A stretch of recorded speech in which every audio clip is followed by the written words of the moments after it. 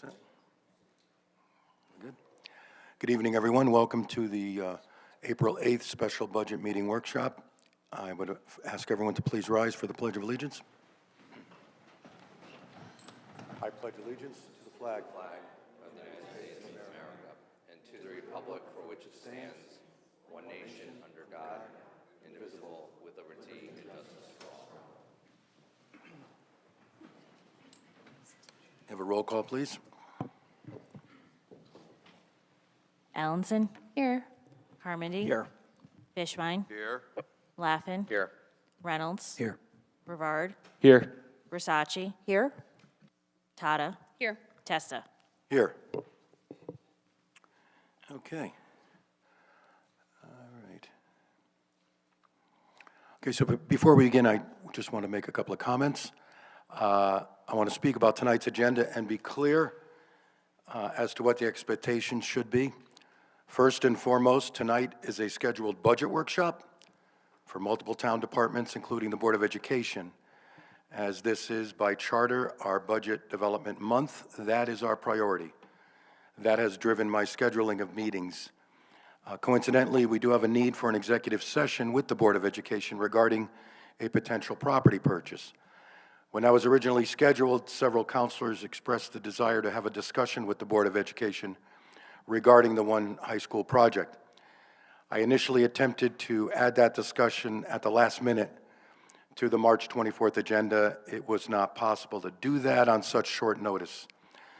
I then thought to add a discussion to our next regular meeting, April 14th. But that's during school vacation week, and a number of people cynically concluded that it was intentional in order to limit the ability of interested parents to attend.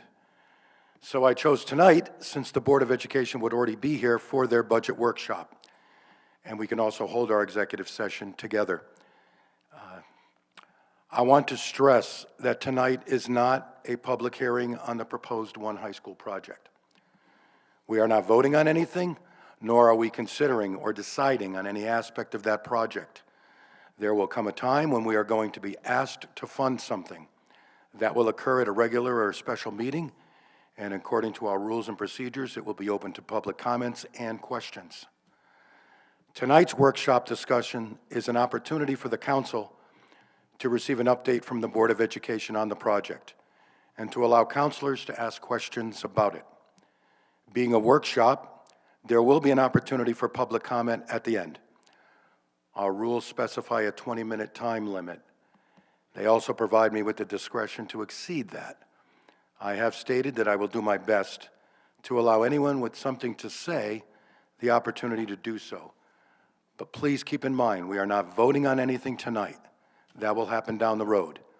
Please also remember that tonight is primarily about the Board of Education budget, which warrants a thorough review.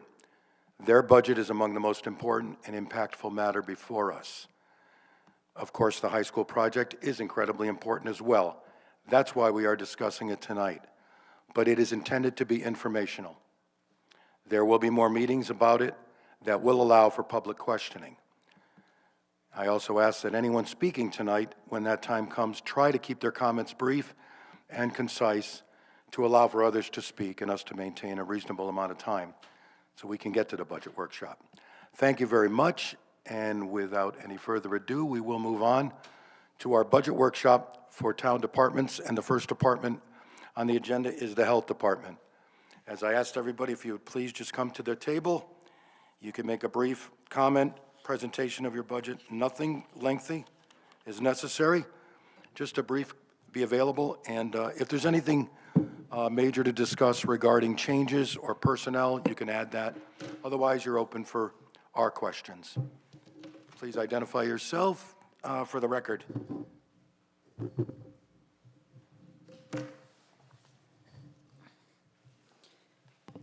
Good evening, everyone. Good evening. Vanessa Batista, Director of Health.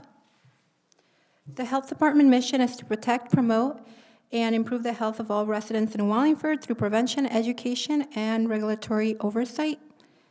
The department is currently staffed with a medical advisor, a public health nurse, 2 full-time sanitarians, a part-time sanitarian, a health educator, FEP coordinator, and a senior clerk, and myself.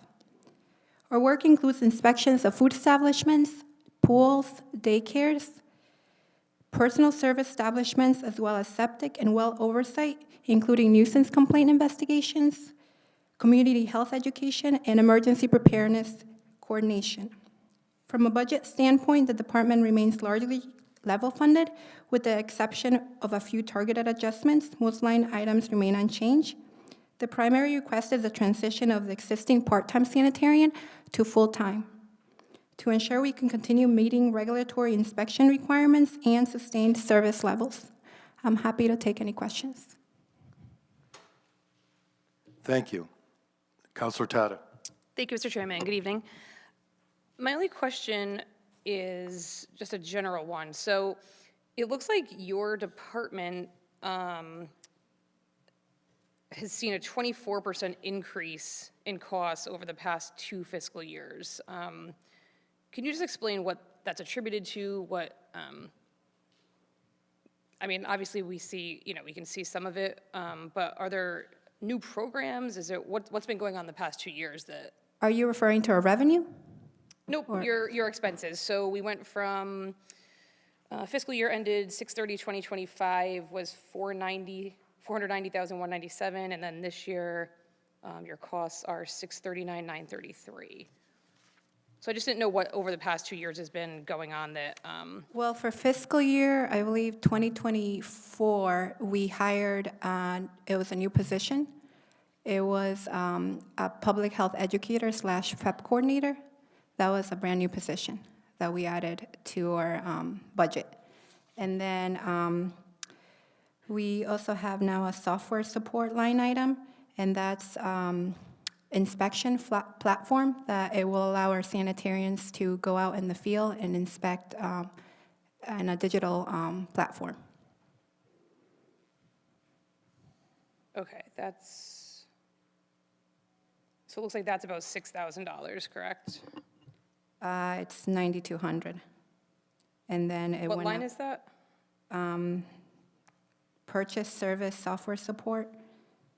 Okay, I see that. So, all right, so 9,200 last year and then 12,680 this year. Correct. Okay. Okay, yeah, it's just, usually over the course of the 2 years, we just don't see that big of an increase. So I was just trying to figure out what, if there was any big program or anything in the past 2 years that was leading to that. But nothing specific that stands out, just general. Yeah, and I believe the other one was our purchase service lead testing, and that was because our lead standards were lowered, and that funding doesn't really get used up every year. It just depends on the need. Okay. All right, thank you, Mr. Chairman. Councilor Reynolds. Thank you, Mr. Chair. Good evening. I was just curious, you had mentioned sanitarian part-time moving to full-time. You had requested to add a M&P, a supervisory bargaining level person, and instead the mayor gave you a part-time person instead. Mm-hmm. Is this what you were referring to at the very, so, for example, if we were to pass a new ordinance that required more oversight over certain businesses in town, mm-hmm. would a part-time person like this be sufficient, or would you have needed a full-time person to be able to handle something like that? I would have definitely needed a full-time sanitarian. Mm-hmm. Thank you. Councilor Rivard. Thank you, Mr. Chairperson. Thanks for coming. You've shared in the past with us several of the good subject matters that your department handles. Thank you for that. My only question is on the software support mm-hmm. and things like lead testing.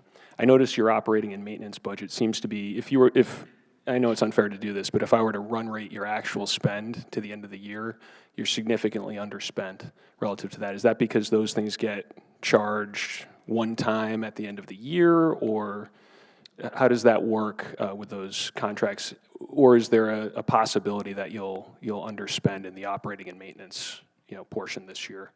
It's as needed. So if we were to have a need for like printer, then it would be as needed.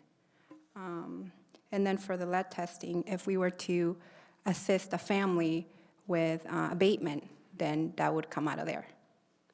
Got it. Okay, so you have to have it because you have to be able to do those critical inspections, but there's an Exactly. outside chance that some of that comes in a little bit less. Yes, and it's Okay. mandated by the state. Yeah, absolutely. So we have to meet those requirements. Okay, thank you very much. Thank you, Mr. Chairperson. Counselor Versace? Hi, thanks for coming.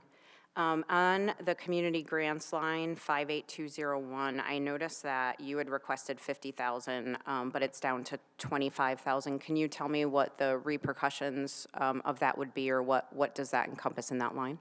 What line item was that? 58201, community grants?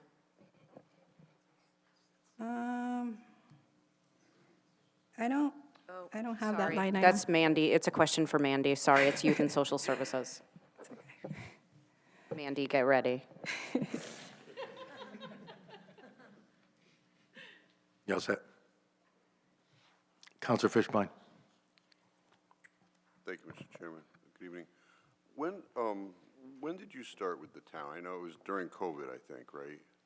Well, I've been with the town since 2016. Okay, and when did Steve? When did I become Director of Health? Yeah, I became Director of Health 2 years ago. okay. Which must have been very difficult because we're coming out of COVID, and I know there's a lot of money. It was the flowing. aftermath of COVID. Yeah, so I can understand that. Yeah, I'm looking at the bottom lines here, and, you know, what I'm seeing is fiscal year that ended June 30, 2025, your department expended $490,000. But in this upcoming budget, you've been approved for $640,000, which is $160,000, just simple math, which I could be off. What are we getting as a result of that increase? Because by percentage, that's a lot. You're talking about the upcoming fiscal year, correct? Yeah, comparing fiscal year that ended 2025, which was just this past June, the number I'm looking at is 490,000 was the total. And for this next budget year, what's been approved, you asked for 681,000, but what's been approved is 640,000. What are we getting for that additional Well, expenditure? we're going to be transitioning that part-time to a full-time sanitarian. And how much is that costing? That is an increase of 42,189, but that's not including benefits. Okay. You get to like 60 on benefits, right? I believe that's funneled through HR, so. Okay. But so in my that's- budget, it's That's a 42. large part, and I see the software. Yep, and then that's the software. It went up from 9,200 to 12,680. And then,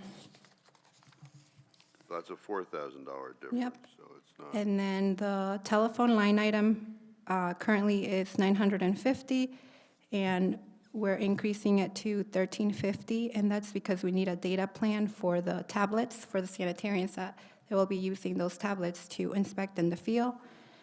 And the transportation line item from 1,800 to 2,300, a $500 increase. Okay, what about line 56816, which appears to be a 1,000% increase? It was $60 June 2025, and now in this budget, it's projected to be $6,000. Counselor Fishbein, can you get to your microphone? Sure. Either it's not on or you're not close enough. Thanks. Yep, no problem. So I'm looking at line 56816, which says perch, serve, code, comply.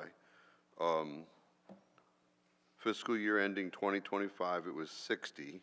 And this year, we're projecting 6,000. What is that increase attributable to? Well, that's, again, as needed.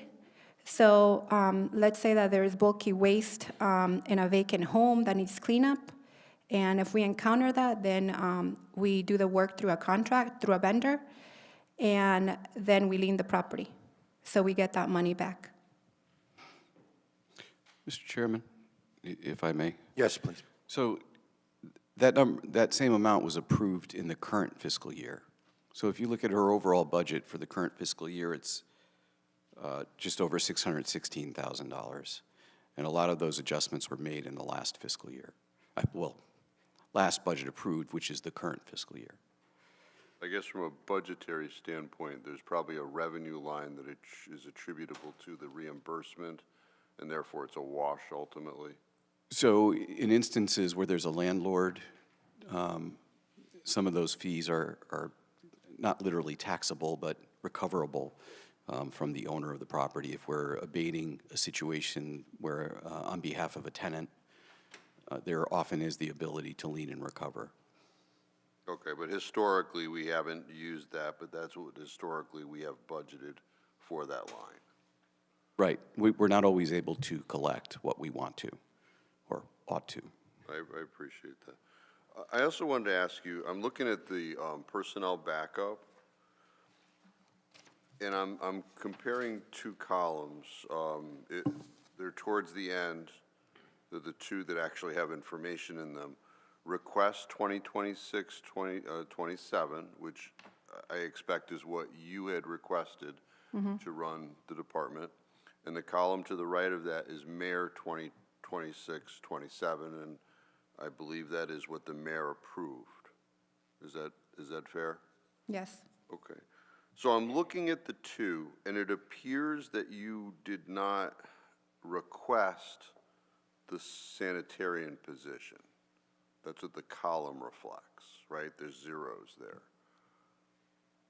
But the mayor approved a sanitarian. So can you explain? It appears to be a disconnect of sorts. I've never seen I've seen a request that is. So he didn't approve. Okay, so that's the sanitarian up above. So you had requested the sanitarian full-time, but what got approved is the sanitarian part-time. Correct. Then we decided to move the part-time position to a full-time sanitarian position. Okay, and is that something that, because obviously the column reflects something different than what was approved, do you believe that you're going to be able to run the department with that reduced staffing, something at a reduced level than you would initially requested? Well, right now, we're going to try to see how it goes. But our inspection numbers are really, they have decreased since 2023 because we adopted the new FDA food model code, and which makes the inspections more complex, more time-consuming. So we're hoping that this will alleviate that.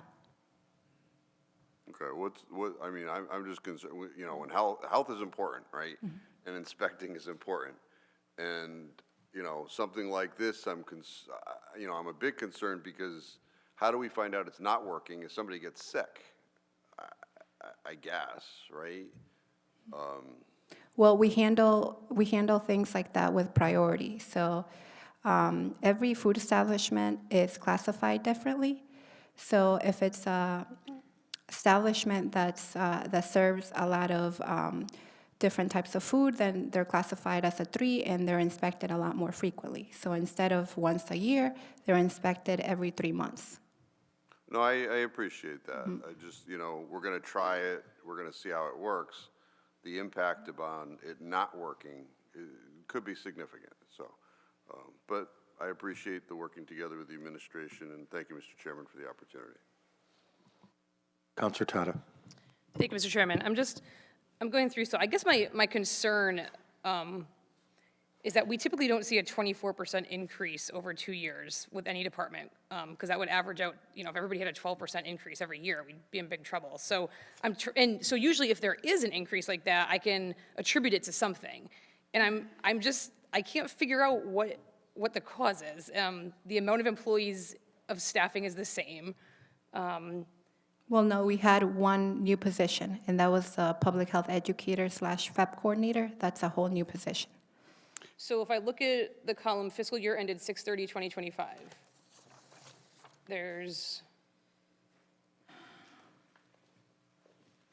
it looks like it's identical to the numbers in the mayor's proposal for this year. 1 elected and appointed, 1 management, 3 management, Yeah, 1 that, hourly, 2 part-time, and 0 seasonal.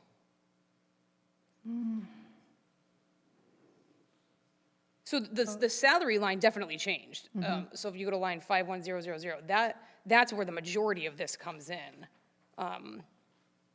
So did that position replace another position? Was that a more expensive position that replaced another one, and that's why the numbers didn't change? no, that was a brand-new position. So what had happened with that position, it was grant-funded initially, and then what happened is that the grant was expiring, and we used part of that grant funding to cover the salary of that position for half of the year, for half of the fiscal year. And then the other half, it was town funding. Okay, so when was that position hired? You said it was in '24. I believe so. Okay, so then that could explain why the numbers in '25 for staffing are the same as they are now, but there's a much higher cost because The weren't town paying only, for it, exactly, grant the was paying town for only it. covered half of the salary because we that- were using grant funding for Is the that other. a COVID grant or a grant due to COVID? One of the. It was, yeah, it was a COVID grant. And I do recall we had, and not just your department, but many departments and many agencies during COVID where we got grants and we kept saying, once these grants run out, either these positions go away or we're gonna have to pay for it. And so this is the result of it now. So, okay, so that could attribute for a lot of that 24% increase. Okay, thank you, that makes more sense. Thank you, Mr. Chairman. You're welcome. Anyone else? Okay, thank you very much. Thank you. Now move on to the library. Page 24 in your budget book. I don't think so.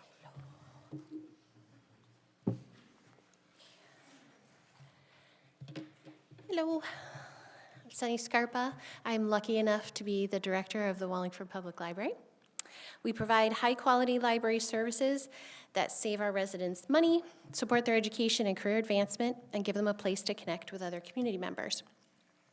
Throughout our 140-plus year history, we've stayed true to the original concept of a public library, where residents pool their resources to maximize everyone's access to information, first through books. Now, of course, we've evolved to meet our town's changing needs by applying that same concept to a wide variety of other information sources, physical items, programs, and services.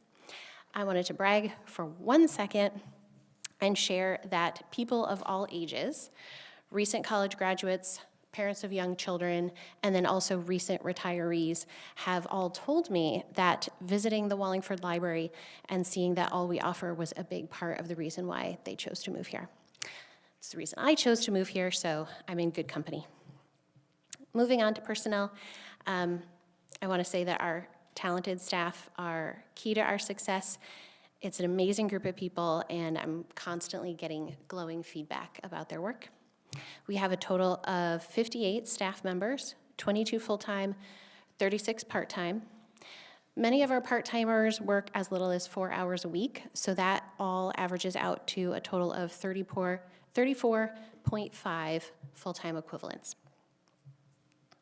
For our operating expenses, we're requesting a 3% increase from the town. This is primarily to keep up with inflation, along with a cost of living increase for our staff members who are also dealing with inflation. It does also include, and you saw this in my budget packet, 20 additional part-time hours to help us deal with the additional physical processing now required since the closing of Baker & Taylor, which was the largest national book supplier for public libraries. I put a lot of information about that in your budget packet. Of course, I'm happy to answer questions later if needed. Huge industry-wide disruption. As always, we work to offset additions to our budget by making cuts in other areas. As examples, last year we were dealing with soaring ebook costs, and we were able to make back-end changes that have resulted in reining those costs in. This year, we just finished a comprehensive review of online resources, looking for savings based on diminishing usage statistics, as well as any overlap between resources and what other potentially cheaper options we might have. And we do this in a number of areas. That's just a recent example. As far as capital needs, the EPDM portion of our roof is in the Department of Public Works Facilities Plan, which you heard about in March. Happy to say no other big ticket items on the horizon in the coming years that we know of. For year-to-date performance versus budget, I can share that at our March board meeting, which was our most recent board meeting, the treasurer reported we are operating favorable to our budget by approximately 3% due to underspending in expenses, including capital projects, materials, automated services, and wages. We do have a few large bills coming up in our final quarter of the fiscal year, so forecasting based on what I know we have coming up, I anticipate ending the fiscal year within 1% of our approved budget. And then in regards to our plans for the future, thank you so much for asking. We're fortunate to receive generous donations from many community members directed toward our strategic growth, so we're able to keep our requests to the town contained to just our annual operating costs. Additionally, the income from these restricted gifts offsets approximately $100,000 of operating expenses each year, so that's less money we need to request from town taxpayers. We're so grateful for this support and proud to be a place that people trust with their donations, and of course, we're always happy to talk with anyone wanting to make a directed gift to the library to support future programs, services, and facilities. We always have a lot of exciting ideas percolating. Everything we're currently considering would be grant or donor funded, so no impact on future budget requests. However, if you would like to hear more, please come to the library for a cup of coffee, and I will talk your ear off about all of our fun ideas. Very good. Yes, now, so that's my budget intro. Councilor Allenson had suggested that I share some trends analysis based on a comparison of key statistics over the past 3 years. So I pulled together a 3-year trends analysis, sort of a look back. For overall library use, I looked at total annual library visitors and total registered borrowers because the number of cardholders we have is a really good indicator of future use. We had a huge increase, specifically in library visitors in the fiscal year ending 2023. I believe that's because there was just a huge rise in wanting to gather post-COVID. But last year, between the year ending 2024 and the year ending 2025, we saw a more normal, sort of sustainable 2% growth in both categories, and I do suspect that we will have a 2% overall rate of growth going forward. Then I also pulled a 3-year analysis for library programming. Due to staff changes combined with the really heightened desire and need for people to gather, post-COVID, we had rapid growth of both the number of programs offered and the level of program attendance from 2023 to 2024. That was 25 to 35% growth. And then that was followed up by continued growth of 7 to 10% in 2024 compared to 2025. I expect the number of programs will remain stable over the coming years because frankly we're close to reaching our max capacity of what staff can do, but I do think that attendance will continue to grow at a rate of 5 to 10% because our publicity or outreach efforts have been really successful, and I believe they will continue in that direction. And then finally, because this is a hot topic, I did an analysis for circulation by material type, physical items versus e-media. So that's your e-books, e-audiobooks. Those are the two biggest categories that are really popular in Wallingford. Circulation of physical materials has actually decreased just slightly, a little under 3%, while e-media has increased rapidly over the same time period, 45% increase in the past 3 years. This has led us to spend, I checked both circulation and expenditure by those two types. This change in circulation has led us to spend less on physical items and more on our e-media licenses, which I talked about quite a bit with the mayor last year, and I included a lot of information about that in the budget packet that everybody saw last year.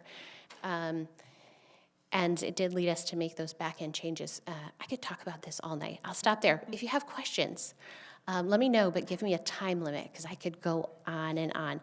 As far as predictions, we do predict that circulation of e-media materials will continue to grow, although it is beginning to slow, so I'm predicting about a 10% each year.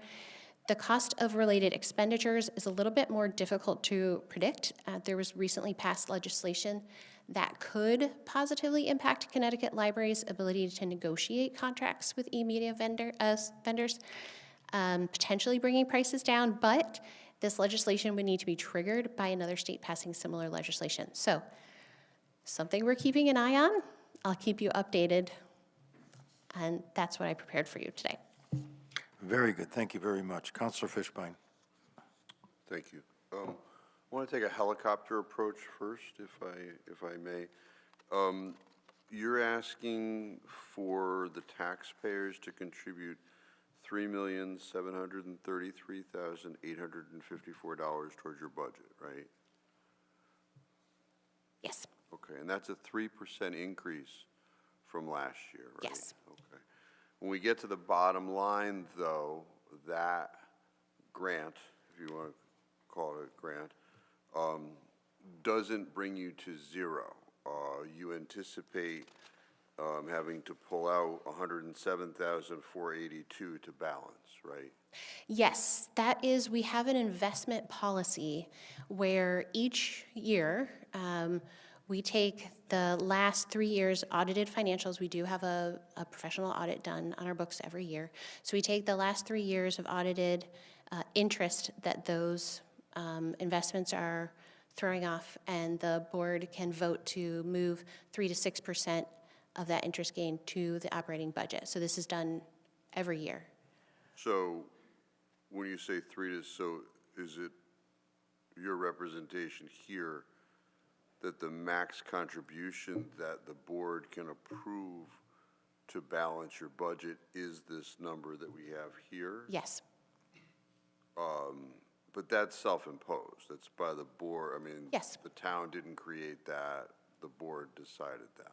Correct. I'll actually say that it's actually donor restricted. Like, so when donations have come into the library, the conversation about what would you like this to go towards, how much can we take out per year, there are a lot of gifts that are set up where we can only take the interest on those gifts. We have no access, so I'm happy to explain that more if you've never had to deal with restricted gifts.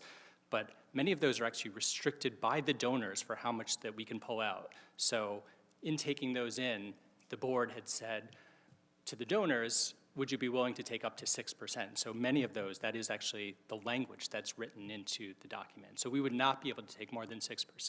Excuse me, could you just identify yourself? Sorry, again? Could you mind identifying yourself for the record? Oh, I'm sorry, thanks. Yeah, Jared Liu, I'm the chair of the board. Thank you. Yeah, no, I'm very aware of restricted gifts. I mean, but once again, self-imposed, not created by the council. If you wanted to give us a gift of, $1, and you said you can only spend 5% of this per year, the board could self-impose to spend 4%, but we cannot self-impose to spend 10%. That's the restriction that we're working with. Yeah, but I'm also aware of gifts that are made to the town of Wallingford where you can only spend the interest, but there is no restriction on the percentage. So the percentage is imposed by the board of the library, and that's, that was the decision that was made, which answers the question to the front end, why the 3% increase, because the max at 6 combined with the 3% increase brings you to 0, right? That's the simple answer. Okay, so that's helicopter approach. Looking at line 515, which is copier printer, you're showing a 100% increase in income. Why is that? Yes. So, glad you asked.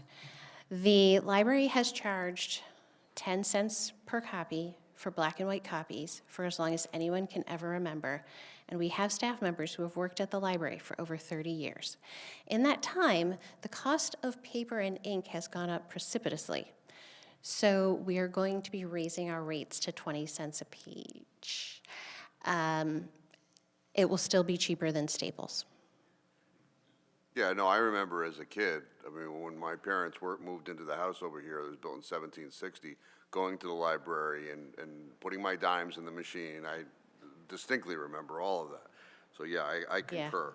It hasn't kept up with the cost of doing business, so. Yeah.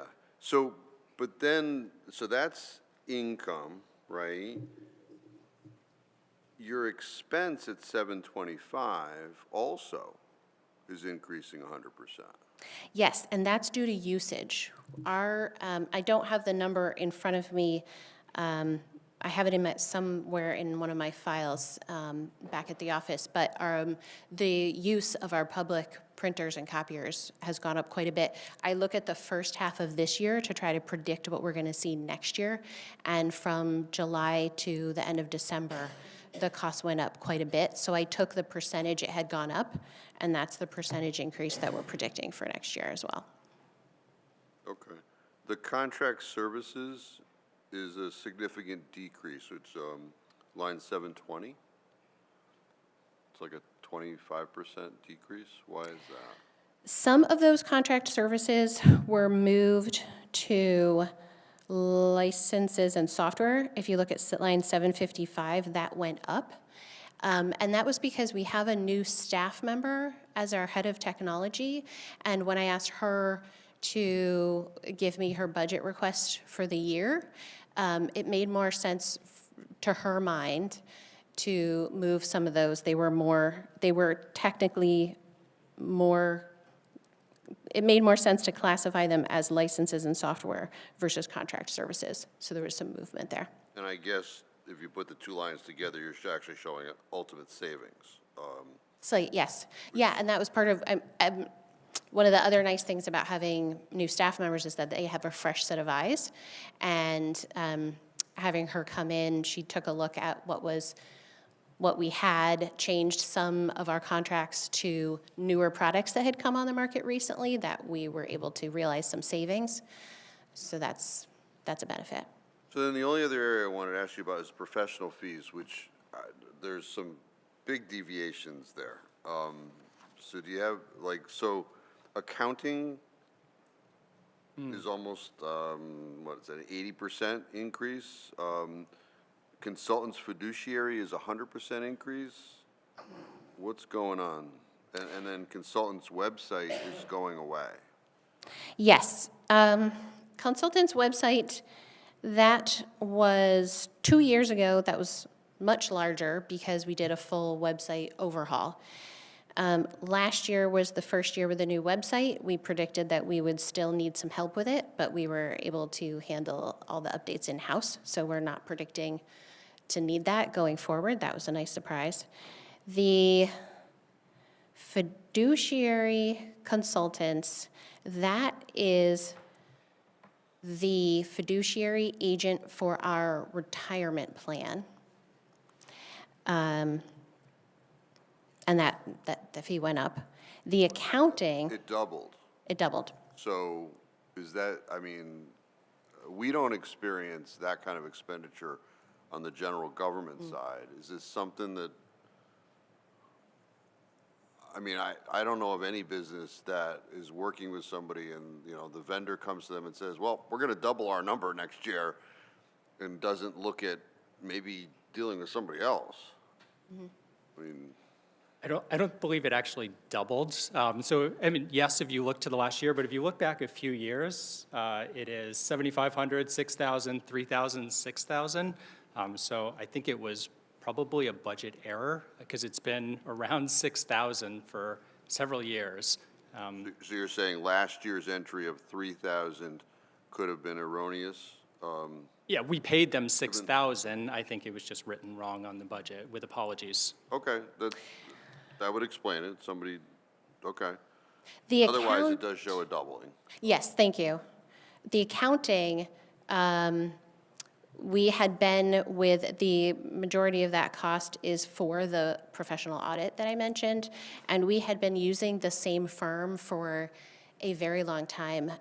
We realized this year the board wanted to change its best practices to change every certain amount of years. So we did do an RFP and found, as so often happens, that in the 9 years or so that we had been with the same person and had that price locked in, the prices had gone up a lot. So this was the least expensive of all of the RFPs that we received. Yeah, that's understandable. We experienced that here too, so, okay, that's all I had. Thank you, Mr. Chairman. And when we shopped that around, we found that it was actually a pretty good price, so we were just getting an exceptional price before. Thank you. Councilor Allenson. Thank you so much for preparing answers to all of my questions, and also for such a robust presentation within the packet itself. As you know, I've met with you, and I am super passionate about the library. I use Libby, I use Hoopla, and just from having friends in the high schools and stuff, I also know, the kind of ever-rising cost and the struggle between the number of times you can check out a physical book versus the number of times you can check out digital, and then the charges that Hoopla charges. I think to keep your budget at a reasonable 3%, which is about it's probably a little less than inflation, but, I find that to be a very reasonable number, and the continuation of services, and then the absolute, kind of stunning growth that you've experienced as far as in-person programming and just engagement, whether it's online or with physical books, or even the program that you highlight, the one-on-one computer skill classes. I think that is, or instruction, yeah. I think that's amazing, and I do think that you guys do a great job of embodying what a public library looks like. And I know that we're a very well-rated library, among others, but I think we're number one. So I just wanted to say thank you very much for preparing all of those numbers at my very last-minute request. And also, just for your candor, I think you're both doing an amazing job, and the library definitely shines as a result. Thank you. Thank you so much. Yeah, That's can I add to just thank you to Councilor Allenson. Last year when there was, it might have actually literally been 11 p.m. at night, some conversation about the library's budget. We did not have the opportunity to get up here and to talk about it. Really felt like you knew the library well and spoke very favorably for us, so thank you very much. Thank you. Councilor Rivard. Thank you. We always like to think about, especially when the town is providing grant money,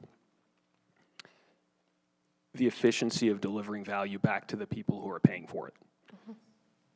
If I think about the library, I don't know anyone in town, maybe there are some, who have not stepped foot in it and been proud of it or used one of its online services. So kudos to you and actually everyone before in the town for always supporting it. One specific question, then I have a general question. My specific question, you alluded to, dramatic increase in e-licensing. Mm-hmm. Likely a trend to continue, and then the costs associated with that licensing growing. Could you explain to us how the licensing fee works? Is it volume-based? And if the volume of usage amongst residents and other people, for that matter, continues to increase, will the costs increase, or is there volume discounting, like when you buy books or some commodity, or how does that work, and is there a way to constrain that cost in the future, because it could continue to balloon? You have just opened Pandora's box, Councilor Rivard. Okay. That's typical. Please do this when you need me to stop. So essentially, there are two major vendors when it comes to e-media. And those are Overdrive and Hoopla. We have two completely separate challenges because they work on totally different models.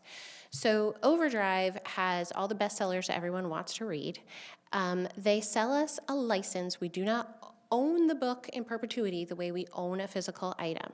We own it either for a number of checkouts or a certain length of time, depending on the book, and then it disappears and we have to rebuy it. At the same time, we are being charged 5 to 6 times the amount for each license as a regular consumer would be. When it comes to physical items, we pay less than the consumer because we have quantity discounting. When it comes to e-media, we pay 5 to 6 times more. That's the type of issue that the legislation that was recently passed would attempt to deal with. My assistant director calls that model the leaky bucket model because we're trying to build a collection of the items that our residents most want to read, and as we're pouring money in, the ones that have expired are coming out the bottom. It's very frustrating for us as librarians. On the other side, you have Hoopla, which, now the other problem with Overdrive is that they only allow one checkout at a time. So for those bestsellers everyone wants to read, we have huge, I mean, it can balloon up to an 18-month wait list, which is very frustrating for us and our patrons. On the other side, you have Hoopla, which allows concurrent checkout. So 50 people could all check out the same ebook or e-audiobook at the same time, which we love.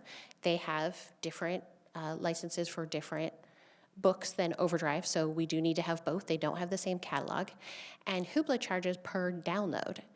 So we can have the item, but we pay every time someone clicks to download the item. So if there's a really popular book and 100 people check it out, we pay for it 100 times. And that was, Hoopla was actually the one we were having more of an issue with last year because the usage went up just dramatically in a way that we had not predicted it would. And the costs were runaway, had become a runaway train.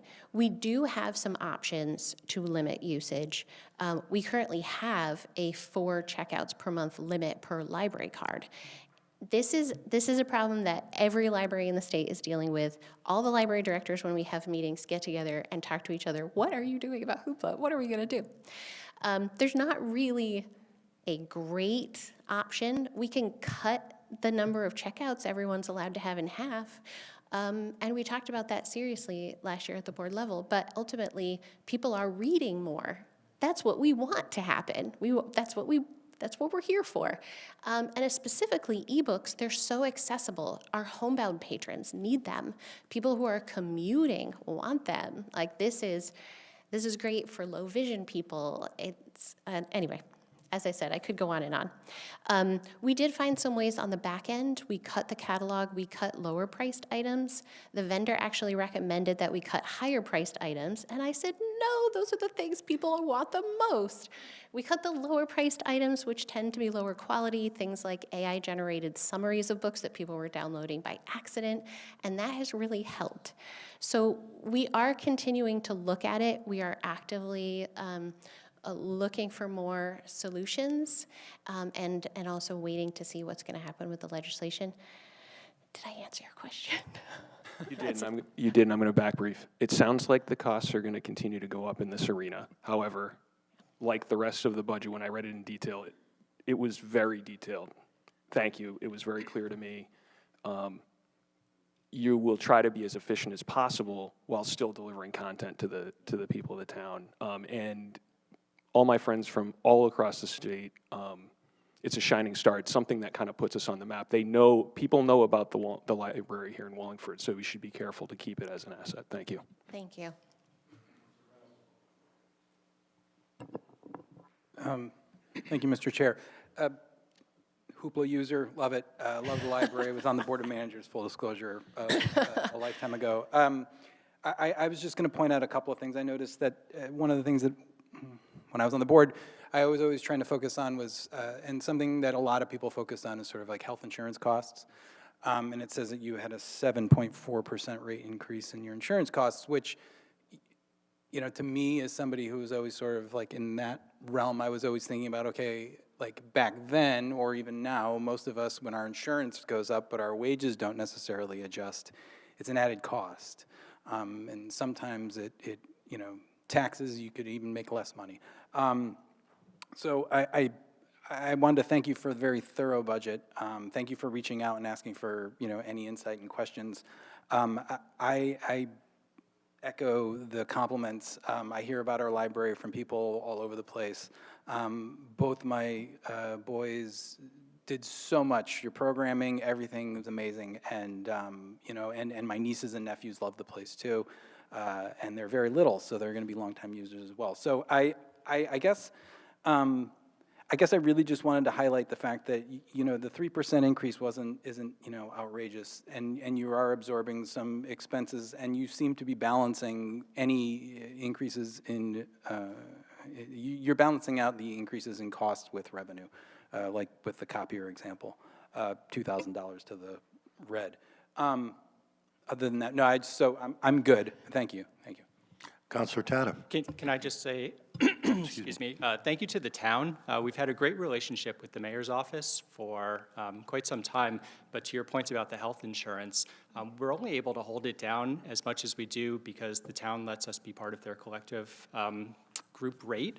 Otherwise, I think it would balloon quite more than that, so thank you to Mayor Cervoni. Councilor Tata. Thank you, Mr. Chairman. Good evening. My only question is, back down to line 900, the distributions from investments. So we already said before, looks like you were chipping in $107,482 per your investment policy. But is there, I didn't see anything, but do you have a balance sheet we could have, or do you know offhand how much you have in savings that's unrestricted, or can we get a balance sheet of what you currently have? I can write that down. I don't have those numbers off the top of my Yeah, head. I of didn't course. anticipate that, but I'm writing it down right now. Thank you. I would appreciate that. And then another reason why I'm asking is because I know you had mentioned before about the roof, and I know we had heard from Mr. Baltramitis a few weeks ago that we look like we have probably about an $800,000 roof replacement coming up. And I know that the town pays for the capital, but I didn't know if there's any instance where maybe some of your investments or some of your donations or anything could maybe ever chip in for some of that just to kind of help the taxpayers with costs of that? Well, what I've discussed with Rob from the Department of Public Works is that the Public Works Department will handle capital needs for what he called the envelope of the building and the outside. The library has paid for internal renovations, so last year we added 3 study rooms, and the library paid for that. The majority of those funds that are invested are restricted pretty specifically, but I can send you more. Okay, details. I appreciate that. Yeah, and I think the elevator was that our last fiscal year? Because I know that was a big expense. A while ago, but Capital, yeah. I'm sure it was big. Yeah, okay, yeah, I was just curious, but yeah, if we could, or even if it has a listing of what the funds are restricted for, just out of curiosity. But it looks like, from what you were telling Councilor Fishbein, you're putting in the maximum that you can, so, great. Thank you, Mr. Chairman. Okay, Councilor Carmody. Thank you, Mr. Chairman. Good evening. I don't have much to say. I wanted to commend you on a very responsible and thoughtful budget. The library, as you put it, is truly the jewel of Wallingford, and so we're so lucky to have you and all the work that you do for our entire town. I did have a quick question. I just wanted to make sure I got this right. The mayor, you're recommending that we cut $270 from their budget on page 24?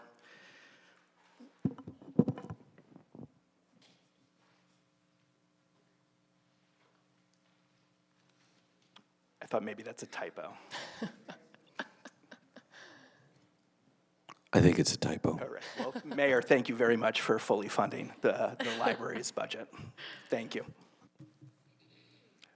Okay. I thought it was a retribution for library fines he probably accrued, but thankfully not. Okay, it looks like we're all set. Thank you so much for an incredibly complete and wonderful presentation. Thank you. And for all you do for just, as anyone said, one of the best places in town. Thank you. Thank you. Thank you so much. Next up, Parks and Recreation, page 46. The department, not the show. What a great show it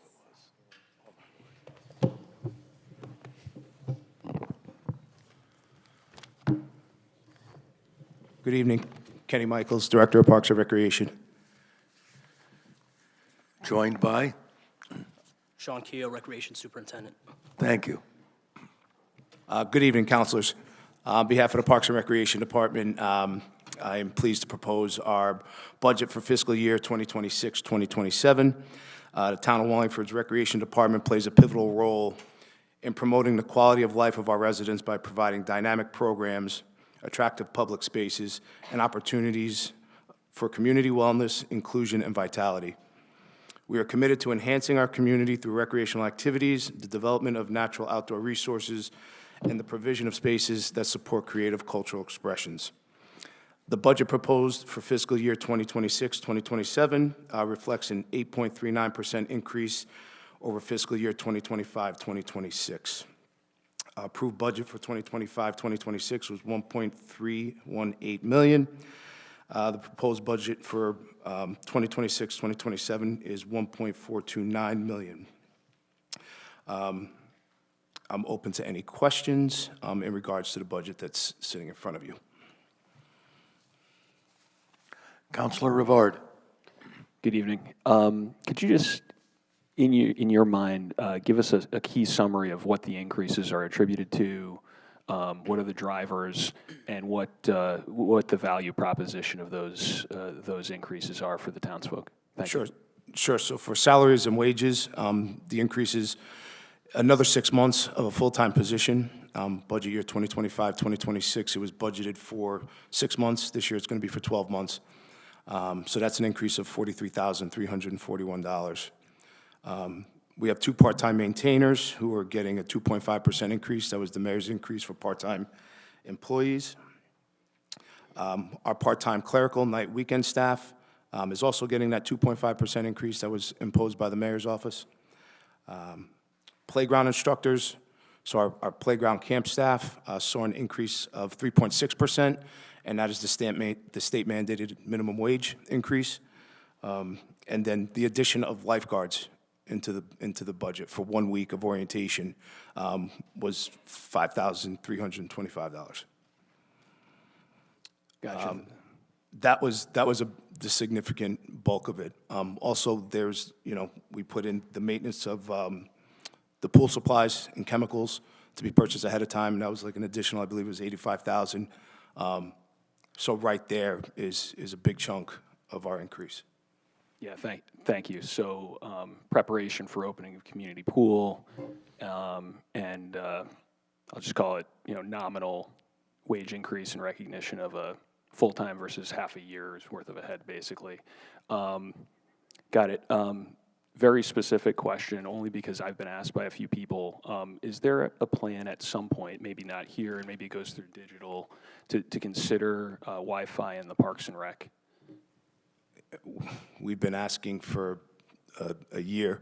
We were told back in April it was coming, then back in February it was coming, then it was March, and then unfortunately our IT director had abruptly left. So it's kind of been on halt right now.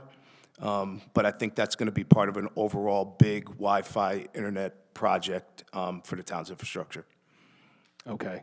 So this will come in with the new IT director, I guess, at some point, Mr. Mayor? Yes, there's actually some capital funds set aside for it. Okay, perfect. Thank you. Councilor Tata. Thank you, Mr. Chairman. Hi, Mr. Michaels, how are you? Good, how are you? Good. A few questions. Line 56702 is the purchase services for the portalets. Just a general question, because I get asked a lot. The bathrooms that we have, some of the parks have existing bathroom facilities, or when sports teams play at the schools. Are those able to be opened, or do we strictly just use the portalets? What's the status of those? So depending on the location, so the leagues do have keys for certain locations. Okay. To open the pavilions that they use, or open the restrooms that they use. For example, like Community Lake, Pragman Park, they opt not to. They use the portalets there. School sites, I can't answer the question on because that's a school function. Okay, so when, for example, like the Vikings play at Sheehan, that would be a school. So that's function. whatever agreement they have with the Board of Ed. So this past year, they did open the restrooms at Lyman Hall. I'm uncertain about what they did at Sheehan. Okay. But any of the, I'm trying to think of the parks that we have. Does West Side have Yep, and West Side's open. So those leagues, somebody should have a key to open them when the. Correct. Okay, perfect, thank you so much. You already talked about the pool maintenance.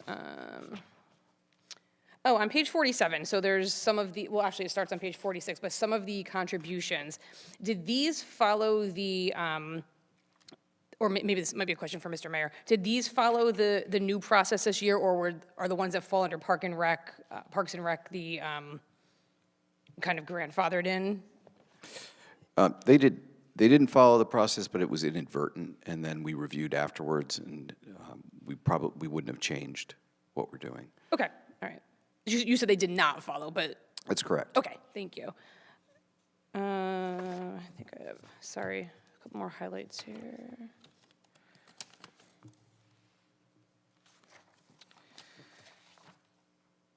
Oh, on the salary page. So there's 65 what are called playground instructors. Are those camp counselors, or are they other? Yep, so our camp counselors, supervisors, teen travel camps, preschool camp. Okay, and then where does the pay for the Parks and Rec programs, like the fitness instructors, where would that fall under? So that's not under the general fund. That's under our 209 fund. So we pay for all those instructors through program revenue. Okay, so that's basically a net zero, is that how that works? So, yeah, we don't ask the tax base to cover our program instructors. The program instructors are paid by the users. Gets covered by that, okay. And then if you have revenue from that, that would go into the general fund? That gets turned over, yes, it gets turned back into the general fund. I believe this past year it was like 270,000 or Okay, 260,000. I'll look for that in the revenue pages, thank you. Okay, so all of those fitness classes, everything, those are all moneymakers, basically. They're covering the instructors and you're giving something back. So it all depends. It all balances itself out, right? We have some programs that make money, we have some programs that lose money, so we balance it out. Okay. You know, there's some programs that we know that we'll never make money on, you know, especially once we get back into our adaptive programs. You know, we don't want to price those people out because they're paying enough already. Sure. So we kind of, we played a balancing game as to, you know, what we can do and how we do it. Okay, great, thank you. The only other thing I wanted to just comment on was I noticed in your summary pages, you talk about upcoming things you might like to do, and the Parks Master Plan RFP is in there, and I just wanted to say I'm highly supportive of that, so I hope that we see that soon. Well, you might see me soon because I'm going to need money for it, so. Well, now I just dug a hole for myself, so. I got one yes vote already. Here we go. All right, thank you. Thank you, Mr. Chairman. Counselor Rosacci. So I'm glad Counselor Tata said that, because I was also looking forward to the parks plan, because I see here, you know, you asked for fencing on West Side Field, and that was something that was not approved.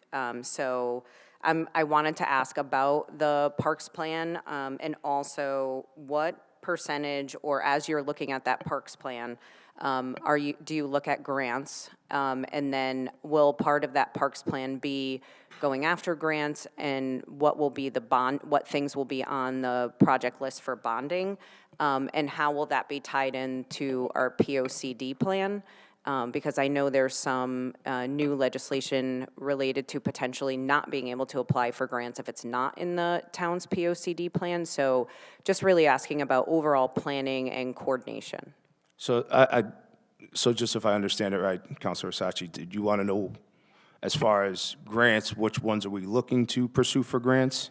Yes, that's one. That's part one, yes. Okay, so, I mean, we haven't really zeroed in on which one, but if I had to go off just my list of looking at projects coming up, you know, I can say that the Pragman Park quad, which we want to look to either sod or we have had discussions about possibly going for turf, which would be expensive, but it would also be beneficial long-term because it would reduce maintenance by Public Works, it would be more durable. So that's one of them. The other one could be Patwall Field. Patwall Field, as you see it right now, it's the showcase field for Lyman Hall High School. It's the premier 90-foot diamond field here in town, and needs some work. It needs a facelift, majorly. So that's another one that we can look to pursue grants. Or is it something that we could put in the POCD? I don't know. I don't know if I can completely answer that. Okay, great, thanks. I'm a big advocate of the turf. I know that the field that was put in Pragman was supposed to be a lacrosse field, and it's not really usable. So it would be great if we could have turf there, but just really trying to encourage the coordination with the POCD plan, with the parks plan, so we can all be aligned and make sure that we have everything that we need in place to make sure we can help secure the funding that you need. Absolutely. Thank you. Thank you. And we are planning, or I am planning, to have you before us at an upcoming meeting soon enough to talk about this whole thing. You know, so we'll be able to have the in-depth discussions about all the questions that arose as well. Anyone else? Councilor Fishbein. Thank you, Mr. Chairman. Good evening, Kenny. Good evening. The Park and Rec Commission, how often are they meeting these days? They voted right now to meet quarterly. Okay, and you submitted this budget to the mayor, I expect sometime January or February. Did the commission review it before it was submitted? No, they never have. Okay, did you give them the opportunity? I have not. Okay, I've been up here a long time. I know there's a lot of disconnect between the commission and I don't know why we wouldn't, I know they're advisory, but why we wouldn't have the Park and Rec Commission be able to review, opine, suggest things for the budget?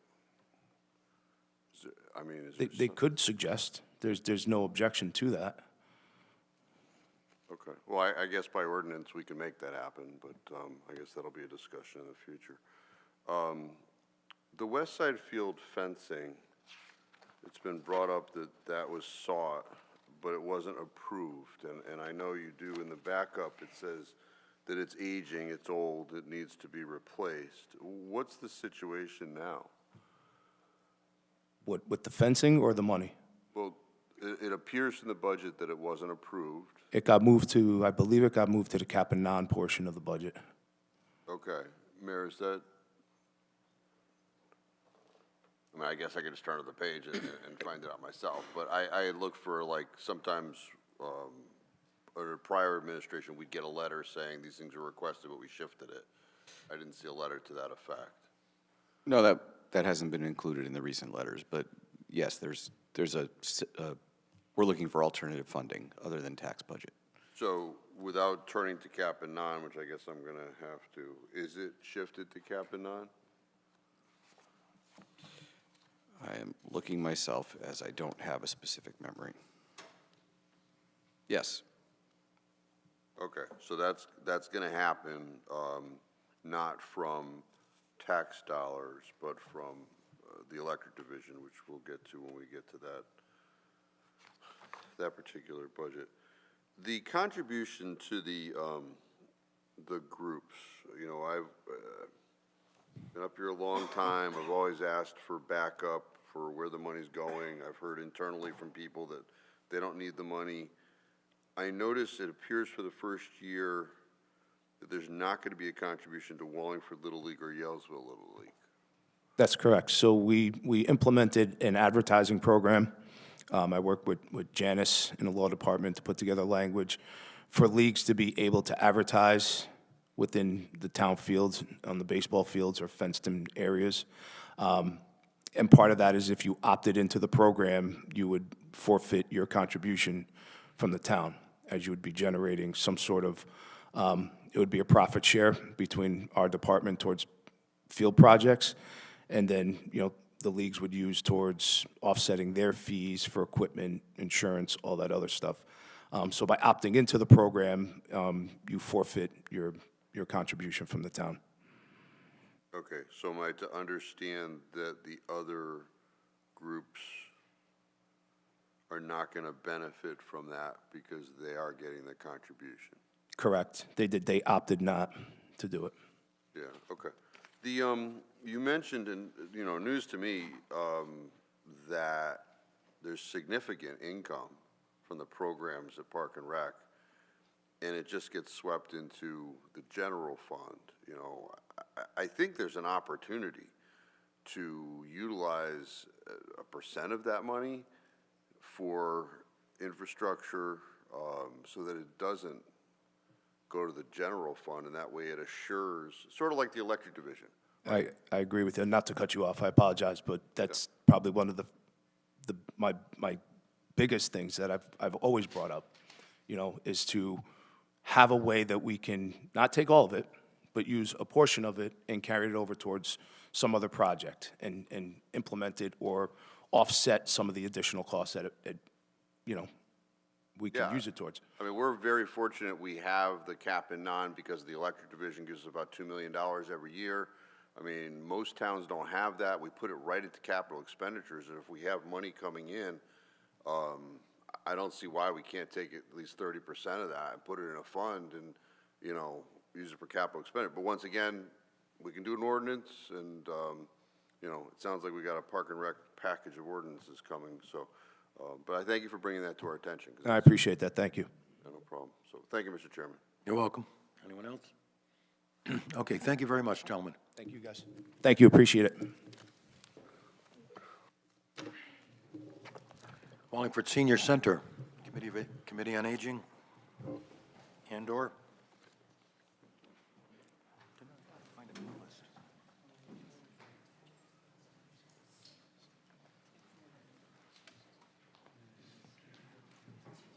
It wasn't there either. That's the thing that messed me up. Yeah. Good evening, everyone. Good evening. If you would be so kind as just identify yourselves. Yes, my name is Ann Zach, and I'm the new Executive Director at the Senior Center. Great. Susan Gomes, Board Member. Rocco DiGenova, Vice President, Wallingford Committee on Aging. Right. I did prepare something. I haven't seen you in years, and I've seen you twice in a week. Between ShopRite and this, that's a good sign. Hopefully the third one's getting a winning lottery ticket for both of us. Okay. Anything you particularly want to open up with? Yes, thank Great. you. The Senior Center serves the community as a vibrant hub for many important programs and resources. We strive to create a warm and welcoming atmosphere where older adults come and want to participate in programs that help them stay healthy and active, pursue their special interests, volunteer, and connect with friends. On any given day, you'll find 15 to 20 programs running within the building that focus on physical fitness, mental health and well-being, lifelong learning, music, dance, social connections, and creative expression, as well as many more off-site options for travel, golf, hiking, and pickleball. We also work in partnership with other organizations like AARP and host important groups like the Free Tax Preparation Program and the Safe Driving Course for Seniors. You'll see our vans heading out to provide vital transportation for people who would otherwise be isolated and homebound. They rely on the service to get to the center, make medical appointments, shop for groceries, and pick up their prescriptions. This year, based on the requests we have received, we are adding some additional hours and resources to offer out-of-town transportation for medical appointments. This continues to be an underserved need for many. Throughout the day, our visitors can also enjoy great meals at a very low cost through our Lakeview Cafe. Many of our residents are feeling the effects of steep inflation and rising costs on a fixed income.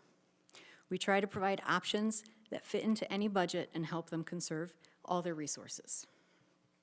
In addition, We have an adult day center that provides a comprehensive program for residents that live in the community and have dementia or memory loss. The need for a more structured and sometimes modified schedule allows them to fully participate in the activities that make the day fun and engaging. This is a very tight-knit group of friends who enjoy seeing each other every day. Our social service coordinator also works with many individuals who need assistance with accessing services, including federal, state, and municipal programs like Access Health, Social Security, Energy Assistance, Meals on Wheels, the Housing Authority, homeless shelters, unfortunately, Medicare options, the Farmers Market Voucher Program, and the Supplemental Nutrition Assistance Program. That one's a mouthful. She also provides referrals for geriatric and psychological health assessments, caregiving agencies, counseling, employment, property tax assistance programs, veterans benefits, the food pantries, legal services, financial counseling, and medical advocacy and support groups. I hope this brief overview of our core programs was helpful, but our full annual report is in your binders and really shows the magnitude of the services we offer and the number of residents whose lives we touch every year. To make this happen, our staff currently includes 7 full-time employees and 19 part-time employees, as well as a large core of volunteers. Thank you. Thank you. And I would like to thank you and Mr. Beltramitis from Public Works, because as you know, I had a resident contact me about not being able to buy their discounted coupons for the recycling center and the trash plant, et cetera. And for whatever reason, it wasn't happening this year. And within 2 days, you all worked it out so that you could donate some of your people to do that. And that just is an example of how responsive and supportive of our community you are. So I just wanted to say thank you, let everybody know the quick response we got to help all the seniors in town, not just those that go to your facility. With that, I will open it up to the council.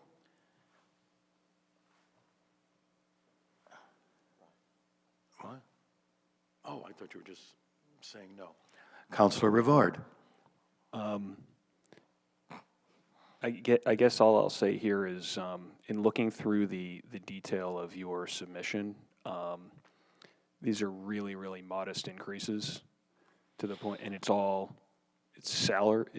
more modest salary, pension requirements, taxes, health benefits that are required, workers' comp, increasing cost of fuel, which, we all understand that one, maintenance, insurance, and then a slight increase in transportation, I think because you're trying to allow others to get to the center from other areas, because we have a real care for, those in need. And this is quite an efficient budget considering all the things you laundry listed there, my opinion. Thank you. Thank you. Oh, okay, yes. Oh, looks like that's it. Oh, yes, sir. If I could just add just one point. Of course. We have expanded the population that we're serving in the past year, that we lowered the eligibility requirements to be a member of the senior center. And we lowered the age. What is that number? 55. Oh, I am way overdue. I hate to even use the term, but I should be grandfathered. Okay, that's actually tremendous. Thank you. Thank you very much. And thank you so much for your support. Thank you. Okay. Thank you. I'll be down to play some bocce. Oh, yeah, right? Man. Not to mention all the discounts I'm missing out on because I forgot how old I was. Yeah. Mr. Chairman? All right. Mr. Chairman? Yes, sir. If you wouldn't mind a suggestion, the social services and youth and social services are related budgets, if you would consider taking the Veterans Center at this point. That would work fine. Veterans Center, you are up. Thank you for the suggestion.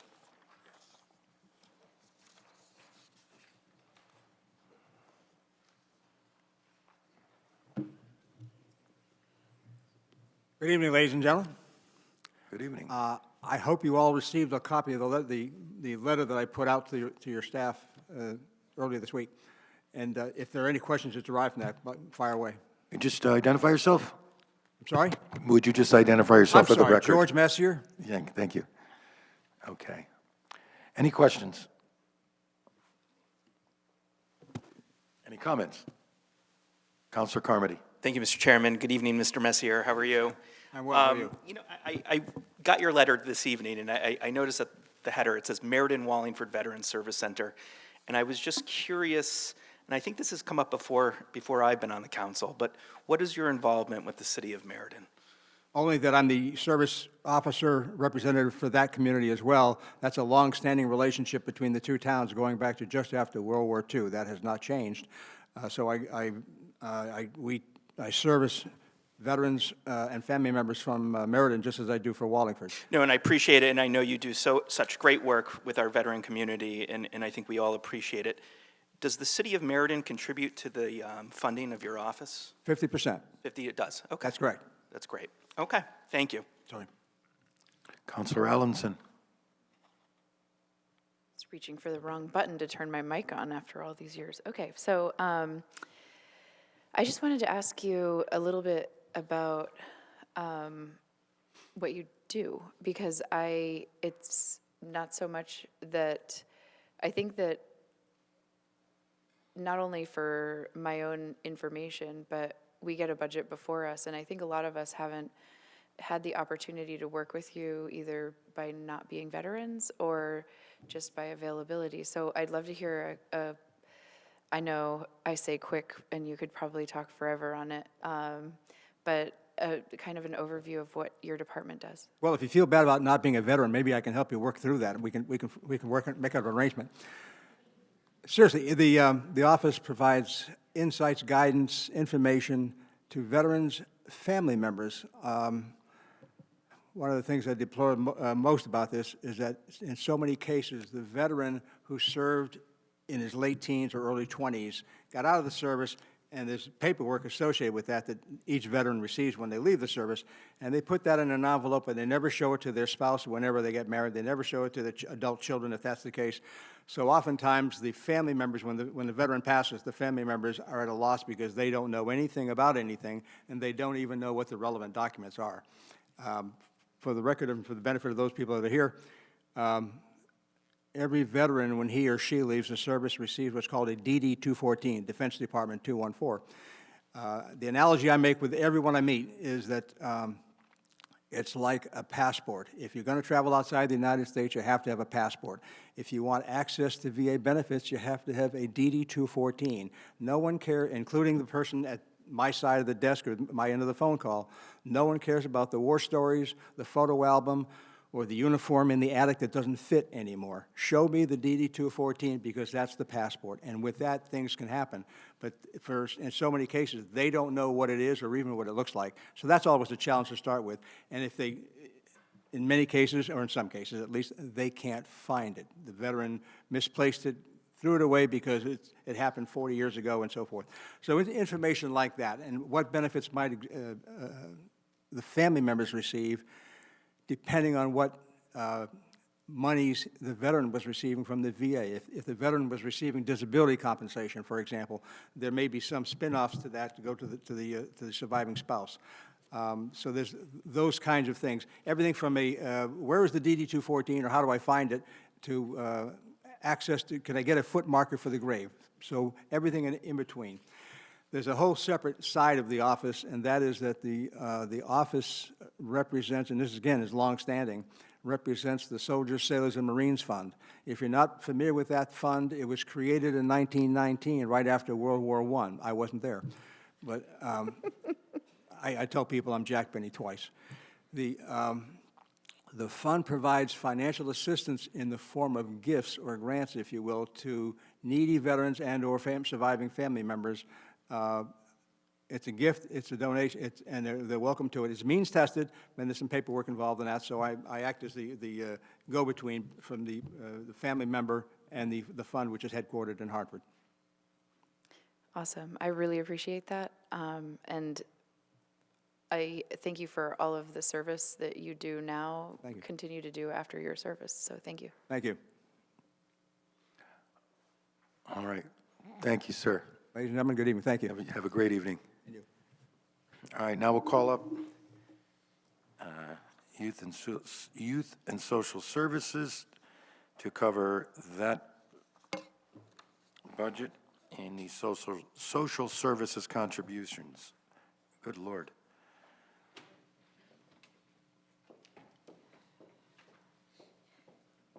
That doesn't sound good. I know, I just...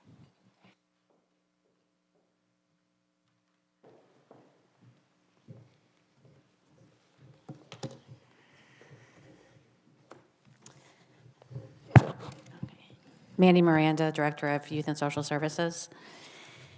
Diane Mark, Coalition for a Better Wallingford. Sean Cicchini, Chairman of the Board for the Coalition.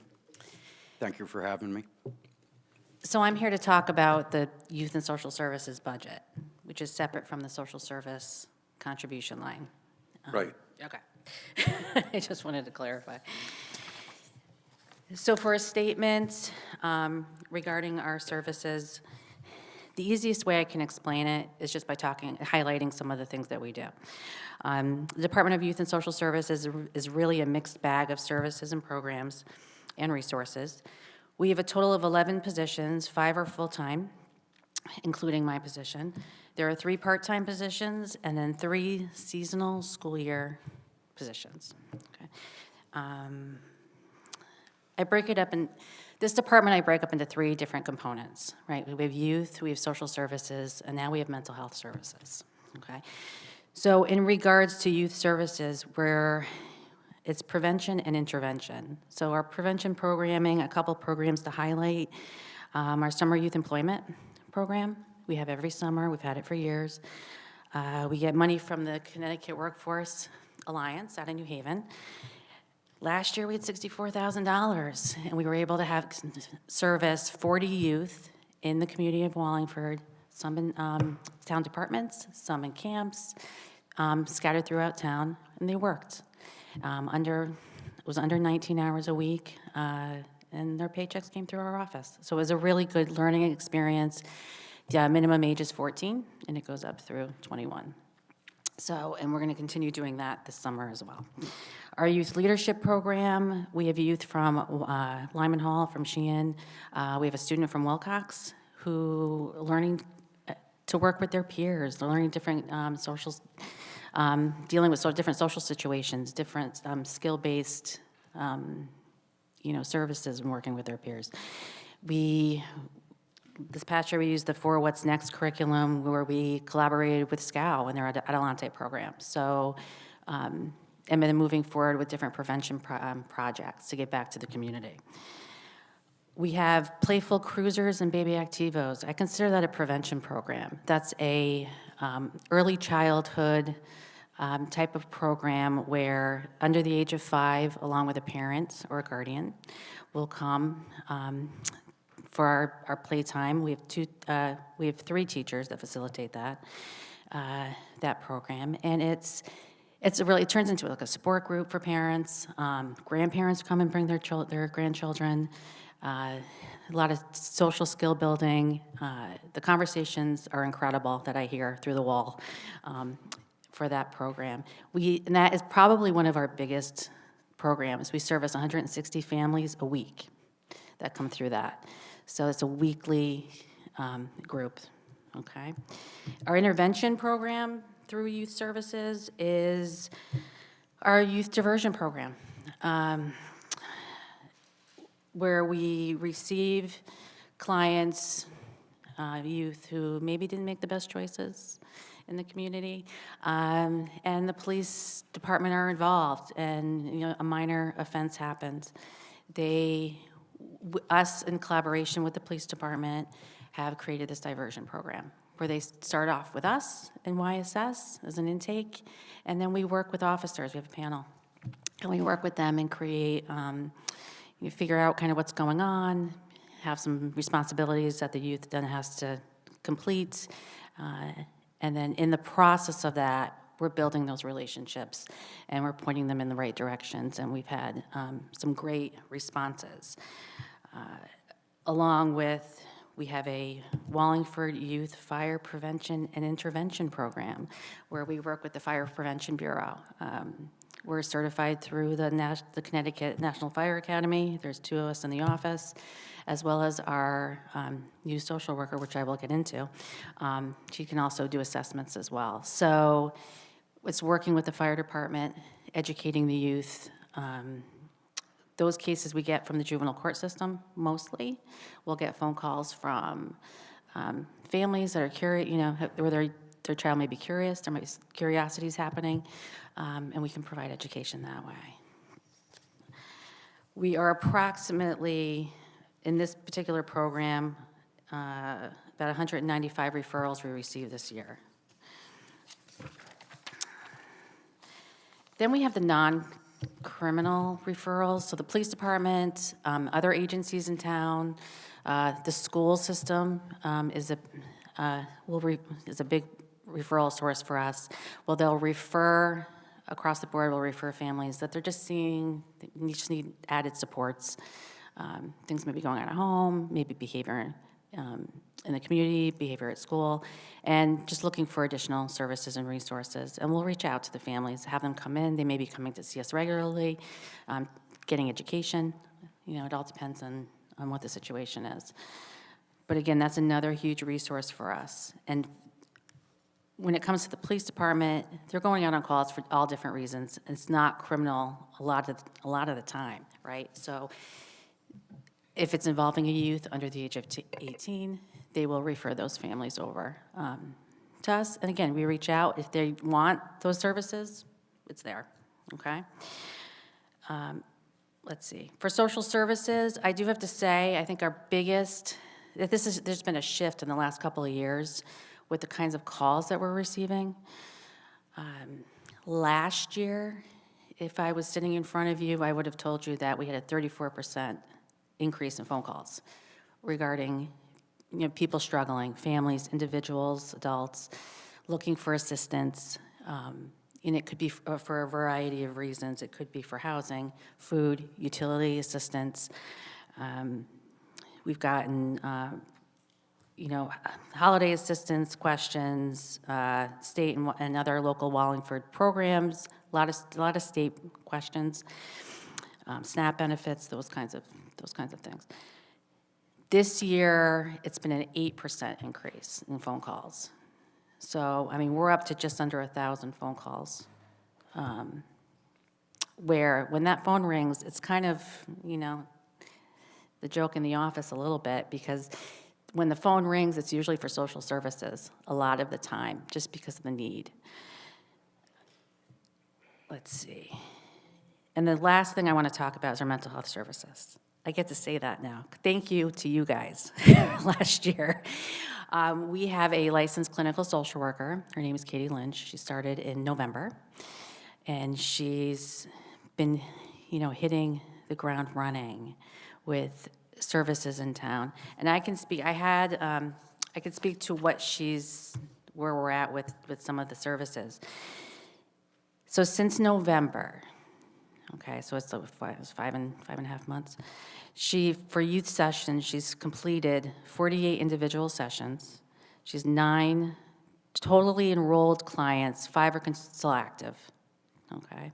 Adult sessions, she completed 12 individual sessions, 4 totally enrolled clients, but 2 remain active. Done 1 family session. She's doing groups at the senior center once a week. She's had 12 sessions, and she gets at least 8 weekly attendees at minimum, and they're regular faces. There's an elementary social skills group in collaboration with the YMCA that meets with the younger elementary schools. So far, it's been with Moses Y Beach in Highland after school. Same kind of thing. There's been 6 sessions so far, social skills. And the library drop-in hours are on Friday. 13 weeks, 8 full individual sessions ranging from 30 to 60 minutes have occurred with the library. There's been one couple session. On average, there's 15 to 20 people approaching the table to inquire about YSS services and mental health counseling. So it's definitely needed. So thank you for that for last year, and I can just see it growing. So thank you. Great. There's that. Now, I am not asking, I have not asked, I will not ask any individual organization or group that is receiving town funds through the social service contributions. However, I'm sure a bunch of them are here, and we have reports, and your backup provides their budgets. So if an individual counselor wants to question an individual contribution, you're free to ask the director about that. And if it requires comment, if it requires further answers from the organization, we can ask for that. But we're not going through that long list and having people come up and talk. That's not necessary. Does anyone have any questions of this department and for any contributions? Counselor Tata. So just to clarify, this is, right now, we're just covering youth and social services, No, the whole thing. correct?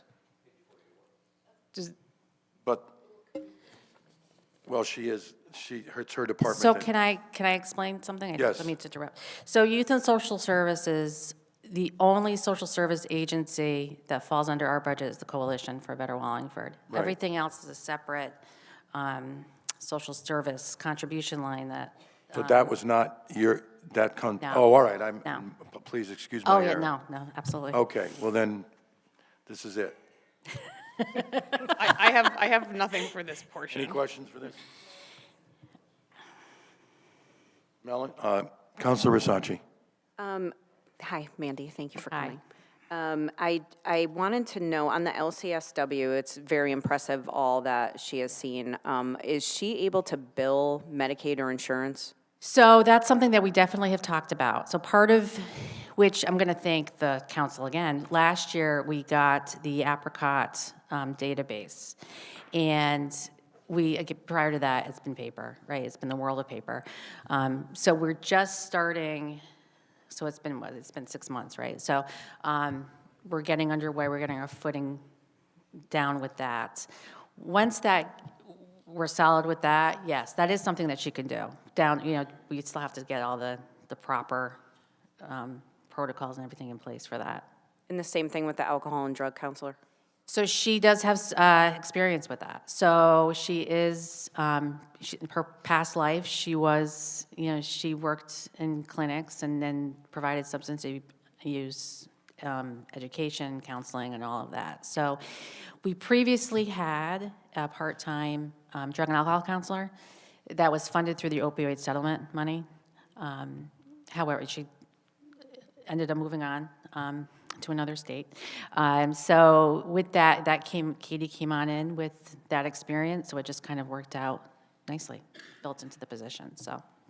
Okay, yes. great. And then as a second question, can you talk about how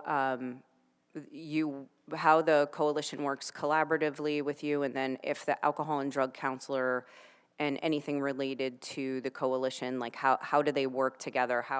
Since they fall under your department, how are we working collaboratively together based on the resources? So if coalition at any point wants to inquire about the services and have us kind of coming in and working together, doing some sort of presentation or that kind of thing, happy to do so. Previously with the drug and alcohol counselor, there was a parent education component that was done. That was not done last year. But that could be something, moving forward in the way of collaboration. In the way of, they're a nonprofit, so their budget is like any other nonprofit that's sitting in the room. So I don't necessarily know what all the nonprofit budget looks like. I just know what's coming into us through their invoice when they're invoicing the town. Okay, and this may be just for my own information. I'm not even sure if this is a question for you or a question for the mayor. You said this is the only nonprofit that falls underneath you. Correct. And underneath the town. How did that happen? So historically, and some of you on the council would know this, when coalition didn't exist, my predecessor, Craig Turner, working with Ken Welch, who created, him and Jen Short created the Coalition for Better Wallingford,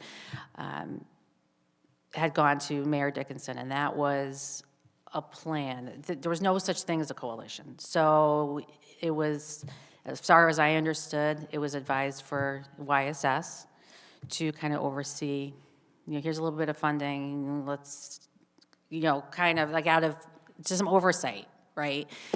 So that's how that came to be. And then as the years went on, it just was always has just been in this budget. And then at some point in time, they became a nonprofit. I want to say 10 years, maybe? 11? Yeah, 11 years. So So it became a nonprofit after it was underneath the town? Correct. yes, yeah. I guess my question is, does it belong? That would be, I would just jump in. I may be mistaken. I don't think they've ever been part of the town. no. It's always been, it's just, Correct. it seems a little, I noticed it too. I'm confused by the setup. It just seems a little odd. We issue a number of social service contributions to a bunch of organizations. It just so happens that the coalition is receiving a community grant through the Youth and Social Services It's just, it's a follow-up Department. budget. Now, how that evolved, but they're not a part of that department? They don't no. report to you? No, It's, I don't oversee the no. budget, no. It's a line item in her budget, and that's it? Correct. Yeah. Mayor? So my recollection was that Mandy's predecessor, Mr. Turner, did seek assistance with addiction-related services. And initially, the agency that was being funded before the coalition was the dry dock. That's right. At some point, the dry dock left Wallingford, and the coalition was formed and sought funding, again, through Mr. Turner, and that's the origination of it. It's an independent agency, an independent existence, but has received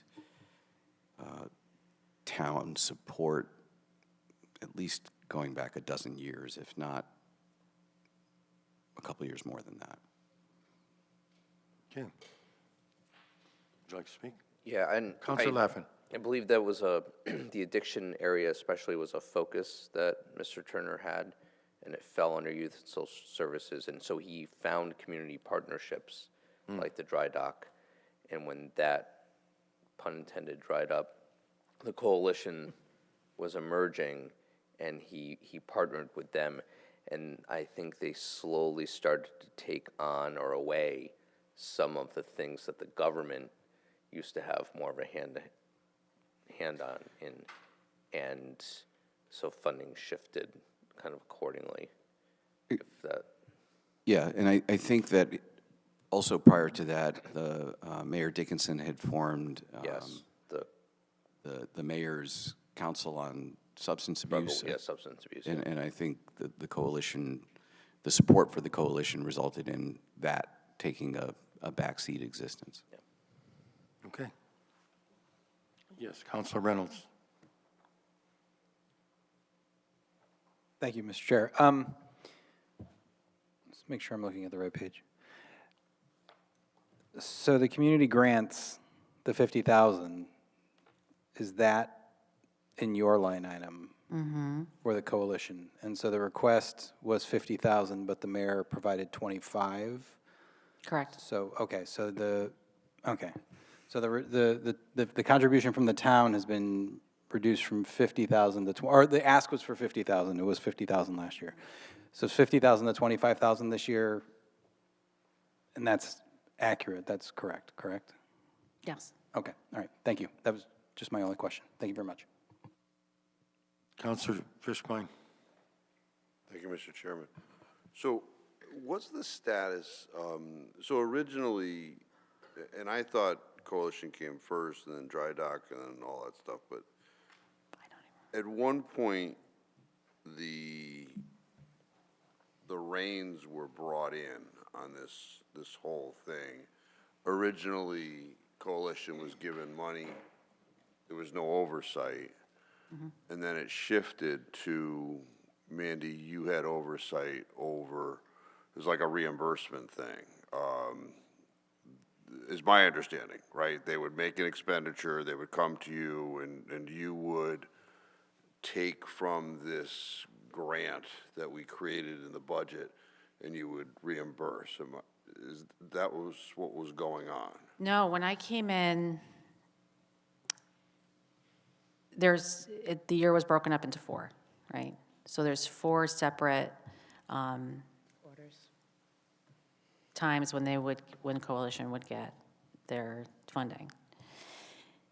To get that, they would have to submit an invoice with like the detailed, whether, originally it was rent and utilities, so now it's increased because the amount had increased to some programming. So then the ask from our office has been, the information on the programming.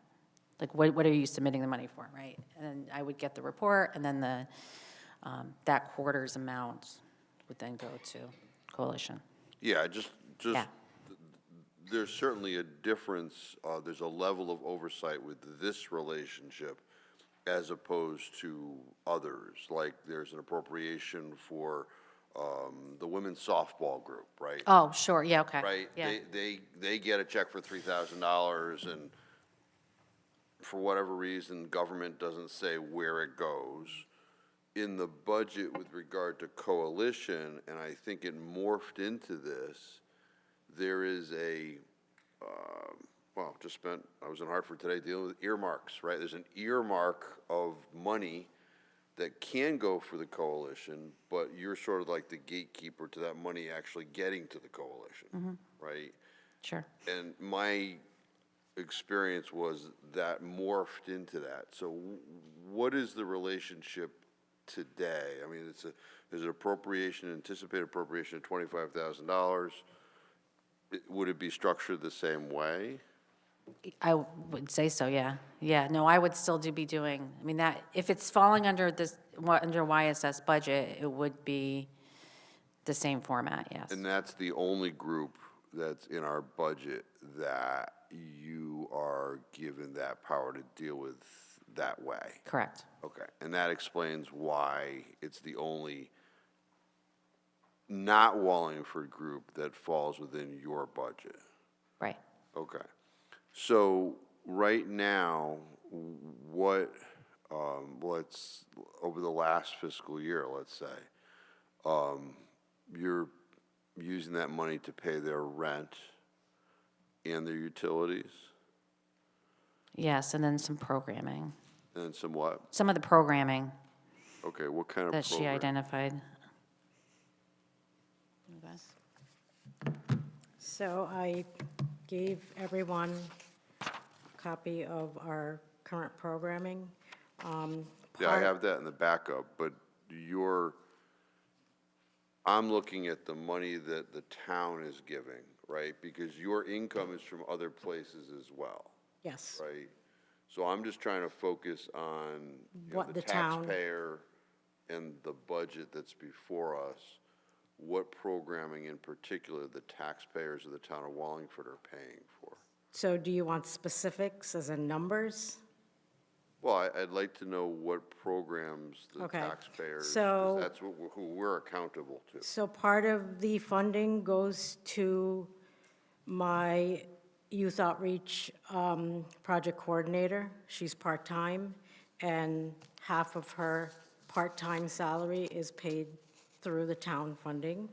We have programmings, we do Narcan training, we do DETERA, we have a DETERA campaign, we have prevention art groups, we have resume writing 101 for teens, we have teen driving 101. I see that from the backup, but, the youth outreach coordinator alone is in excess of what's anticipated in the budget, right? That's $31,000. Correct. So, and maybe this question can't be answered, and that's maybe fair. I'm just trying to figure out where the $25,000 from the town is being expended, right? So we know about rent, And we know about utilities. utilities. So that by itself is more than 25,000. Amen. So when I'm hearing that we're also paying for programming, I'm trying to figure out, since you've already maxed out the number, how could we be paying for programming if we've Well, already maxed out the number? Our current amount is 50,000. Well, not, For this fiscal year that we're in right now. I thought it was 37. No, it was 50. Oh, Correct, 37, perfect, okay. correct. So it's the 50 from last year, but the year before that, It was 36, I want to say. well, I can't tell what was actually approved. 36 was Just 36. expended, right? 50 was approved for this fiscal year.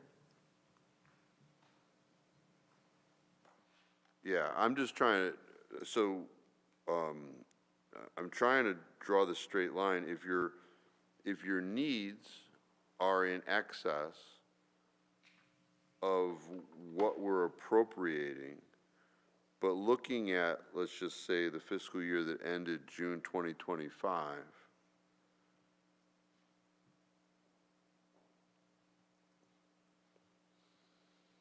$50,000 was appropriated, looking at the third column, but you only used 36,000 of it. So, That's not correct. No. okay, well, They okay, used $36,000 2 years ago, right? Or this current year, they had an increase to 50. As of January, they've expended 37.5. Correct. So they will spend the 50. They asked for another 50 this year, the mayor reduced it to 25. okay. If you compare the first column, Right, the third column was the appropriation, right?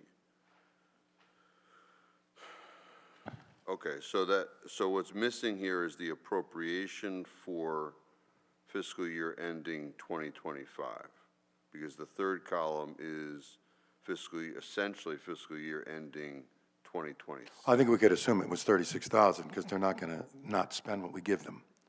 Yeah, but that, you would agree that that number is not, I would agree with what? that number, we don't have on the chart what was Well, actually, You'd have to look at the 2025 budget, and you could find it. yeah, which is not on the sheet. Right, Okay, that's, but I believe it was 36,000.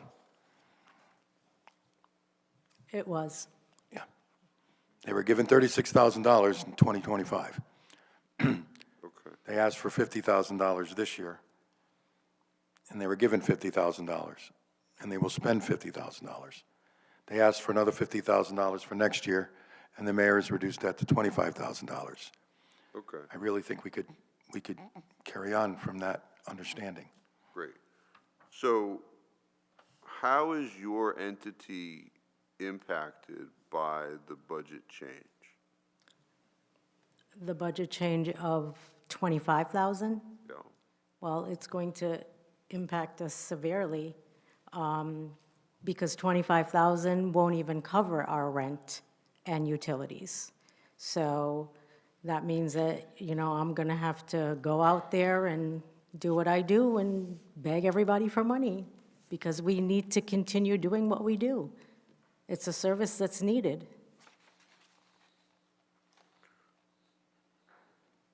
Okay, so, have you met and talked about what you would anticipate stripping from the budget, or, are you taking the position that everything is necessary and we're gonna go out and fundraise and still do everything we had anticipated? I'm going to do what has to be done, because all of our services that we provide benefit the youth of Wallingford. And we have to continue doing that to prevent substance misuse. Okay. One of the things that I've been particularly critical of is the choice to fund billboards as opposed to actual individuals that can work with people that have addiction issues. And in reviewing your budget, it appears that you continue to take that position.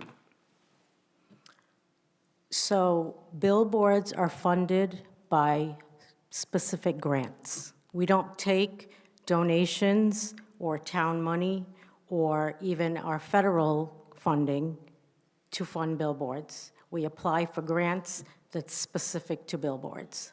Okay, well, it was previously represented to us in prior budget years. It's the first that I'm hearing about this difference.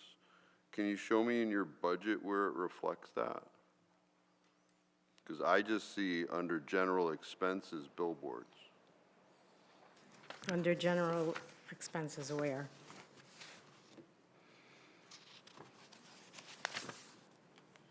Because I'm not looking at what you're looking at.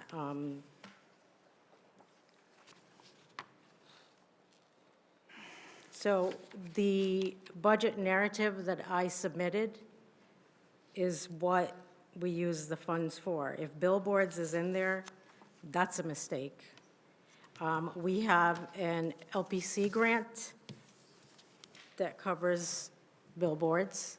We also have a SOAR grant that contributes to billboards. Is there a particular portion of your backup that specifically says that? Because I'm looking at, it's a document dated March 3, which appears to be a letter. There's the budget narrative itself, and then I've got a spreadsheet. Is there another document that I should be relying upon? Yeah, it says on your spreadsheet. But these are all of their expenditures. These are just everything it's all lumped into our total budget. Yeah, The narrative is what covers our town funding. no, I understand.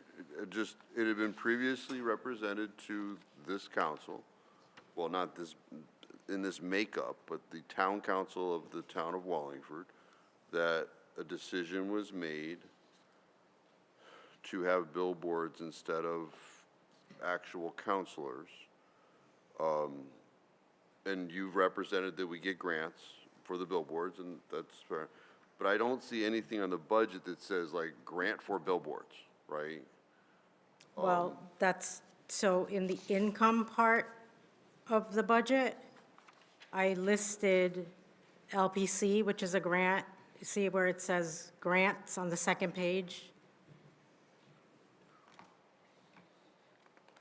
The second page of the packet that I gave you. Please show They me. only gave us, in our packet, we have one page. Not in the budget package. Yeah.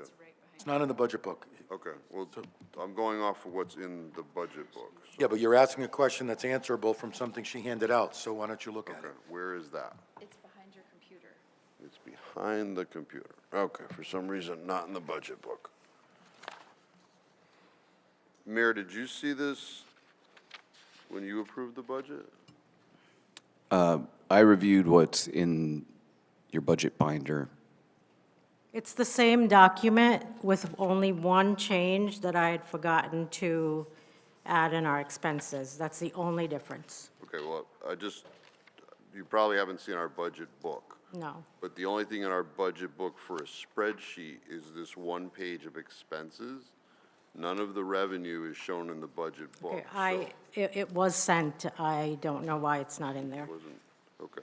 So I'm looking at the additional backup that apparently the mayor didn't have when he did the budget. Is there a particular portion of this revenue that you say is for the billboards? Because I don't see the word billboard on So here. under grants, it's not itemized for what the grant is for, but under grants, there's LPC and SOAR. Those are the first two items. Those two grants are what cover our billboards. Okay, so the appropriation for billboards is, I believe, $9,100, $9,500. That's as of right now. Everything is going up, though. I didn't hear that. That's not it's a higher number because things are going up? I just didn't hear that. Yes, everything is going up. I don't renew my billboard contract until towards the end of the year, so. Okay. And the LPC grant, who is that? What does LPC stand for? We are the local prevention council for the town of Wallingford. So that's a state, I believe it's a state grant. Okay, so that's applied through Hartford. The SOAR grant, I've heard of that before. Where is that from? Both of those grants are funded to us through the Alliance for Prevention and Wellness in North Haven. I believe they're the fiduciary for that, for those grants.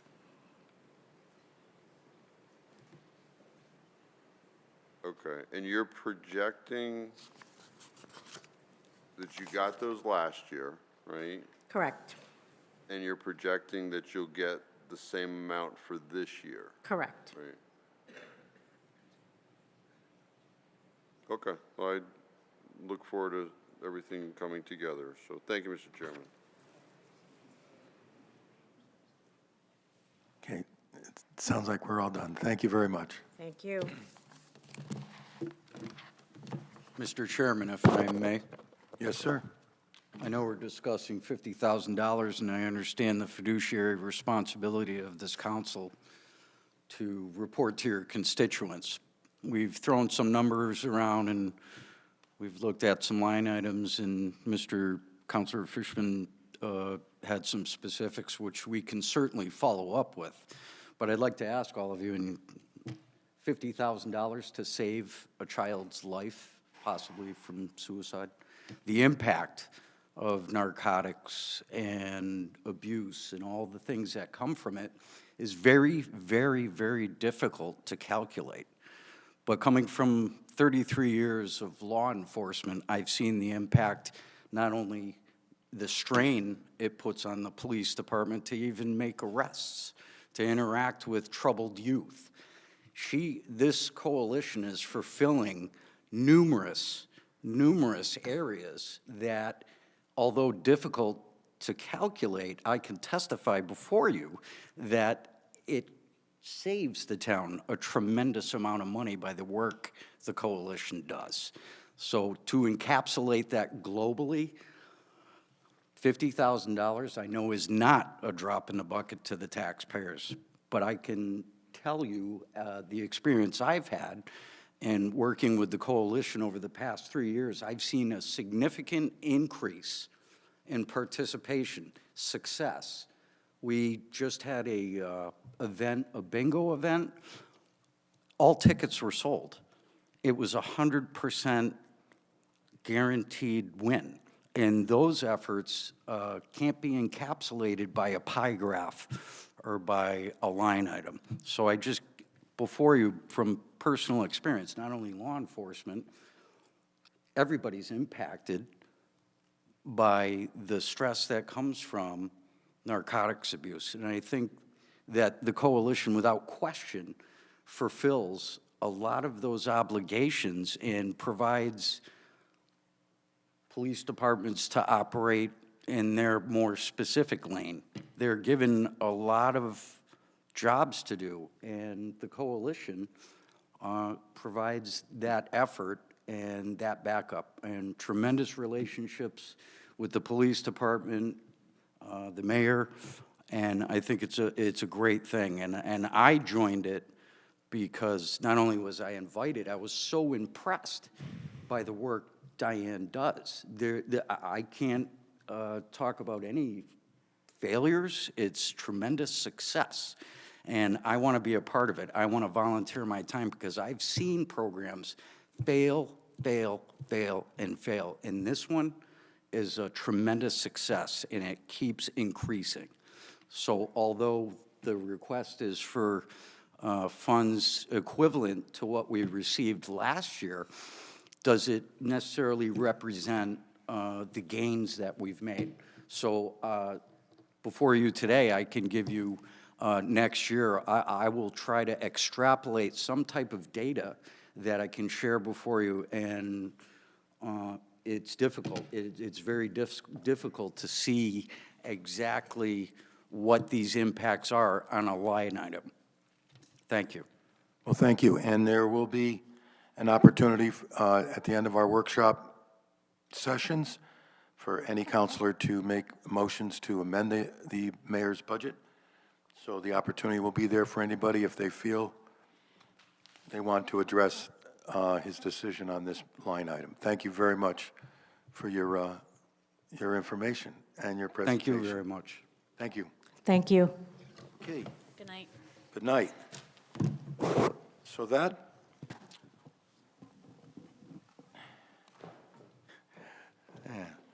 takes care of part one. And apparently I am terrible at estimating how long certain things are going to take. So I had that first section going for 45 minutes, and I was off by quite a bit. So let's move on. Right now, let me just get the agenda properly referenced. We are finished with the budget workshop for all of the departments. Excuse me, Mr. Chairman. Oh, wait, we're not done. Here we go. Social services contributions. Oh, yes, I apologize. Who's speaking to that, Mr. Mayor, you? Yes, and some of the recipients are here. Well, yeah, but as I said, we unless we have a question on a particular one, we're not going to ask for people to come up and make presentations. We know what they are. We see them. If anyone has an issue with any one of them, you're free to ask a question about it. But especially given the evening, I'm not going to go down every one and have them come up and make a presentation. So does anyone have any particular questions about any particular contribution to the social service agencies?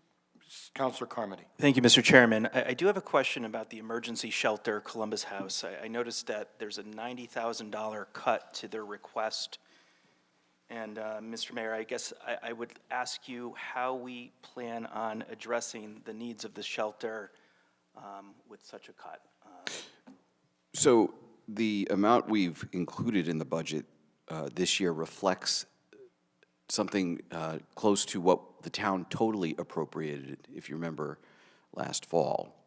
And then there were contributions from private organizations. The Regan Foundation made a significant grant. And there were a couple of other community partners who came in and took care of the rest of the funding. If you recall, the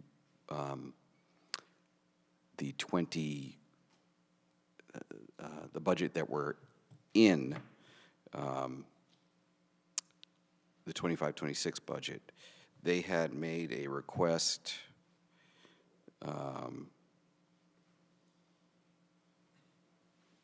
they made a significant request that the council, I believe, had cut, and then we restored funding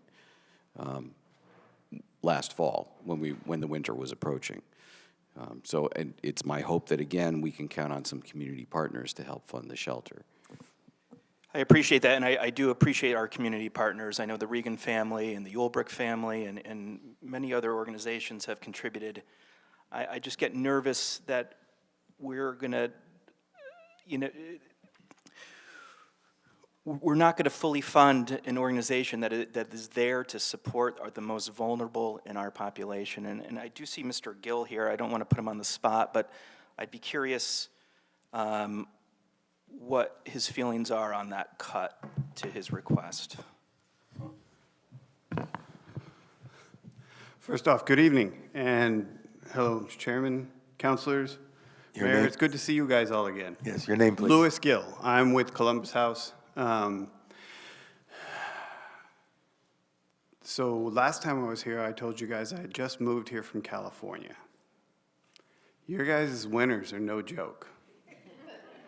Everybody kept saying, this is unusual. So we usually budget for 11 cold weather days. This year, the governor had over 50, plus 3 different emergencies that required 24 hours lockdown in our facilities. We expect to have the capacity of being able to raise from local traditional donors from this community somewhere between $65,000 and $75,000. That's been about the annual support that we see. Then there's the shortfall. We're coming off an incredibly successful season. I'm very pleased to report, last time I was in front of you, I couldn't tell you exactly what we had done. I can tell you this year that 6 individuals were permanently housed, 5 are entirely document ready. They have their housing resources matched. They're in housing search. And we found 1 senior citizen that is currently getting placed in a nursing home. Nobody died here. Other cities can't say that. This really worked well this year. We met with the police, we explained we had a no turn away policy, we had a warming room, and we would transport people to other facilities when Wallingford was full. The demand is here in this community. There are sufficient individuals needing that absolute safety net. And unfortunately, what I learned this year is that we have weather that does not play around. And it's tough to lose people.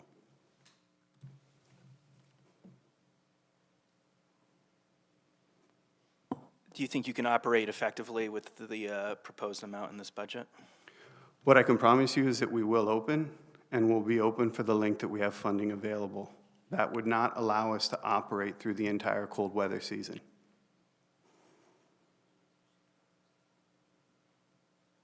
Well, thank you, Mr. Gill, for the information, and I'm sure we'll talk about this again.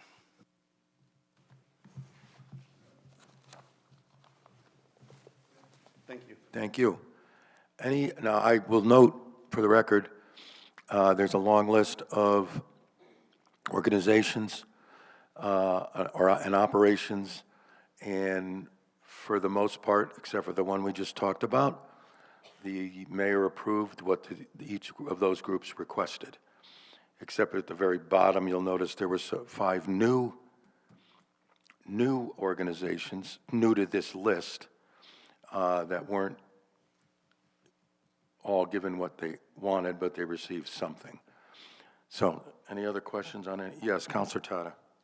Thank you, Mr. Chairman. Just some general comments. So in regards to what you just said, there were other new ones who did apply this year who received 0. Those are not reflected here, but the mayor's office was kind enough to provide that list. So if anyone wants that, that is out there.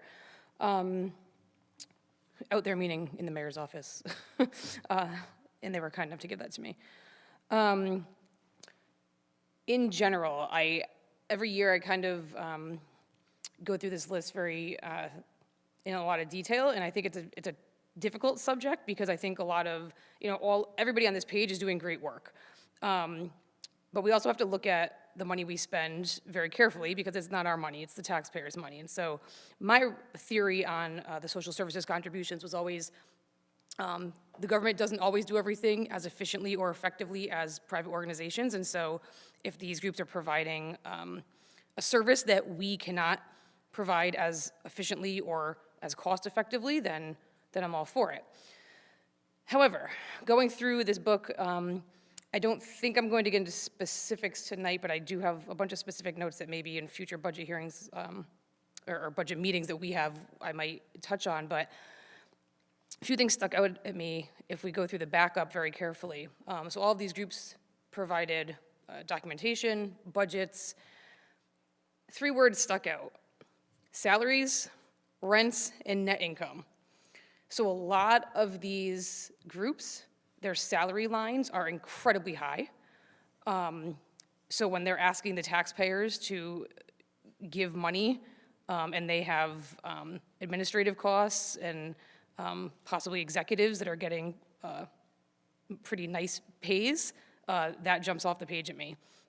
The fact that we're paying for rents for many of these, the fact that some of these we give free rent to that is not reflected on any page, obviously a monetary value that is not noted here. I did ask for it in past budgets, and the comptroller was kind enough to give that to me, so I'll ask for that again, and can probably forward that, so groups that we're giving free use of facilities to in town that's not reflected in the budget per se. And then certain groups that are in here that, when you look at their budgets, or their P&Ls or what they provided, they have a net income line. So, like I said, I don't want to drag this out tonight, but I do, if anyone hasn't really looked into that, I would just hope that the rest of the council maybe can just take a look at that to make sure that the money that we are providing is going to where we think and hope it's going. Thank you. Councilor Rasachi?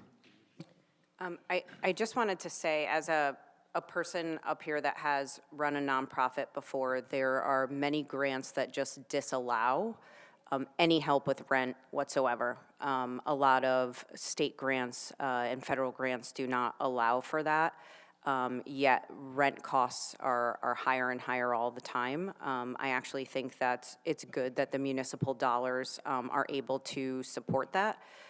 Because rent increases, fuel increases, all of those pieces, and they're just a natural part of, it's a necessity to be able to have those pieces. I am very, very concerned that we are not funding the shelter in a way that is sustainable for them.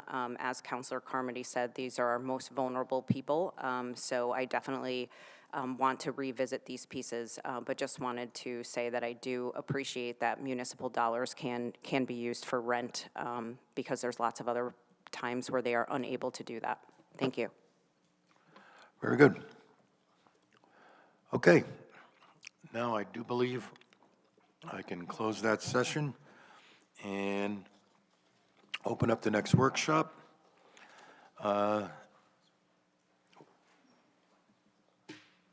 I will ask the Board of Education, at least administration and board leadership, to come to the table so we can talk face to face. That'd be great.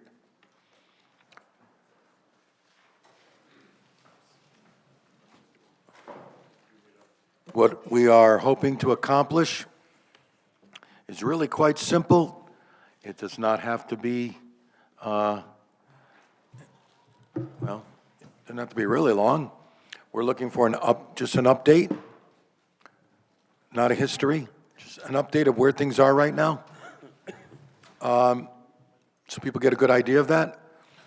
And then there are counselors that have the desire to ask some questions, and that's what we're here for. No. No, it's still part of the same budget agenda, same meeting. It's just a new workshop.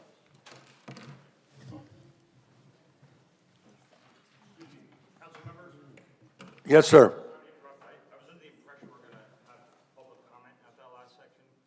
Oh, wait. Oh, after you're correct. I apologize. Hold off a minute. Yes.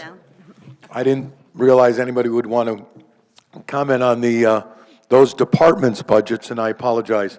If there is any public comment, please come on down, identify yourself, and I hope you accept my apologies. I overlooked that. Would you believe it was me that had the public comment?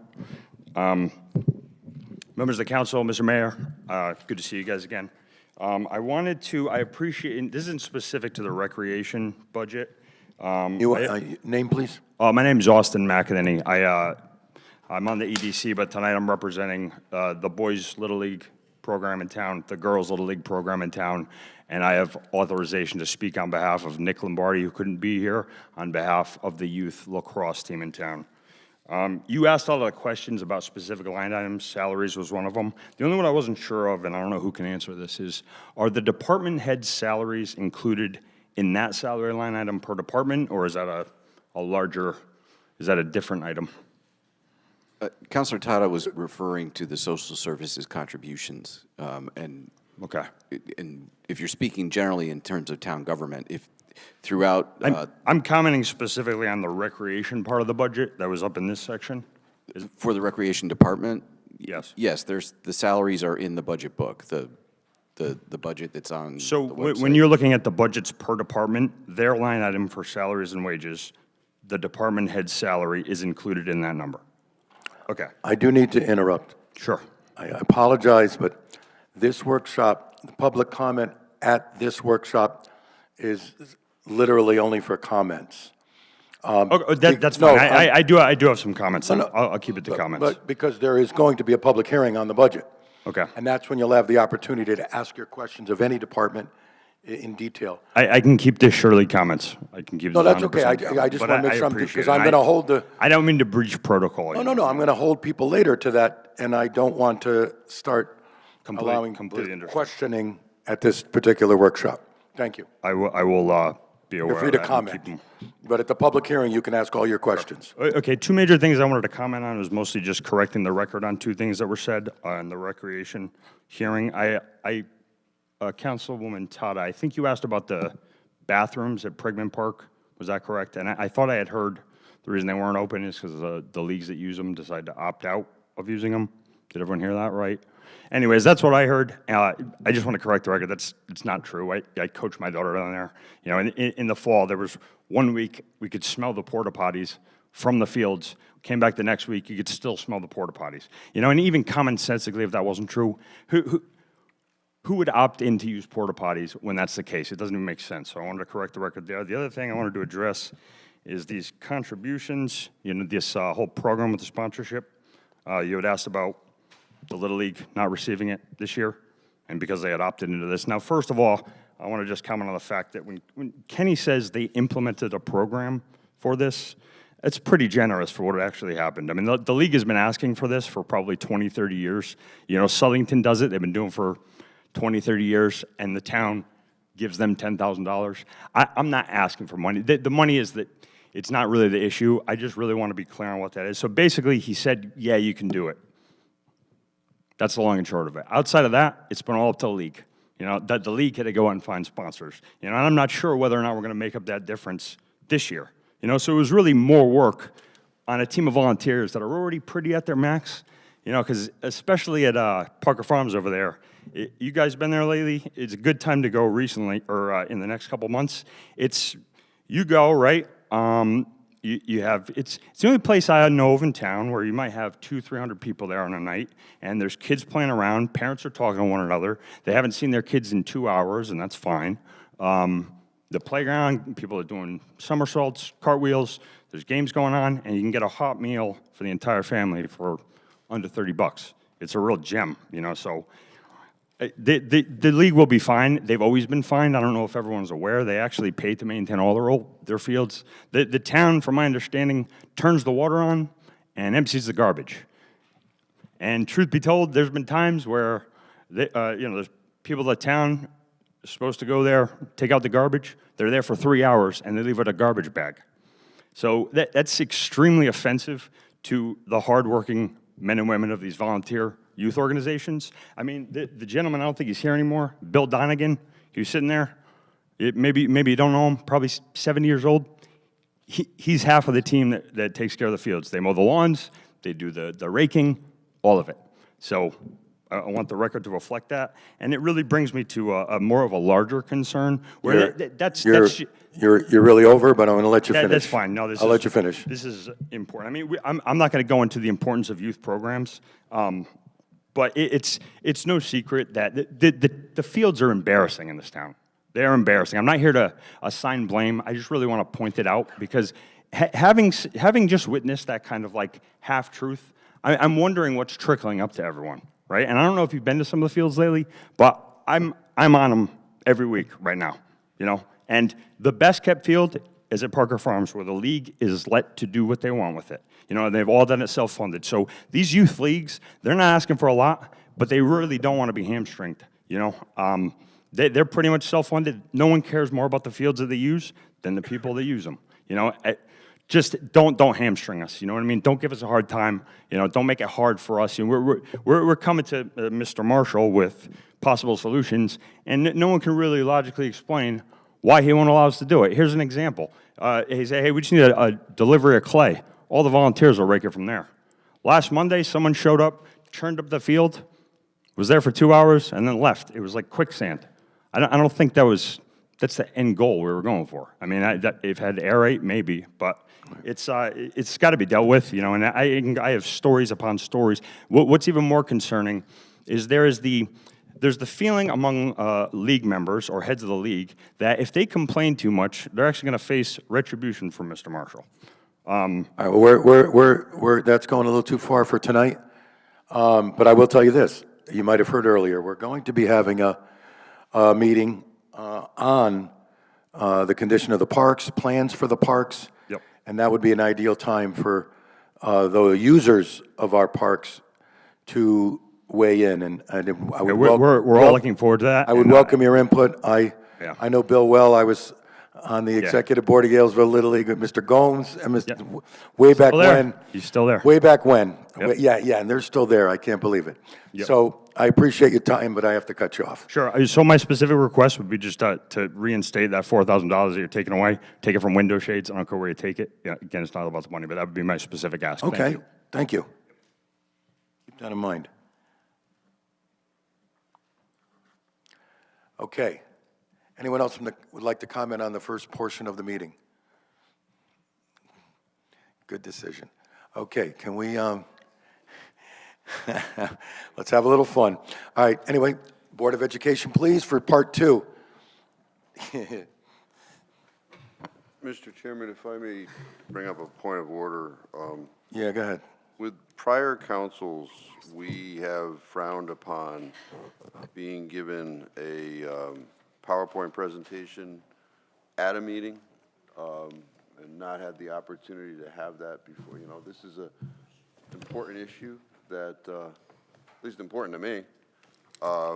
You know, we've been dropped on us a 24-page presentation of sorts.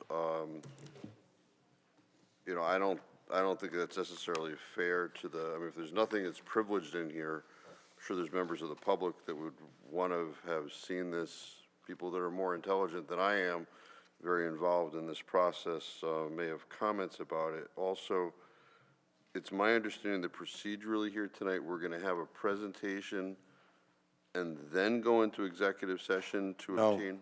Okay. No. So that's what We're going to get an update from the board and the superintendent, however they choose to provide it, and then we're going to be questioning them as a council. Okay, so there will be no executive session? Yes, that's going to be at the end of the meeting. Well, that's what I said. So we're, That's not the question you asked. okay, so what's being presented to us here tonight is a presentation about the high school. That's what's been given, 24-page thing. And then my understanding is after we've had that exchange, then we're going to go into executive session and get more information that's not in this presentation? Is that? Yeah, it's totally related to something else. You're not, you like to say how long you've been here. You know what executive sessions are about. We're going to have a private discussion about something, and we can't even give a hint about what it is. So, you know, I don't mean to get short with you, but there's no reason. I know, well, there's no, I haven't been short with you all night, but I will tell you, we want to get this rolling, and I'm just not appreciating it, opening it up with the hint of, oh, something's not right. Just, something is not right. They gave us a presentation, and they're going to present it to us. There you go. You knew what the agenda was going to be. Absolutely. And I never heard from you that you might have difficulty with it. My understanding is that then we're going to go into executive session to get more information that's not in this presentation. Right, because it can't be. Okay, well, if you think that's how people's brains work, that's... No, that's how anyone's brains work. Great, thank you. What, you want to do the executive session first? For what reason? So that I have all of the information so that when I'm reviewing this 24-page thing that I've just gotten tonight, I can say, oh, that might make sense because of this that I learned in executive session. That's how people... Well, I guess I'm just trying to be as considerate as I can and accommodating as I can to the public who's already had to wait 2.5 hours for this. And that's the only reason I put that last, because that's just us.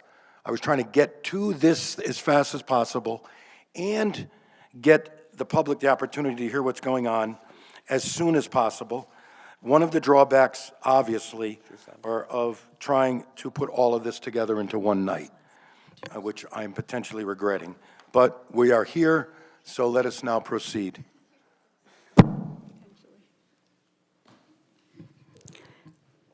Okay. Good evening. It is a good evening. I'm sorry, I'm better now. I don't mean to get short with you, Mr. Fishbein, I apologize. That's fine. Mike Lauro, Welcome. Board of Ed. Well, welcome, and as you know, there's a lot of frustration, I'll be honest, about the feeling like we're not really know what the heck's going on for real, you know, and that's certainly among a lot of people in the public, they feel that way. Members of the council are a little frustrated, and some of that may be because how long certain things are taking.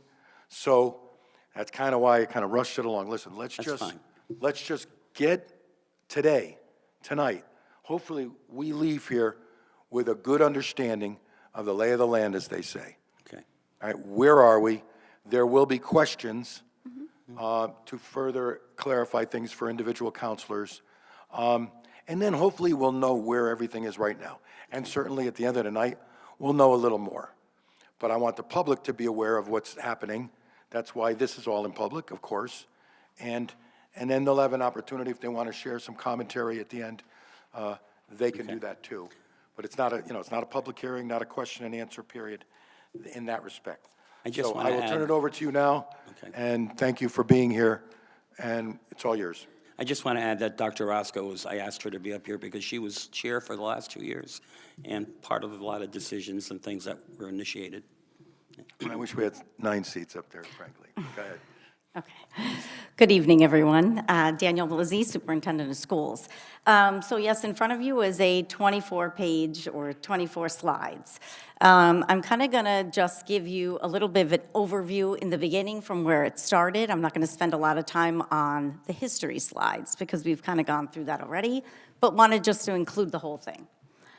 So just to give a little bit of an introduction, this had started back in 2016. This first page here just kind of shows the things that happened prior to when we came and presented in March of 2023.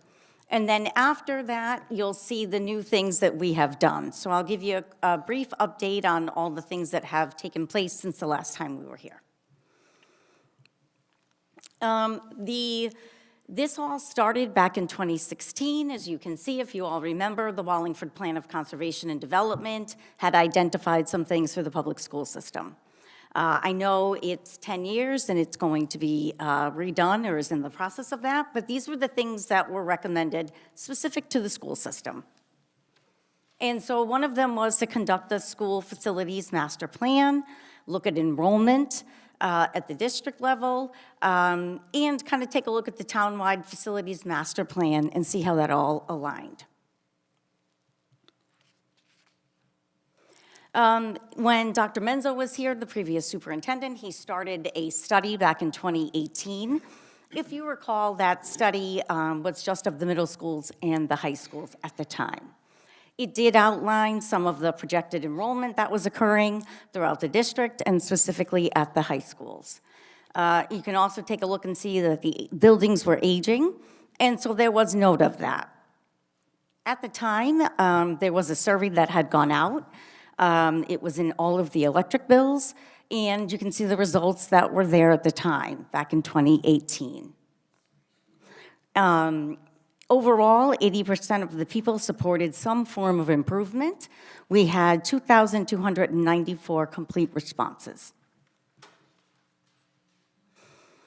Both for 2020 and 2021, there were no meetings due to the pandemic. In 2022, when I started, we had some meetings. We had a meeting with the Connecticut Department of Administrative Services. At that time, they were more involved than they are right now with kind of listening to where the districts are, giving some type of advice. At that time, we provided them with where we were. They asked us to then go back. Their recommendation was to go back and include the elementary schools in the study, to really look at an enrollment study and to focus on some kind of district capital improvement plan. So what we did was we then did an all-schools facility study. We hired Silver Petrocelli and Associates. We also did a 10-year enrollment projection study. So that went from 2022 to 2032. And basically at the bottom of this slide, it illustrates the things that we're specifically looking at.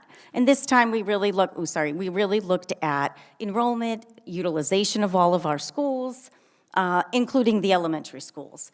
We were also asked by Mayor Dickinson at the time to include a space and a study for central office, adult education, Wallingford Transition Academy. We know now that a couple of years have passed. We are settled at 4 Fairfield, so thank you very much for that. And central office, adult ed, and the Transition Academy are all moved in, and we no longer pay any lease for central office or for the Transition Academy. Just to give a quick overview, I'm not going to read everything on this slide, but the 10-year projection that Dr. Peter Prada did show, not only at the district level, but also at the high school levels, that enrollment was declining. You can see that it peaked at 9,000 students back in 1970. Sheehan was built in 1971. And so you can see where that need came from. You can see between 1970 and 85 where it declined, and the loss that the town and the district saw of 3,000 students. And then you can see later it had a 17-year growth period where enrollment then increased in 2002 to 7,000 students approximately. But then it declined again. So you'll see that then the enrollment over the next 20 years did have a decline.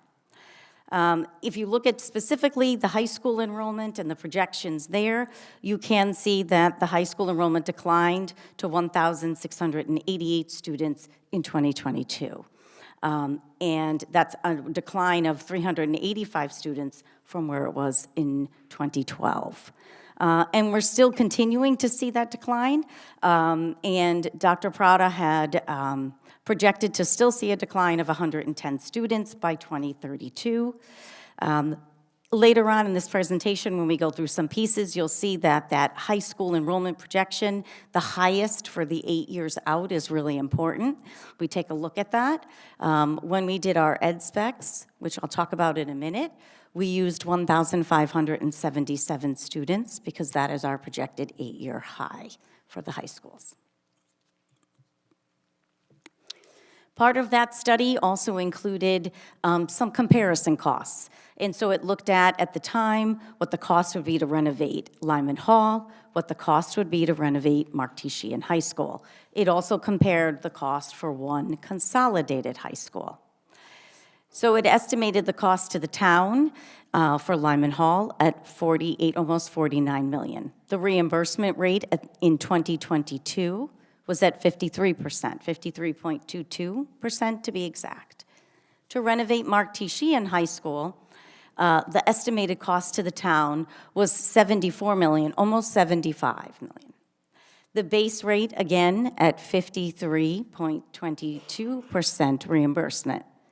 However, for Sheehan, there is a reimbursement rate reduction of 65.44% due to the size of the enrollment and the size of the building.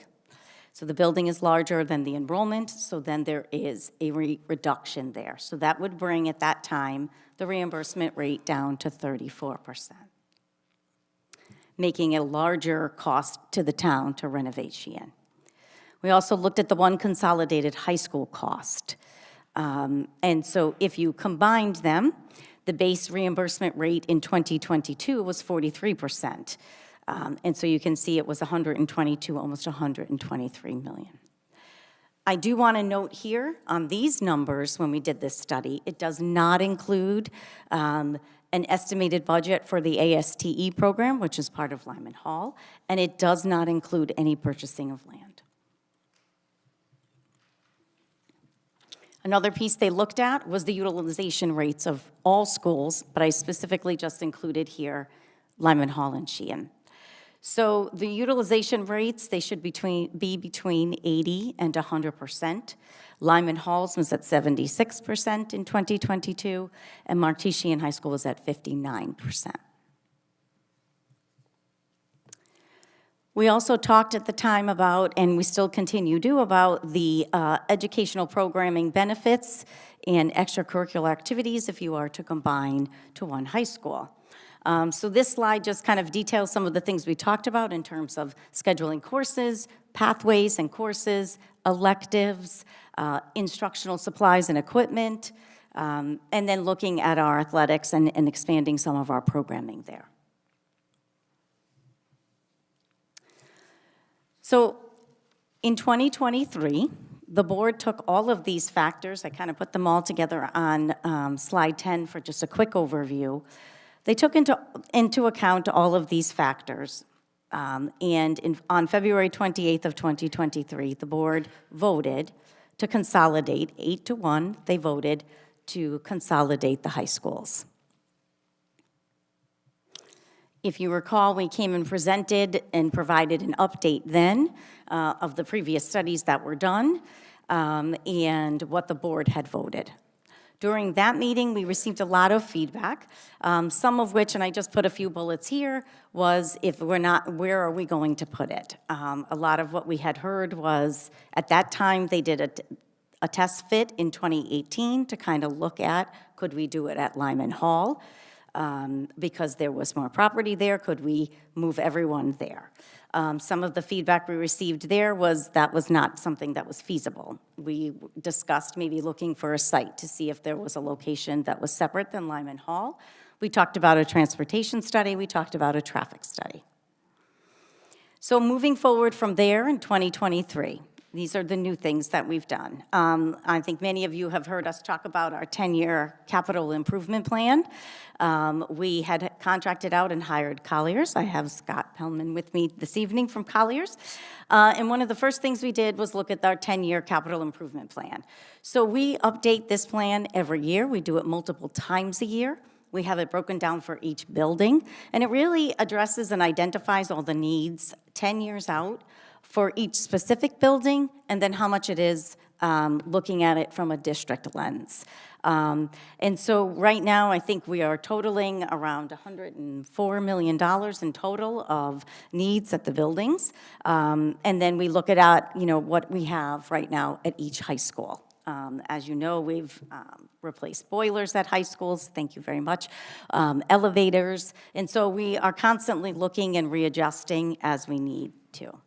We also worked with Colliers and SLAM to create educational specifications, and that really is something that we involved our staff with. We involved the administrative staff, the high school staff, and we looked at our enrollment data. So that's where you see that 8-year high that came into account when we created the educational specifications. We did community forums, we reached out to families and collected feedback via Google Forms as well. Very quick, there's a lot of information on this slide, but the student enrollment was based on 1,577 students when you combine. We looked at our class sizes, we kept them at the board guidelines of 25 students in a class for the core subjects, 24 students for science, classrooms, and for labs.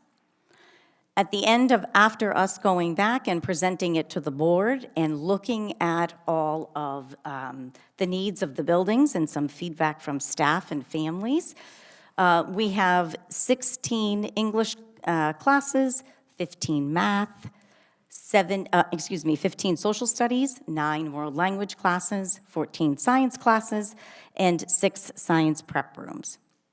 Some of the highlights that we had included is the natatorium. So we included a pool in these ed specs, making sure we have enough athletic fields. The library media center, we have lecture halls, auditorium, and we have special education programming spaces. We also looked at academic instruction. So what are we looking at in the range of special programs? What do we want to make sure we're including in here? And do we have the adequate spaces for all of those?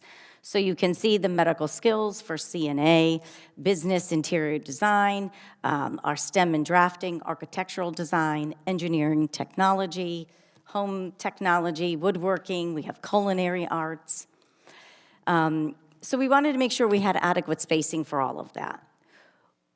feedback we received from the community forum, one of the things that was included in the educational specs was shared classrooms. And so it would be that traditionally, the way we have it set up right now is every teacher has their own classroom. They have their own space. Through the ed spec process and paying attention to the space standards that the state gives out for reimbursement, in working with Colliers and with SLAM, they had suggested shared classrooms because it helps with the spacing. And so teachers would have a classroom that they kind of move in and out of with others throughout the day when they're not teaching in it. Other teachers would be teaching in it. They still would have their own dedicated space, but it would sort of be a shared space of a desk and shared. It saves on your square footage. However, going back and listening to the feedback, the board decided to add 17 full-size classrooms at 850 square feet so the teachers could have their own classrooms. We added an IT office, we added a counseling office. We removed the copy center and the IT department because, as you know, right now they're housed in Sheehan. And so if we were to combine high schools, we had to account for that. But to save some space, we moved that out of there. And we removed, 6 seminar classrooms. The size of the building would be almost 327,000 net building area square feet. We also left room for future building expansion. So after reviewing and going back and forth and with the feedback, the Board of Education did approve these ed specs. This slide talks about our reimbursement rate. And so before I get into the next two slides, which will talk about different options of the schools and estimated budget costs, I wanted to just briefly share reimbursement. And so reimbursement rates are calculated annually. They come out, I believe, at I think around August this year, every year. They change. They are based on the town's financial standing. It's based on the net grand list per capita, and the percentages can be no higher than 80%. So for Wallingford, the reimbursement rates for 2026, for new construction, the base rate is 51.25%. And that's prior to any space standard reductions. The renovated base rate for 2026 is 55.36%, again, prior to any space standard reduction. And the rate for the Agricultural Science and Technology Program, or ASTE program, is 80%, again, prior to any space standard reduction. When we look at reimbursable costs, it's limited to things that are eligible project costs rather than the total project expenditure. When we talk about space standards, the state restricts the reimbursement based on the maximum allowable gross square feet per pupil determined by the educational program. And so if anything is larger than that maximum allowable gross square feet, then it's a cost to the full cost goes to the town. And there are areas that are not reimbursed at 100%. For example, the pool is reimbursed at 50%. So on this slide, we had presented to the Board of Education options. And so I'll go through them and, feel free to ask as I kind of go through. Again, these are estimates. So I want, it's the best that we could do at the time. They are estimates. We gave these estimates after the Board of Education had accepted the educational specs. But it is an estimate when we look at the ASTE ed specs, because those are still in draft form and have not been finalized yet. So the option one is the new consolidated high school. You'll see in the first column, it's the current or proposed net building area. So that's at 295. That is because it's at that, because it does not include the pool, and it does not include those 17 additional classrooms. What the allowable net building area by the state is allowed is 277,938. And so you will see at your reimbursement reduction of 94.06, your adjusted reimbursement rate would be at 48.21%. And again, that's accounting for a projected enrollment of 1,577 students. So even though the rate was starting for new at a base rate of 51, because the building is a little bit over, that's where that adjustment comes in. Option 2 is the new building with adding just the pool. So it does not have the 17 dedicated classrooms, it's the shared spaces, and you can go across and see if you add the pool, what that does to the size of the building, how that changes your reimbursement rate to 87.89% of a reduction, and then that your adjusted reimbursement rate is at 45%. Option 3 is the high school with no pool, but your 17 dedicated classrooms. So you added those 17 classrooms. You can see the change in the building area, square footage area, the change in your reimbursement reduction to 90.77%, and then your adjusted reimbursement rate is 46.52%. Option 4 gives you the high school with the pool and the 17 dedicated classrooms. Option 4, if you look, is what the Board of Education has decided on. And so when you look at that, you can see it brings the building up to 326,975 for your square feet. You have a reimbursement reduction of 85% and an adjusted reimbursement rate of 43.56%. Options 1 through 4 would account for then a new ASTE facility. It gives you also the proposed based on 300 students. It gives you 57,000, so we started with that, we kept it, which is the allowable, and the 80%. If you look at option 5, it's the renovate option. There were questions and people had asked, could we please include, even though that is not what the Board of Education voted for, could you include the renovate is new for Lyman Hall and for Sheehan so they could compare?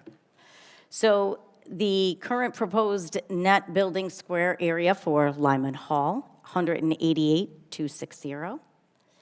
Allowable based on their current enrollment is 162. There's no reduction due to the age of the building, and their reimbursement rate would be 55.36. You look at Sheehan, it's 220 square feet, 220,000, excuse me. The net building area square foot allowable, 129.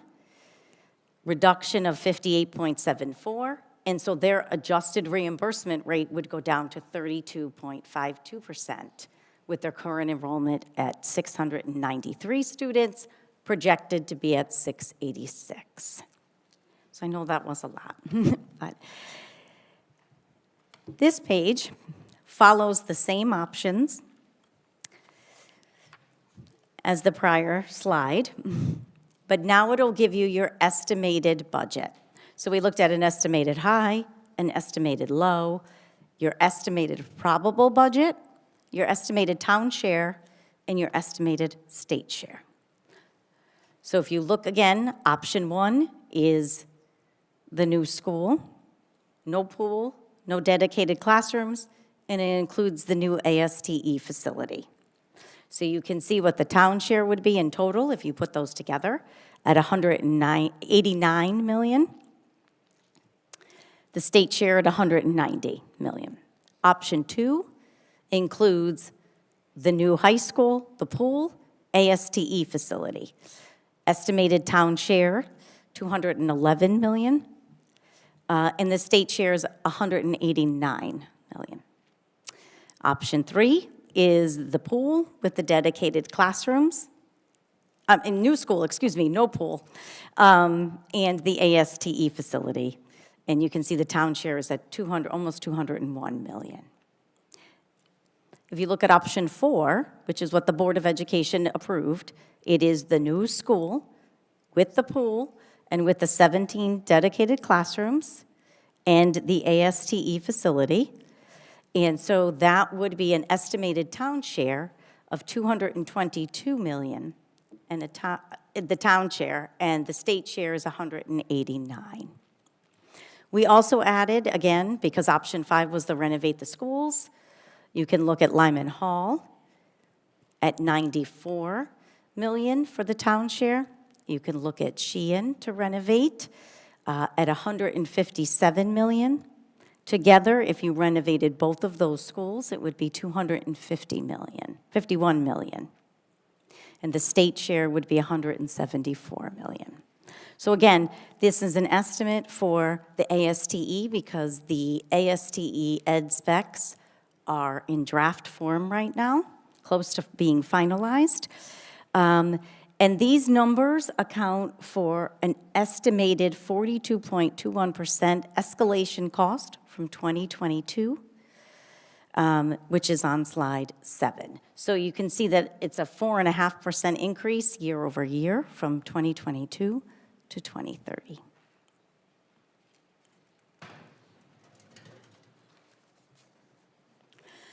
This slide talks about the site. So there are Connecticut school construction standards and guidelines that we follow. They make a recommendation for a site size for a high school. So their recommendation is 20 acres plus 1 acre per 100 students. So that approximately, with 1,577 students, approximately gives us 36, at least the minimum of 36 acres. The hard part with that is you also have to consider all of your athletic fields and parking and all of those other pieces that go with that.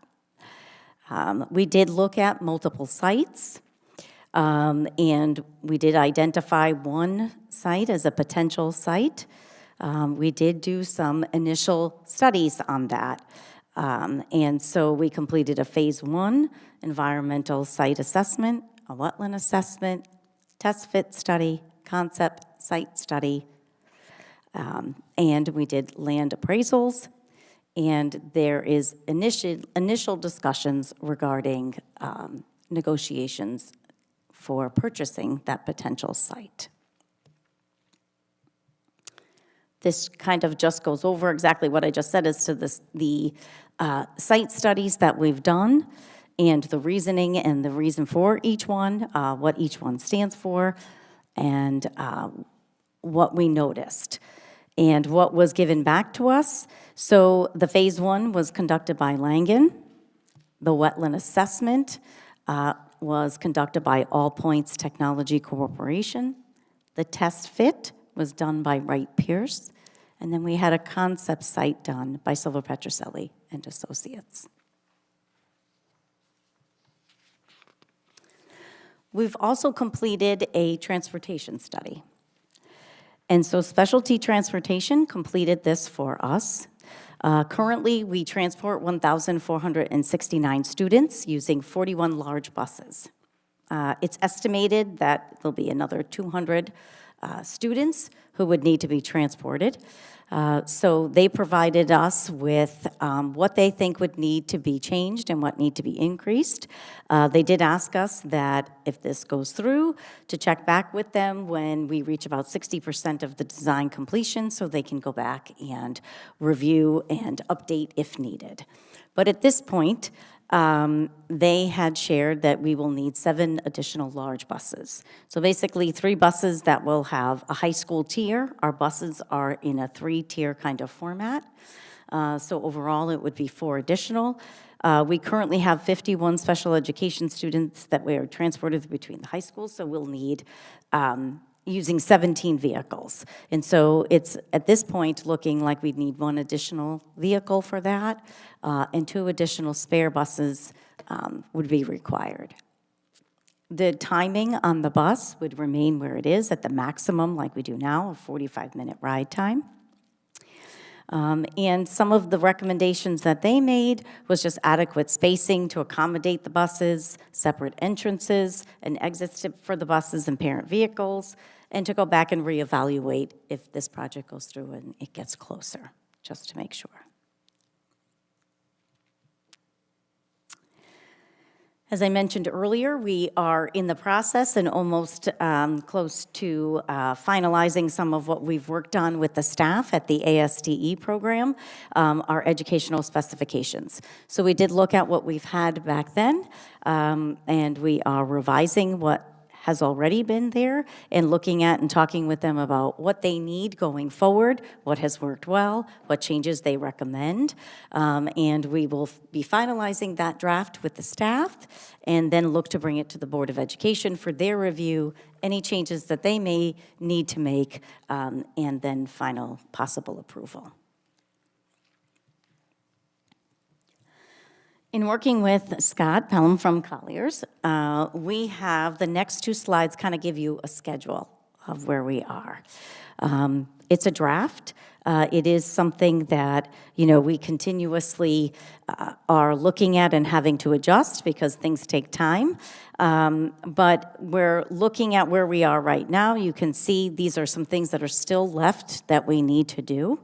We're around that beginning of April where the star is there, and looking at studies that still need to be done, geotechnical, a traffic study, an additional survey and wetland delineation, and then bringing it here for a budget request or funding request, public informational sessions, and then looking at a grant submittal by June 30th of 2027.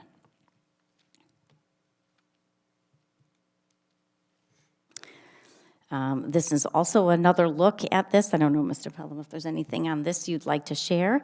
But this is just kind of looking another view at the timeline and what would happen then from when a grant would be submitted to the state, and then what we were looking at for how long the pre-construction phase would be, how long the construction phase would be, and then when we're anticipating, if this goes through, opening up a new school in the fall of 2032.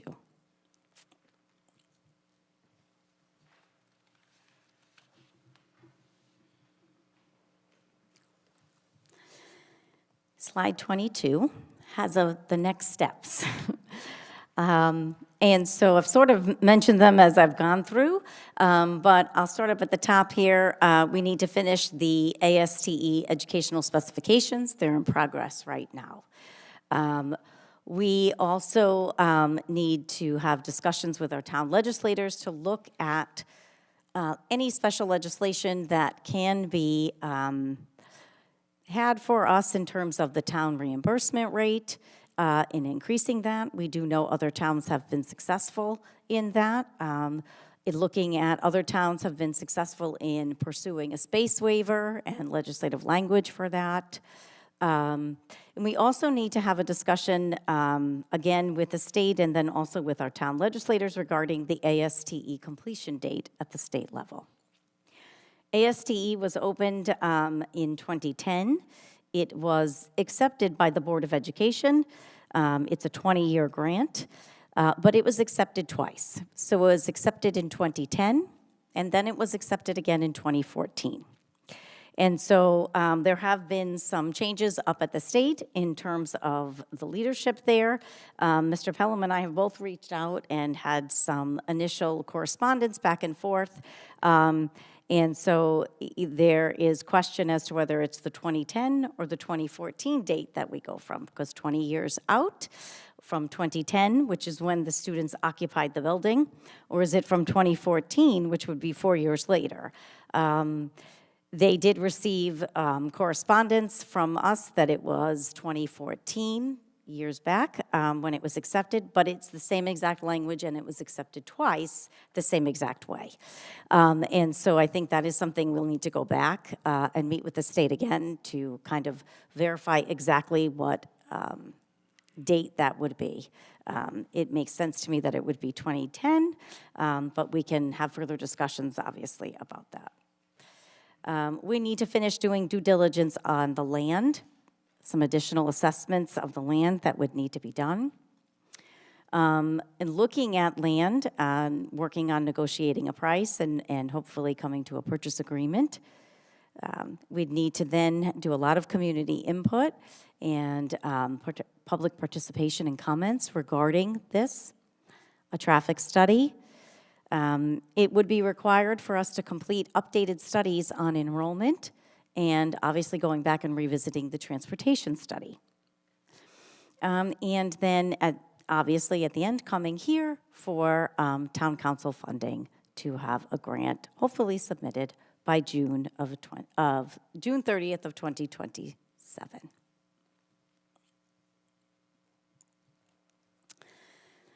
Part of when we were asked to give an update was to share everything we have spent to date. So we went back to the fiscal year of 2018 when this started in our initial restructuring study. And I basically broke out here all the costs that we had, the vendors that have completed the studies that we have asked, and what the cost was at the time. And so initially there was the initial test, the initial reoccurring study. We did the test fit. And it'll go all the way through 2022 when we did the master of all schools and the enrollment study, and we added those other buildings to also the study. We looked at the 10-year capital improvement plan when we've worked with Colliers, Slam, Langen, All Points Technology, and what that cost was. We have extended the Colliers contract, and we have also then hired Wright Pierce for the test fit assistance, the concept site with Silver Petroselli and Associates. We're working with Slam again for the ASD Ed Specs, the cost for the transportation study, and the total to date is $319,616.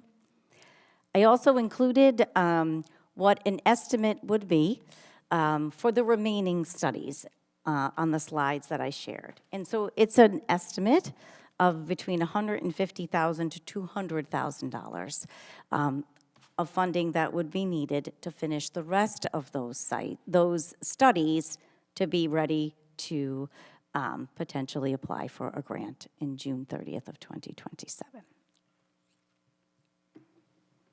I also included on the last slide just some resource links.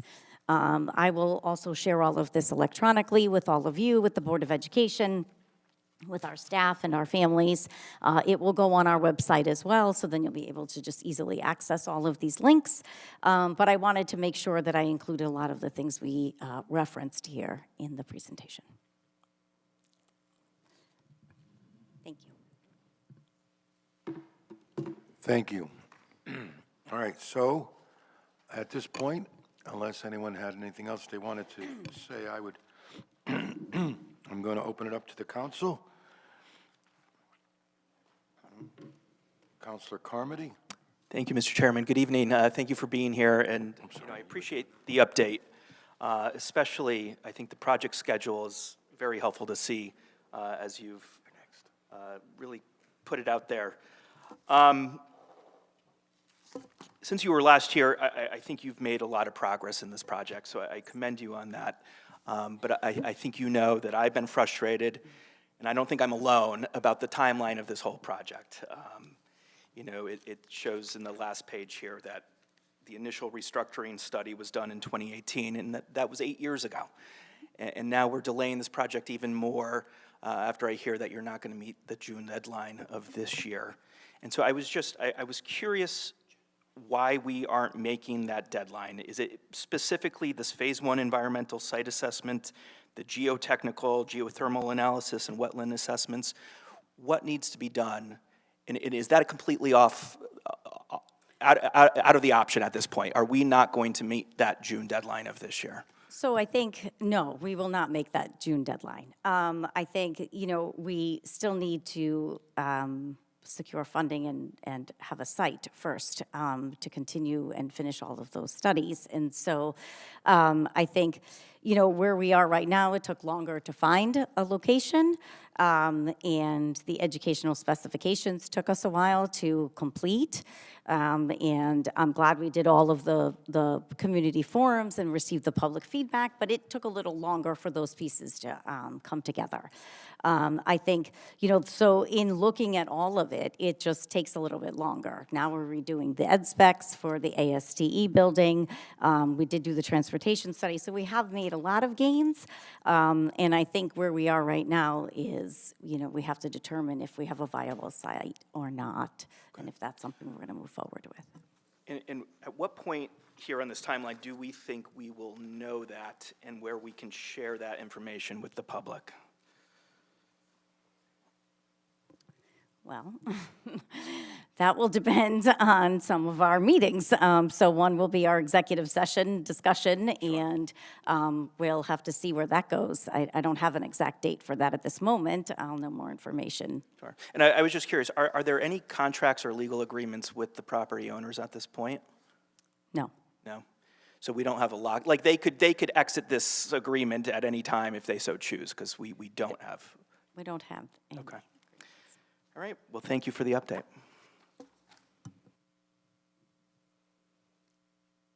Councilor Fishbein.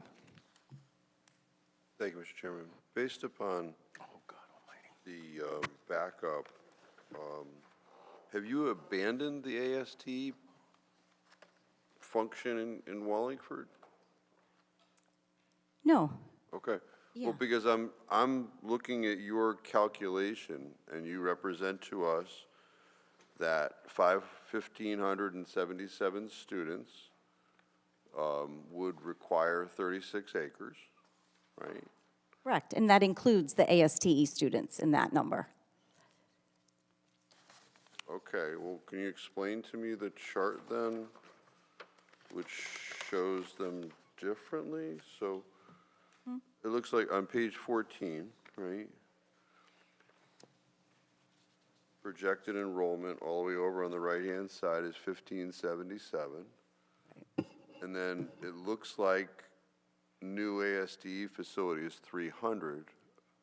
Some of those ASTE students come from other towns. Correct, so about half of those come from other towns, but that 1577 is included in there. Okay, so if you didn't have the ASTE, the 1577 would be lower? Correct. Okay, so that's baked in. Okay, so that gets you to the 36. Right, because the ASTE students will take some of the classes in the ASTE program, and then they take some of the classes on our, I hate to say it like this, but the other side of the building where like core classes, so, and electives. So not all of their classes are just in the ASTE building. No, I got it. Okay. But how the presentation lies, you do have them separately. Yes. So, I just got this an hour ago. Yep. If the projection is 2030 for a brand-new high school, what would be the projection if you renovated the two? So the high school would open, if you did a new one, 2032, fall of 2032. 2032, okay. Yes. So if you did the renovation, so it would depend on when you put the grant in, and I believe the renovation would take how many, because the students would be in the building, so Yeah, it takes a little bit longer. We just completed a renovation of Wyndham High School. Could you please use the microphone and identify yourself, please? Scott Pellman from Colliers Project Leaders. Thank you. We just completed a renovation of a high school in Wyndham, about 200,000 square feet, and that was about 40 months. So again, it really depends on especially new is very easy to predict because you're out of the ground, it's new construction, you're not moving children around, it's not an occupied building. So when you renovate an occupied building, you have to look for swing space or areas where you can safely move those children, free up area to renovate. So it's a complex formula, so it really needs to be looked at on a case-by-case basis. But normally renovations take longer than new. So I would assume in this case, probably at least somewhere in the neighborhood of 40 months for each facility. So 40 months, I'm just trying to, was that 4.5 years? Well, 3.5 years, 3.5 years. 40 to okay. 42 months, yeah. So if you were to renovate, and certainly in Wyndham, I think they have one high school, right? Correct. So logistically, it's difficult to work on one building. Here, it may be of benefit that we have two buildings, maybe two buildings that are underutilized, and as part of the project, you could shift, but I leave that to the professionals. Yeah, that task was not part of our current directive, so that has not been studied in depth at all. Oh, no, I know, because people are headlong into this one high school, but, so, I guess projected, if you were to say, you know, we start now, you'd be in two renovated schools probably 3 years earlier than what we're looking at here. And No. Okay. You still have to design the renovations, bid the renovations. I wouldn't anticipate it. You'd have to create ed specs for both buildings because they have different populations, so there's going to be different classrooms, you know, different quantities of classrooms, programs. So you'd have to kind of go back to start one, create two separate ed specs, then evaluate the buildings for renovation status. You have to prove to the state that it's cheaper to renovate than build new, because if you can't prove that definitively, the state will not support renovation status. You won't get funding for all of the renovations, except for there are HVAC money you can get money for roofs, you can get money for code-related issues, but all the, what we say are the Rs, repair, replacement, floor, ceilings, plumbing, electrical fixtures, lighting, all of that would be 100% on the taxpayer. Yeah, I got to tell you, you know, this thing has been hanging out there for so long. I don't really care about the state reimbursement because you guys keep on, like, not doing goals anyway. I care about what is the best educational opportunity for the kids. You know, but this chasing after the state funding thing is just a misnomer. The Langen, looking at the chart, in 2023, Langen did a report of some sort. I believe they were paid $53,000 for that, of the 89,000. What site? No, they were hard to do a number of things that, but the geotech study, some components of what they were hired to do still has not been completed yet. Okay. So there is some of the money there still has not been assigned yet. Okay. Although it has been contracted. But what site were they working with at that point? We'll be talking about that in executive session. Okay, so, but there was a particular, is it the, I mean, you can tell me if it's the same site. Is it the same site? That's the reason why I wanted the information. Their original contract was based on doing something on the Lyman site. Where's Then, Can you just, where's the Lyman site? Lyman Hall. Lyman Oh, Hall site. Lyman Hall, okay, got it. I mean, And so we were. we have Lyman Gun Site, we got, you know, so when you throw sorry. Lyman out there in Wallingford, I mean, The Lyman Hall High School Got site. it. And so we revised it because that was not something that we were looking at. And so the contract was revised to indicate a different site. okay, but in 2023, work is still being done for the Lyman Hall site. No. no. No. It was never performed on the Lyman Hall site. Nothing was done on the Lyman Hall site. It changed and was focused on the new site that will be discussed in executive Okay, session. so I have a, But not performed. But not performed. Right, nothing was spent on that, right. nothing was spent, but The money was contracted, but it wasn't in 2023. correct. The money was contracted, but the work was not performed until a new site was. Yeah, so Procured. in 2023, we're still contemplating the Lyman Hall site, that's. No, okay, incorrect. we weren't. That's incorrect information. No, that's not correct. Okay.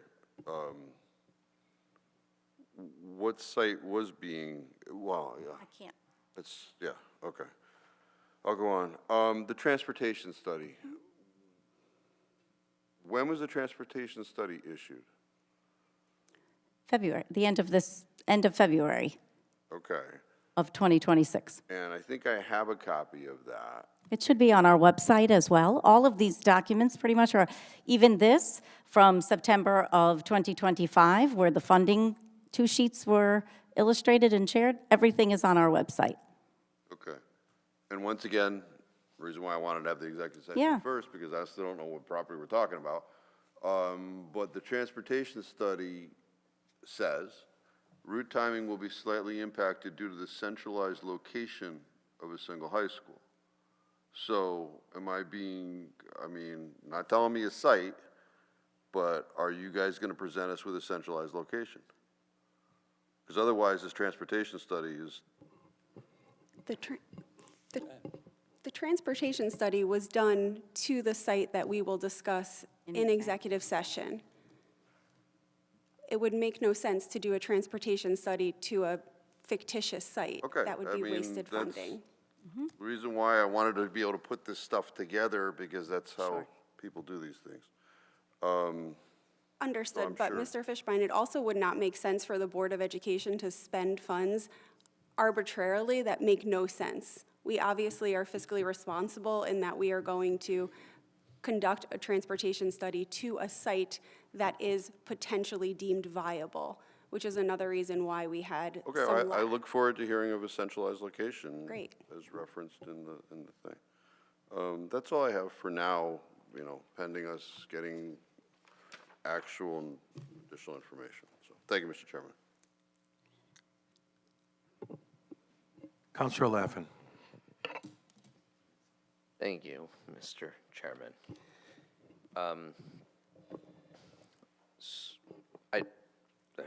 So it's a lot, obviously. It's a lot. And other people are gonna have other questions, and I'm gonna I kinda know who will ask what type of questions. I'm gonna let them do that.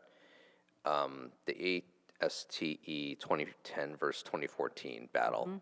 Obviously, if this is to all go through and come to fruition, the 2010 number works, and the 2014 number is very difficult, Correct. like drastically different. So it would be a 2-year, Right. they'd have to go back and look because there's 2 years then of the 20-year grant. Yeah. If it's 2014. And is that a negotiation that is handled and ongoing, or is that like a legislation thing? Like, what is that? That's a So- legislation thing. You need a ruling first, though, or you have the ruling, you just disagree with it. Correct. Yes, well, yeah, we submitted that to the state. The state said we're using what they have on file, which was the second vote, which was the 2014. There is another community that has recently had a similar situation. They talked to their representatives in Hartford, got some special legislation passed to confirm the date. In their case, very similar to yours, it went back to an earlier one when Previous. it had been accepted but hadn't been submitted properly to the state Office of Grants Administration. That was successful. I can't guarantee that you're going to have the same results, but there is precedent here for that rectification of that, Right. that issue. Okay. So I'll try and say it quickly, because I've said it a couple times publicly. I'm looking to move and push and force and manipulate all this into a referendum, right? The council does not have the ability to do that as a legislative body, nor does the government. It has to come from the people. And I have no problem spearheading that or working with others to do that. My goal would be to create a referendable vote so that we could just once and for all bury the 1 versus 2 high school argument and debate. Success of the referendum to overturn the council vote would mean the town wants 2 high schools, and we're going to spend the extra 30+ million, 40 million, whatever it's going to be. So my questions are geared towards the earliest that we could create that vote. You're talking about, we have a meeting later to talk about a potential site. I am completely capable of understanding the conceptual site respective issue and funding and all that other stuff. Like, I'm not worried about that. I'm going to be interested in the timeline for funding or purchasing that site, because that could be one of those, or the circumstance. The other question I have then is on page, it's on the timeline, the first timeline page. So page 20, it says expected for June of 2026, Town Council 3 required resolutions. What are those? Those are just statutory requirements to file a grant. One is authorizing the Board of Education to file a grant. 2 is creating a building committee to oversee the project. And 3 is authorizing at least the development of schematic drawings.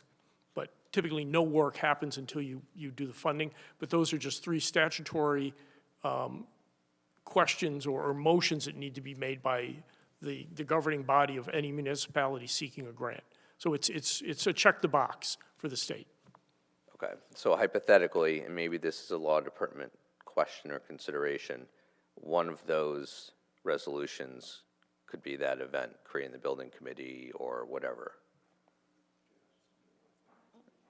Yeah, I think you've got to be attorney's careful approaching there, the and mic. the one question to be answered by the town's legal authority is, once you've set a referendum, you may trigger a blackout period where you can't promote the project or answer questions to the public. Yeah. So you've got to be very careful that you've given yourself enough opportunity to engage the public and have that dialogue before you set that formal referendum. Yep. But again, that's a legal interpretation that every town looks at a little bit differently, so we would encourage town council here to opine on that and Well, to guide town council. I've just dragged one of our town attorneys out of a comfortable chair into a less comfortable chair. That's arguable. The first I think what you're asking is the first opportunity for a referendum, is that what you're asking? Okay. Are any of the 3 resolutions they mentioned? Not the building committee, the vote to support the grant, is that? No, the first opportunity you're going to have is if the council were to move forward with the possible purchase of a property. Okay. Okay, there will be a contract that comes before the town council. If the town council approved that contract to purchase the property, that is the first time that can go to referendum. Okay. If at the same time we do what we traditionally do, which would be also to start the bonding process, that bond is also subject to referendum. Okay. So that's really the first opportunity Perfect. to do that. Okay. All right, great, thank you. The answer to my question for that, that's what I'm going to be looking for later. And everybody can continue the 1 versus 2, we don't need this, we don't need that. I'm just trying to get to that vote as fast as possible because that will get us to where we need to go and we can stop all the arguing. We can be here another 3 hours talking about 1 versus 2, or we could just spearhead ourselves right to this, these points of discussion, have these simple questions answered, and move on. That's where I am, thanks.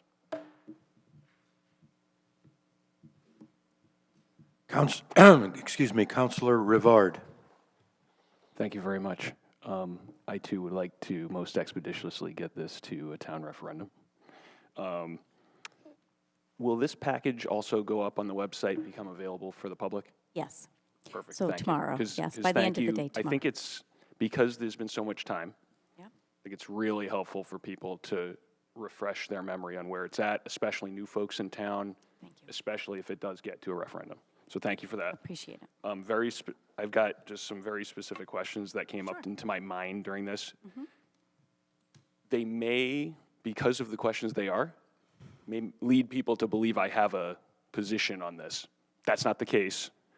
I'm using red teaming, which is something I do in my engineering, company all the time because this is a huge fiduciary decision, whether it's property or otherwise. The 1,600 students, and this is obviously a projection. Correct. In the future. What's the current balance between the schools today? Yeah, so we are currently, actually, if you look at slide 14, it's somewhat accurate as to where we are right now. And so it's a little bit higher than where we are. Lyman Hall is at about, I believe it's like 890, and Sheehan is at about 640, 650. Okay, got it. Thank you. And then one question I've been asked, and I'm kind of just passing this through. There are several educational studies out there that have been done over time that would state the optimal student body size, or ideal, and I take that with a grain of salt, trust me, is between 700 to 900 students.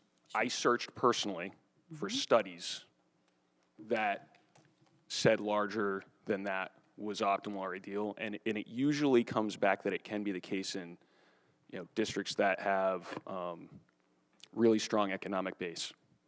Do you guys have any studies that would, could be quoted that would refute those, that we could share with the public or reference? I don't have them handy, but we can look. Yeah, I think certainly. it would be useful to possibly put those in here. And again, this is red teaming to acknowledge two sides of an argument, whether or not you agree with one side or the other, okay? So that relates back to the student body in any ultimate school that comes in. The next question I have, and I guess I could ask it on several charts, but I'll just ask directly. There is no difference in state reimbursement rate for consolidation versus not. And the reason I ask that is in the past, there's been regionalization benefits in different states here and others where you got benefit, incremental benefit on reimbursement for consolidation. How's Connecticut's reimbursement rate today? If you're talking new, I'm sorry, you're talking new to new, two new So let's schools pick- or so one new let's say- school? Let's say one new school of a Lyman Hall. We built one new Lyman Hall versus a new consolidated high school of two schools within the same town. There's no incremental reimbursement for the consolidation itself. No, Okay. there's no additional advantage to that. I didn't think so, but I know there's a lot of, intricacies within those rates. So thank you for that. Let me see. And I'll be done here soon. I was jotting these down as I went. I can't remember what that one is, so I'll skip it.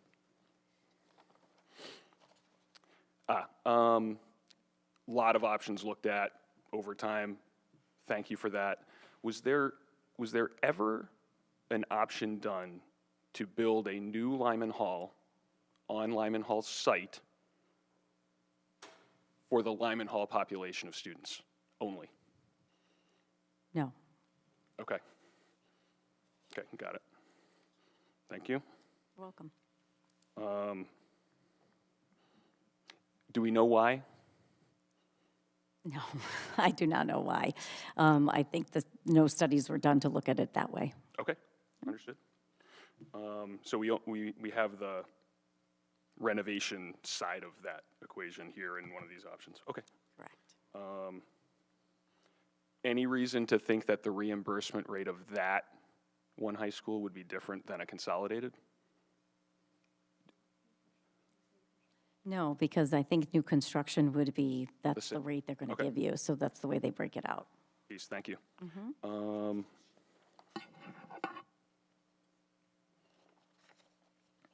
Thank you for the schedules, because I hadn't seen kind of the decision points and interfaces with the council up until now, so I think that's really helpful.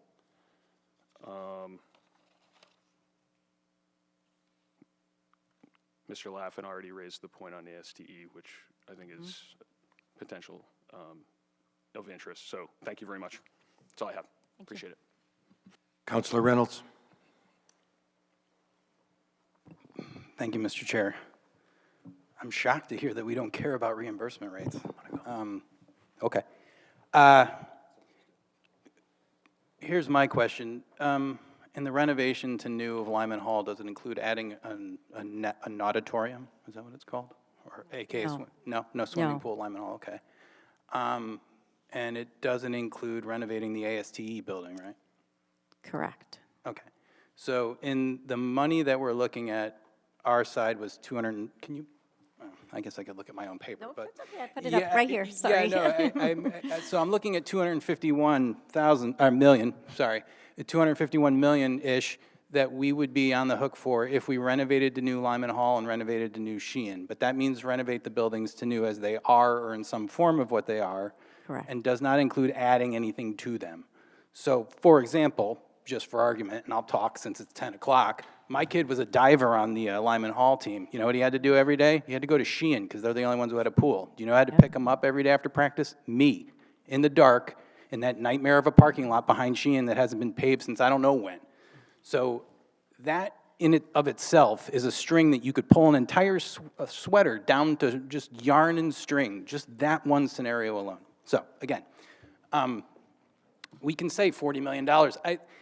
If we want to hold a referendum and we want people to make decisions as to what is right and what is wrong or what is best and what is not best, then we have to do all of this stuff because they need this information. And while I would argue that small schools are better, yes.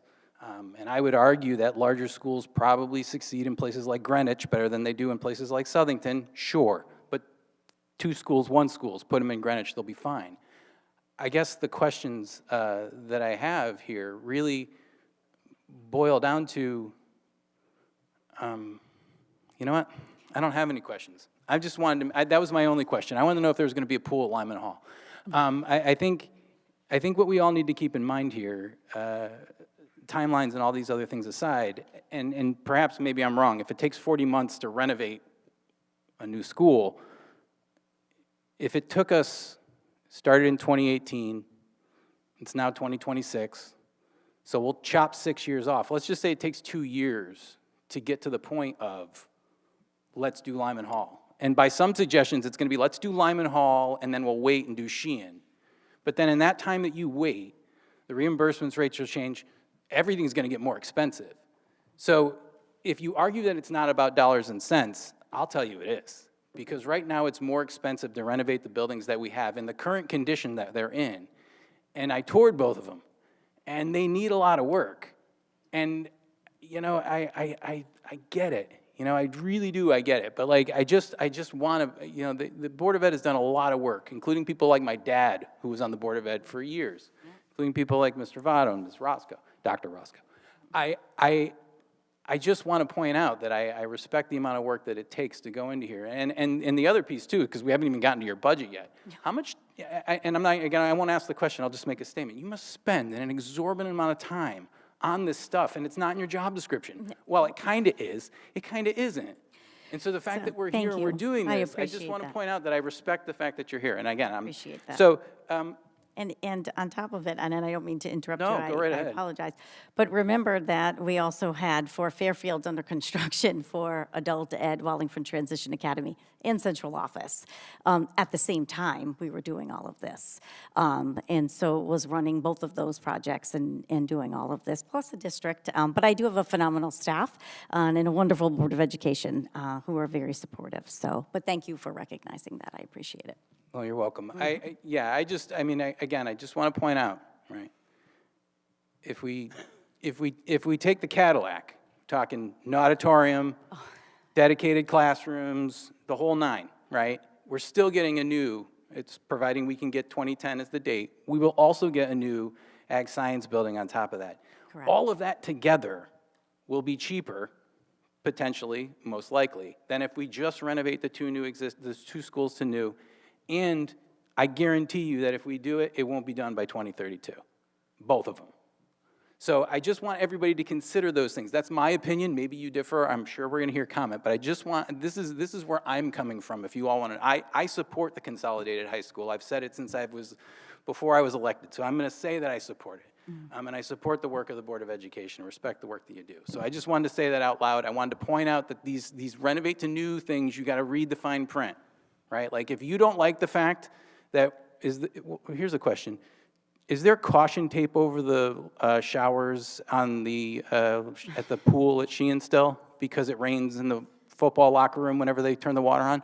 Because it's been like that for 6 years? Okay, so that's case in point. Okay, thank you. That's all my time. Thank you. Councilor Tata. Thank you, Mr. Chairman. Good evening. First, I just wanted to, I have a few notes I made on this, but a couple things I might add, which are some emails and calls I received this past week from constituents. I just think it's unfortunate that we, had this for the benefit of the public and to hear from the public, and it's 10 after 10, and I see people leaving because obviously many of the people here have school-age children, and that's why they're here, and here we are at 10 after 10, which is unfortunate that this is when it's happening. But anyway, a few things I jotted down. I agree with Councilor Fishbein. It's very difficult to ask these questions and be prepared when I don't know what the site is, because I think once we know what the site is, then maybe a lot of this is a moot point or we'd go in a different direction. But anyway, I'm just going to ask my questions based on what we received tonight. On page 4, It talked about the survey that was sent out, I believe, in 2018. And it says how 80% supported some form of significant improvement. But was the question asked on there if people supported a consolidated high school? So if you look at those, so again, Dr. Menzo did these surveys, so I'd have to go back and go through all of his files to see the exact surveys. But based on what I can find and on all of the previous studies, everything's on our website. But basically what they looked at was just those three scenarios. So when they went out, these surveys went out in the electric bill, it was just the way you see it in the scenarios. And so scenario 2 was renovate all 4 buildings. Scenario 3 was renovate the middle schools and consolidate the high schools. And scenario 1 was just do a maintenance plan. So while we didn't have the 10-year plan then, Mr. Deptula had a running capital items list similar to that. So But I don't know the exact questions to be, I'd have to pull that up. But according to this, it looks like the majority did not support consolidating the high schools. So out of the 2,294, remember they went out in every electric bill, so we had 2,294 at that time, correct.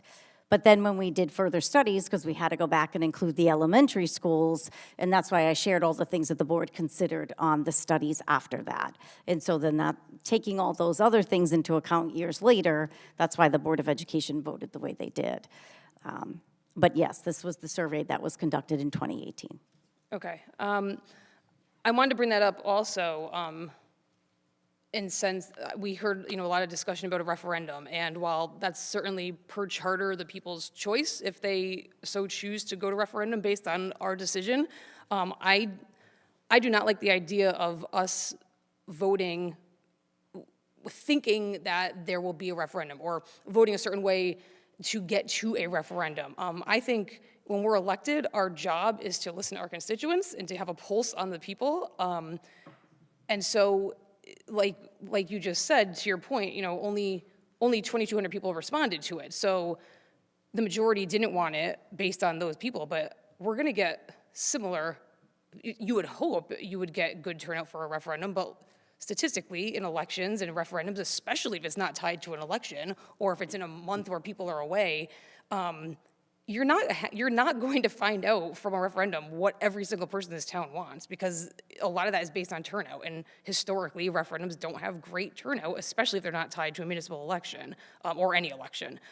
So I just wanted to speak to the referendum point. I hope that everyone up here is making the decision based on what they truly feel is the right decision. And then if a referendum happens, so be it. That's the people's choice. That's per our charter, that's their right. But I'm certainly not basing my decision on a sense of maybe having a referendum. Moving on to page 6. So the enrollment projections. So this worries me because I think the thing we've probably heard the most about on the council the past 2 years, maybe 2 to 3 years, is increased housing in town. It's all the time. We have people coming to present projects that have multiple units. We know that there are large pieces of land that are trying to be sold in town that could potentially have large amounts of houses put in. I am incredibly worried that we could get into a scenario where even if we had one of the farm sells and they build 100 houses, we're in trouble. And now our new high school, our brand new high school, doesn't fit everybody. That worries me because increased housing is something that is being heavily pushed right now in town. So the projection numbers, I get very nervous. And we've been there before in Wallingford where we've closed a school and then years later we have more population. There's a couple of different sites, aside from just, and I'm sorry, I didn't mean to interrupt you, but just from this study that we did in 2022.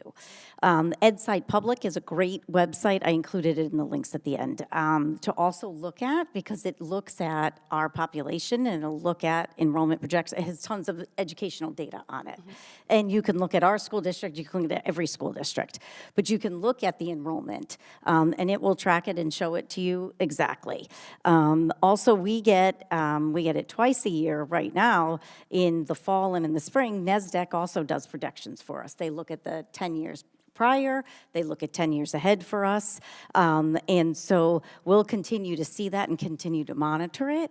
And if this does move forward, we would need to do another study next year if we were moving forward with a grant to just double check all of that to make sure. But do these studies look at land in town? Like, they look at, because we have thousands of acres of land that's, generational, and we know historically, like, generations switch and land gets sold and massive developments get put in. They look at all that, so. Yes. I mean, I don't know how they could know. Peter Protter's studies, his study did, yes, he did, but it was from 2022, and so that's something you can update and look at again. We also accounted for any kind of future expansion, if it's needed, on the particular site with the building, which will come up for discussion later. Yes, and I did point. see that, like, possible expansion, which also I thought was interesting.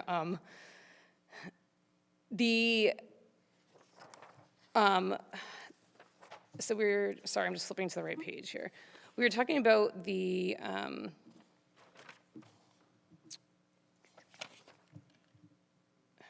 sorry, it's on two different pages, so I don't know which one I want to bring it up on. Okay, the idea of renovate as new. So I know, this whole time I've kind of felt like this is almost a false option, because renovate as new is probably, in my unprofessional opinion on construction, I could see that for Lyman Hall. I don't know that Sheehan necessarily is a renovate as new. Sheehan, to me, I mean, that's our newest school, right? So I think Sheehan could be a basic renovation. We went on the tours of them, and Sheehan was in much better shape than Lyman Hall. So when we look at the costs and the reimbursement rates, could the cost be, an option that's not on here, basically, is renovate to new at Lyman Hall, but a simple renovation of Sheehan, or a basic renovation, or a cosmetic renovation. Is that not an option, or why is that not on the list? We'd have to do a study, first of all, to see exactly what would have to be done in your ed specs to look at that. But, I mean, to renovate the building, there are going to be things that the renovation reimbursement is just renovation or build new. And so then it would look at the study to see exactly what you're renovating and how much of it and what you're changing and what you're doing, and based on programming, what that would look like. But there is a difference between renovate and renovate as new, correct? You could renovate as new Lyman Hall. You would have to do an ed spec based on the student occupant load there, and again, do a study to say, renovating Lyman, is it cheaper to renovate Lyman as new versus building a new Lyman for that population? Yep, okay. If that proved that you could, just looking at Lyman wholly, then the state would support it. Again, doing capital improvement projects at Sheehan, again, the majority of all of that cost would, again, just be, there would be no state support for that. So just to be clear, you can do it. But again, to get renovation status, even if you just do one school, you would have to look at that one school, compare it to a new school of that size and for that population. And, again, but that is not currently the task that was presented to Colliers or that the board voted for. So you would need to develop an ed spec, you would need to do additional study and really look at that in depth to see if that was even a viable option. So then where did the renovate as new come from? If that wasn't part of what you were. Just from a comparative standpoint, even though it wasn't part of our task, we knew the question was going to come forward. So what we did is we just took, we do a lot of renovation projects. We took the square footage costs that we're seeing in today's marketplace and applied that to the square footage of Lyman Hall. That's as far as it went, and then we assumed some site costs based on historical data. There was no in-depth study, but again, it was used for comparative purposes. Okay, so, but that. Councilor Tata, I'm sorry to interrupt you, can I just add one piece of information to that? So one of the reasons why you're seeing it on this really, the most current information in front of you is because it was board member requested. Even though the vote had been conducted and we were focused on consolidation, all throughout the process with the ed specs and everything, it was board member requested. So it remains here because it was obviously to honor the request. Sure. I guess my question is, I feel like I'm not really getting an answer to though. Renovate as new is different in the construction world than renovate, right? So renovate is new. I've seen schools that they did this with. I mean, you're basically down to the studs, you're adding floors, you wouldn't even recognize that it's the same building. Whereas, a coat of paint, new blinds, new lighting, much different.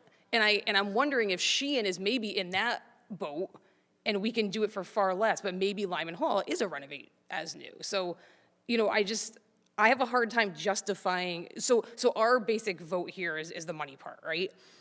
And I have a hard time justifying the expenditures and saying, oh, this is the one is the cheapest option, when I don't know that the one is the cheapest option. So I think if you think, and maybe I don't know if I'm understanding 100%, I understand what you're saying, but I think it's either, in my mind, it's the renovate as new for Sheehan after you do studies and look at the programming, or if you look at our 10-year waterfall plan or our capital improvement plan, a lot of those larger items are on that plan for Sheehan. And I think it totals like $9 or $10 million. I'm doing off the top. It's in my other book, the budget book. But so I think that's what you're trying to say. So, but we're constantly adding and revising, as you know, then things come up. And so to me, those are like quick fixes for things that are happening. And we do maintain a lot of that, whether it's paint and all of those kinds of things. Our maintenance department does do a lot of that work. But I think it would be different than the renovating the entire building. Yeah, okay, thank you. That was exactly what I was getting at. Thank you, I appreciate it. Kind of like what this study said here of just, executing your maintenance plan, basically. Yeah. It would be our 10-year waterfall plan. Got it. Thank you. And I think something else to just take into consideration is if you're talking about renovating to new at Lyman Hall and then just doing capital improvements at Sheehan, that creates an inequitability across town, which is something that on the Board of Education, we really try to keep at the forefront of our thinking, making sure that the education is equitable. And that creates an equitable education for those students. I guess I would disagree, because what year was Sheehan built and what year was Lyman Hall built? So 1971 for Sheehan, and I believe Lyman Hall is 1957. 57, I believe. Okay, so, I would disagree, because I think, if a school's already much newer and in much better shape, But Christine, you see what's going on now, just with one school versus two. Can you imagine they do what you're just saying? It would be, but anyway, I just want to interrupt for a minute. We are here tonight to give you an update. I have to give my name? All right, Mike Votto. I thought we were here tonight not to discuss two schools versus one, not to discuss renovation. I thought it was asked of us to give you an update of what we have been doing so far. And I tell you, if you just look on page 17, it's amazing, the stuff that had to be done. Now, I was on the 11-school renovation committee from 1998 to 2008, 10 years. To renovate those schools, I think we started out, and a few people were around back then, you can help me. I believe it was like $55 million the mayor asked us we could spend. It ended up costing us almost $75 million. Because when you renovate to new, I shouldn't even be talking about this because I'm now contradicting myself. When you renovate to new, you don't know what you're going to find behind walls. And you have to end up doing things that you weren't prepared to do, and they just might not be reimbursable. So now you're going to spend even more money. I just needed to say that, and I just hope that you're here tonight to appreciate the work that has been done up to this point, which is why we are here. And to also appreciate the amount of time and effort it took our superintendent to sometimes slight other things without trying to, because I was with her, to walk around, look at buildings, look at pieces of land, to see what's affordable. We had COVID to deal with. We were told by the town council we had to get out of the train station by April of 23. Or 24, and then it ended up being pushed to June. Now, all of a sudden, we had to look for a place for adult ed. So I'm answering your questions. This is why the order of things happened the way they did, and we were stalled. And that's why perhaps I'm mad we have to wait until 2032. I mean, I won't even be here probably, but I feel like I want you to appreciate the amount of time and effort that went into this. One school, which was decided on by the board, not to discuss one school versus two. That's done. That train has left the station. If you guys want to, when we give you the piece of land to approve and whatnot, and then we have to go to referendum, that's fine. But I think we have already decided one thing, and I just want you all to appreciate the amount of time and effort it took to do all these things, and not just the jobs on that piece of land, but finding it. In addition to everything else that a superintendent has to do, and a board. I'm sorry to interrupt you, but I'm jumping out of my skin here, and I had to just say that. I just want appreciation. That's what I'm looking for. And I could probably say that after 24 years. I know what we've done. I see what people do, and I see what this superintendent has done. And I just want that appreciation. Thank you. Sorry. So back to, all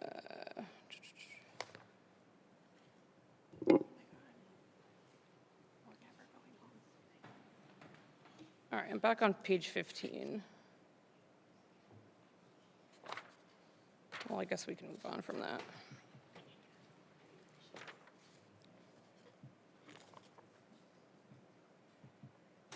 I mean, the reason I'm questioning the renovation and everything so much is because it is our job to approve the money part, and that's what I'm trying to make an educated decision here on the money part, and I feel like, we're up to. I appreciate that. We're up to a $400 million expense here, and if I don't feel comfortable with that, or that there could have been another option, or a cheaper option, or a better option, then, I have to live with that with the people that depend on us to make the decision. So that's why I was hitting so hard on that. Anyway,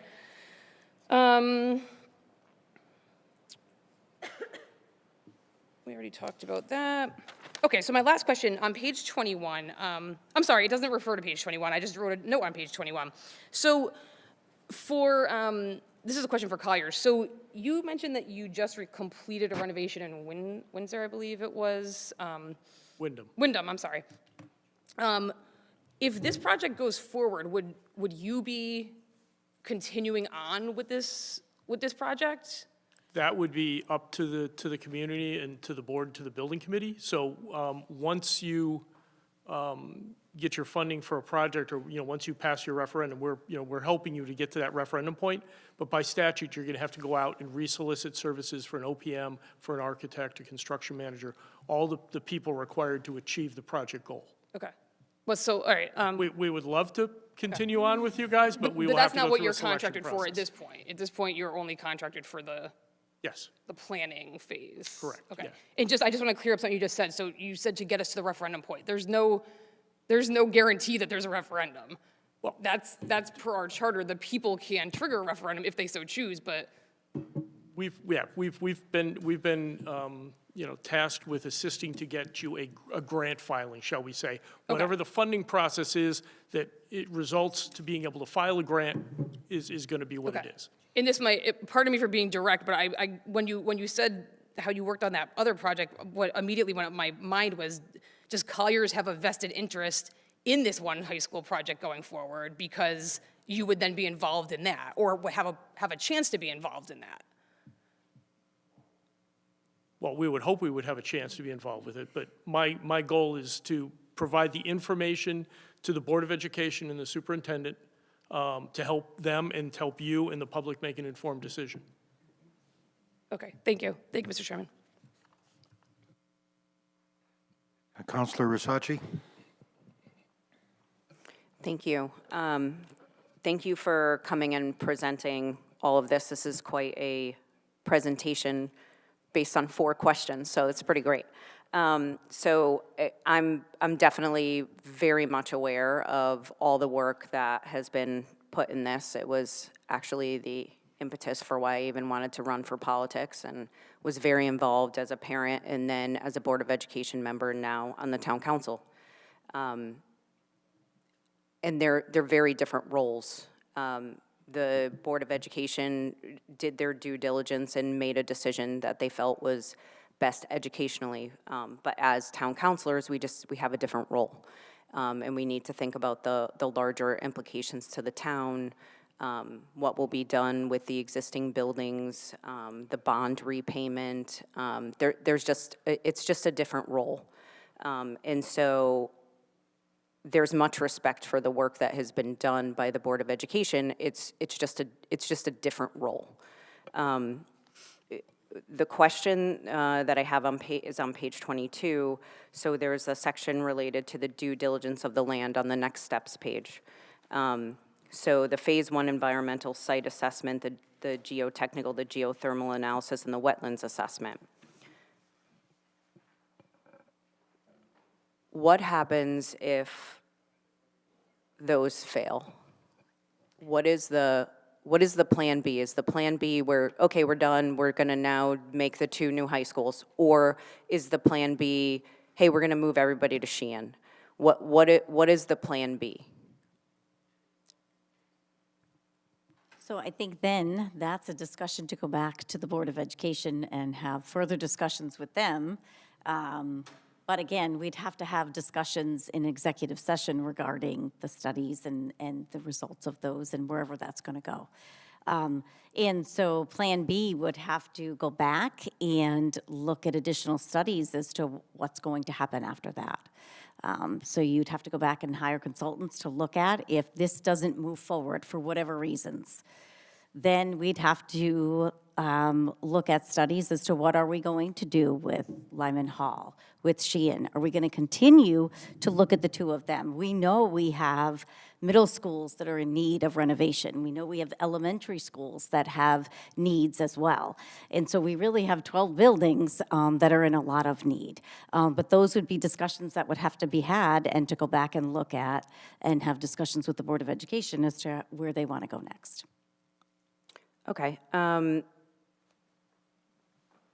Would it not behoove us, especially, it's been 8 years, to have a parallel process, at least of a preliminary discussion of a Plan B, because we know that a lot of land has been looked at, and this is the last viable one. And if it falls through, it's like, oh, we're at ground zero.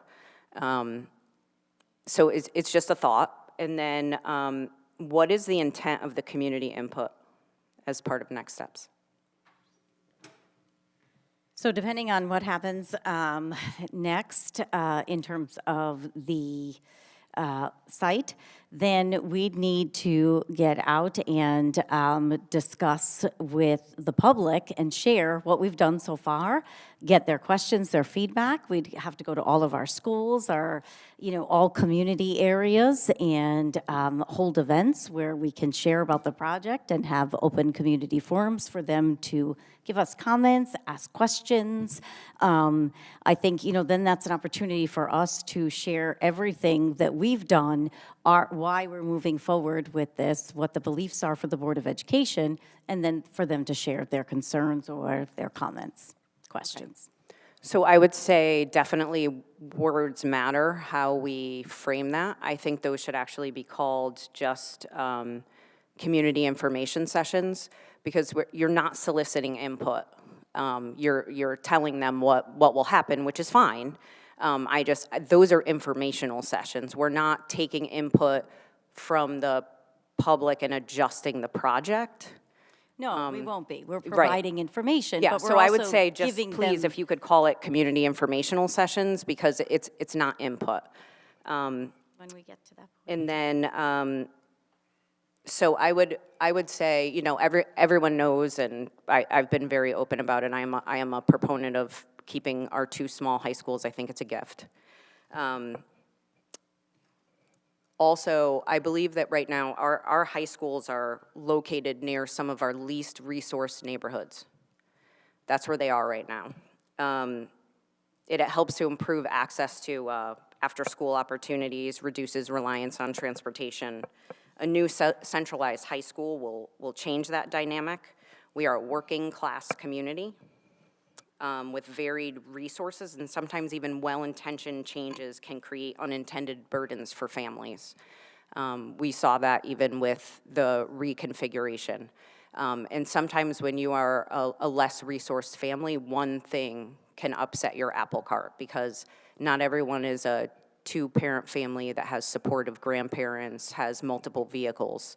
That's just not the way that our family looks. And when you think about the neighborhoods that are around our current high schools, they are our least resourced families. And now they can walk to school and they can get there, and they can be there to, maybe babysit for younger siblings. And that's something that, I think we need to look at. I also think we should be learning from other communities. So Enfield is a comparable town to us, and they renovated their high school and merged it into one in 2017. And they experienced much more complex outcomes than expected. Their projected savings were offset by bond repayment and building repurposing costs, and student outcomes didn't improve. And in recent years, they've had to reduce staffing by more than 70 positions, cut programs including athletics, and including canceling their freshman sports. Their experience does suggest that consolidation alone does not resolve any financial or resource challenges, particularly when the projected cost was $160 million, which is significantly lower than the proposed cost for Wallingford. I just think we have a unique opportunity and advantage of learning from this before we commit. Enfield is a 42,000 person community. We're about a 44,000 person community. I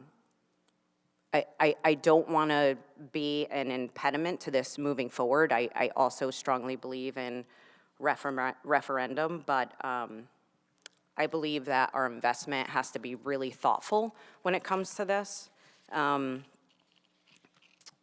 I just, the decisions that we make in this room are really important.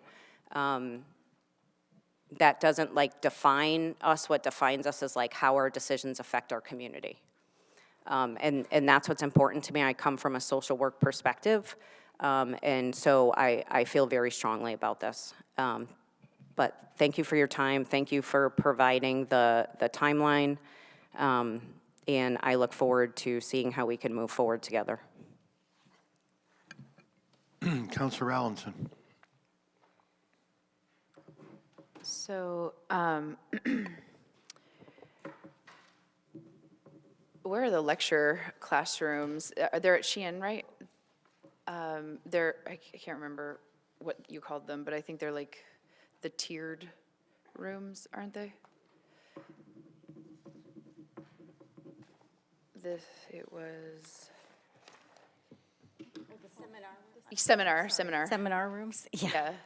Are they at Sheehan? So that was going to be something that we were putting into the high school, one high school. You're putting them in. We were going to, but then I we see. removed them to make more room for them. Would that would be kind of a very large classroom, wouldn't it? Some of them were a little bit smaller, so but we removed them to have more space for the individual classrooms. Okay. To add the 17 ones. When you add the 17 classrooms, does it do anything to classroom size, or does it just basically enable teachers, instead of having a cart and moving around, to have the classroom? So we is classroom the size same as far as size. students are concerned? Sorry. Right. Same size. Okay. Same size as all the other classrooms. We just added 17 at I think it was 850 square feet. Okay.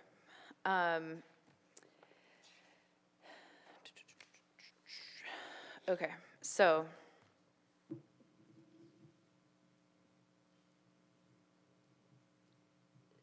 And just for, I don't know if this is me answering a question that shouldn't be answered, but the question on the survey was, would you like to renovate move as new or raise Lyman Hall and put a new high school on that site when the survey was sent out? So that was the option, and I believe that that's why a lot of people did not want that, because there were already a lot of flooding issues and mitigation issues on the Lyman Hall site, as there continues to be with the basements flooding, where we just put in new boilers. So I had the pleasure of touring the very soil-ridden. Lyman Hall and Mr. Corso did a wonderful job leading us through it, and I appreciate you guys offering us that opportunity. I Mrs. do- Allison, there were a lot of, excuse me, there were a lot of other questions on that survey. I know we seem to be concentrating on that one thing. No, I'm not. No, I'm just trying to, I'm not I wanna give concentrating credit on the to the one people thing. in I'm just town. representing that I know what the question was. all right, I just wanted to So- give credit to the people in town. They listed the things of most importance in the schools, and education was number one. So, we were very happy about that. It wasn't whether there'd be one or two schools, No, but when it came to the project itself, those were the three Yeah, options. I get you. So, I mean, I wouldn't have voted that way either. I would have said renovate both as new if that was my option too. So, not that I don't love Lyman Hall, I just think that they deserve a new site. Anyways, I'm going to save my other comments regarding Enfield, where I worked for the past 6 years, and have many friends there who have kids in the school system, so I've talked to them about their single high school project. I am going to reserve my comments for the actual discussion on 1 versus 2 high schools. I see this project as, I see this study as a very well-researched manner of executing a project of this size and scope for a town this size and scope, where we have identified some inequities as far as availability of programming in 2 schools that we might have if we were able to consolidate to 1. I understand the concern around having 1 very large high school. I also think that sometimes when you benefit from being in the side that has more resources, you may see things differently from the side that has fewer. I live on that side of town. It's no secret that I don't have children. I still think that education is the very most important thing, and I appreciate the efforts that are going into this and the continuing efforts to have conversations with us and the community along the way. And I understand why we're in the position that we're in right now. As far as COVID, we could never have planned for that. I'm sure Dr. Menso would have loved to have had all of this done before he moved on. I also think that in an endeavor of this size, this is to be expected. You cannot possibly think that a project of this scope affecting this many people with this much constance, and for the investment to have to last us at least, I don't know, another 50 years. Nobody's going into this lightly. And the only other thing I would say, and before I wrap up, is all of us are deciding based on what we feel is right. None of us are deciding things based on us wanting a referendum. The work that has gone into it, into this project, should remain at the focus, because if we don't continue to do the work, we're never going to find out what we may be able to do and how we may be able to draw 2 sides of town together. My only concern with this plan is the size, the classroom size. I do believe also we've talked more since COVID than ever before about mental health and about burnout. And I'm not saying that, there's a lot more that I could say about classroom size and its relationship to mental health. We don't have unlimited funds, and I understand that you know that, and that's why we've landed where we have. I would just hope that if that ends up being the case, we may find it in our budget to also provide support staff that can handle classrooms of that size and teachers who are already dealing with many students with varying needs and their own needs as well. So I appreciate you. Thank you. Thank you. Okay, Councilor Rivard. Just one last comment, and Councilor Tata, I'm sure you didn't mean to imply that folks wouldn't vote their conscience on any vote. I think everyone will, and as I mentioned earlier, the spirit of my questioning was not to take a side, it's to make the most informed choice, which I think everybody would do here. And thanks for, Councilor Allenson for also, commenting to that point, because I think it's the case. The seriousness in the room, I think, shines a light on how important everyone takes it. Thank you. Great. Okay, if there are no more questions from the council, I'll provide a public comment opportunity. If anybody in the public would just like to make a comment, obviously it's not a question and answer, but you're free to share your views. Please just come up and identify yourself. You've got the time you need. Good evening, almost good morning, I guess. Joe Corso, Lyman Hall principal, parent of 4 kids in the district, or have gone through the district. I'm not making a comment to the council. I've never been more disappointed with a group of adults in my life with this entire process. This is ridiculous that we're still here talking about this 10 years later. I'm going to talk to the parents. I've been in these meetings with most of the same 10 people that are coming, and we disagree, but I appreciate the time and effort you've put in.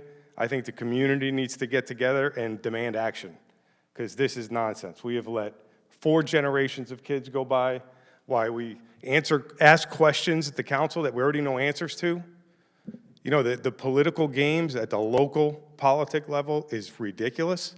Like, we know the answers. We're mentioning things that you've all asked before.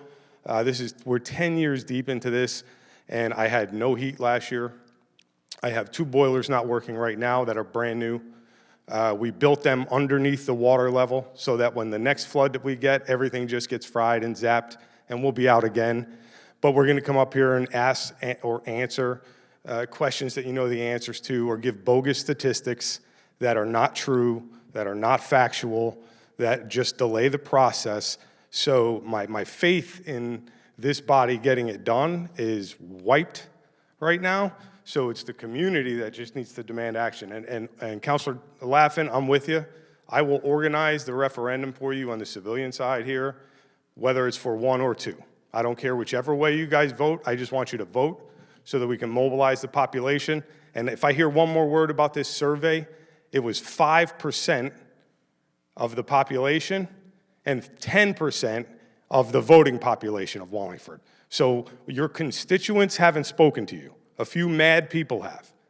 The constituents are out there. They're not a part of this, but they're going to be when we make a decision that costs them $40 extra million for whatever reason that might be. I am clearly for one high school.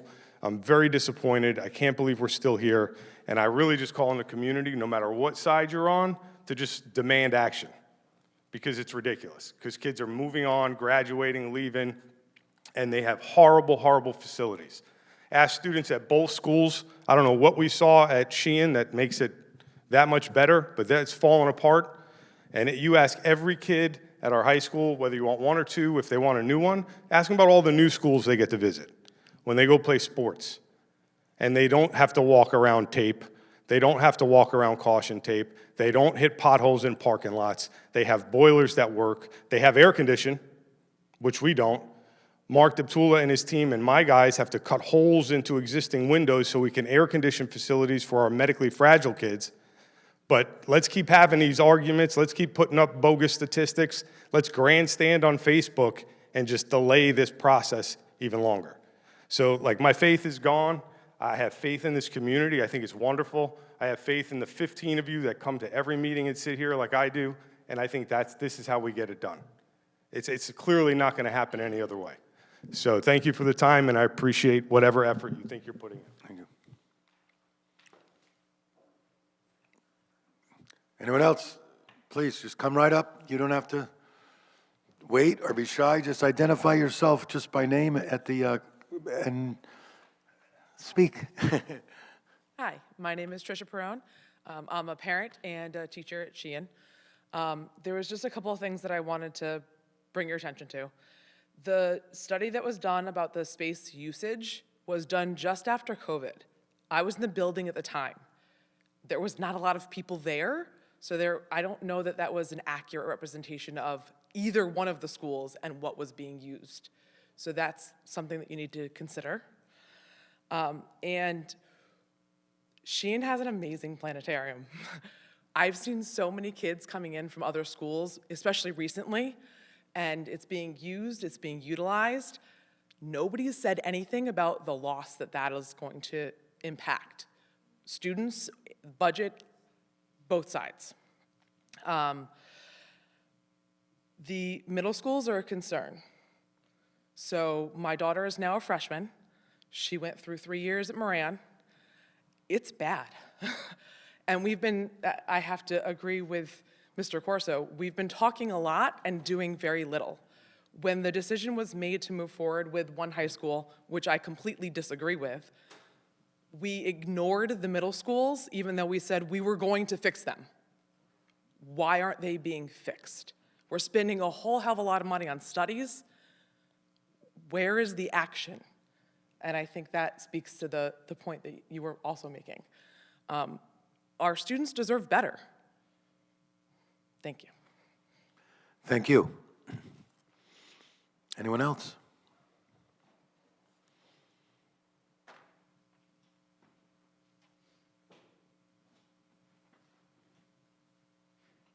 Everyone, Casey Camary, South Main Street.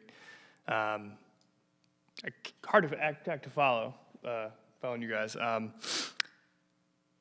moved to this town in 2018 when the one high school recommendation was made by the board. I had no kids, and I was really excited that they would be attending a new high school. I now have a 5.5-year-old, and I'm not sure whether she will attend a new high school.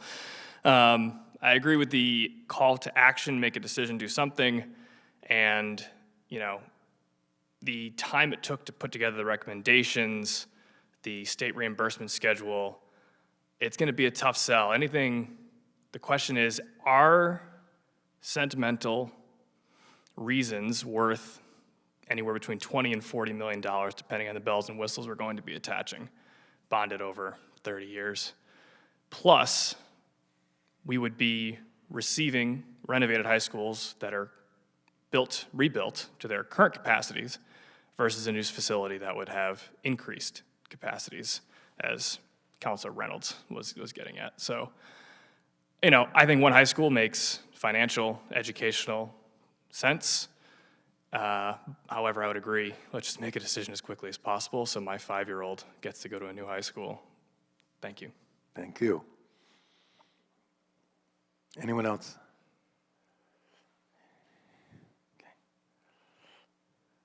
My name is Madison Perone. I am a freshman at Sheehan High School.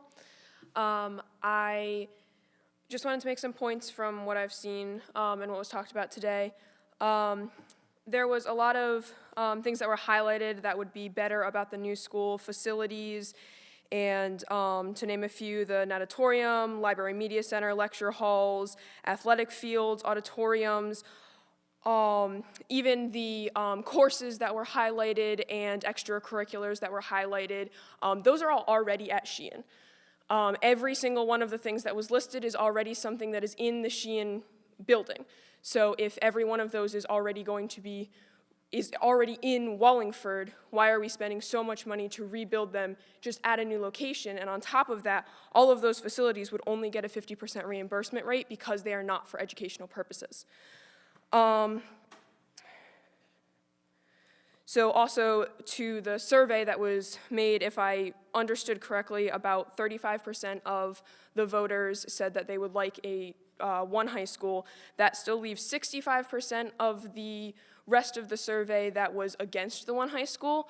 And this project is obviously, the taxpayers are going to be funding a lot of this. I just wanted to bring up how much is that going to increase taxes in the town, and obviously I'm not really affected by that, but I still know that is a point that should be brought up for the public to know as to how much that is actually going to impact them.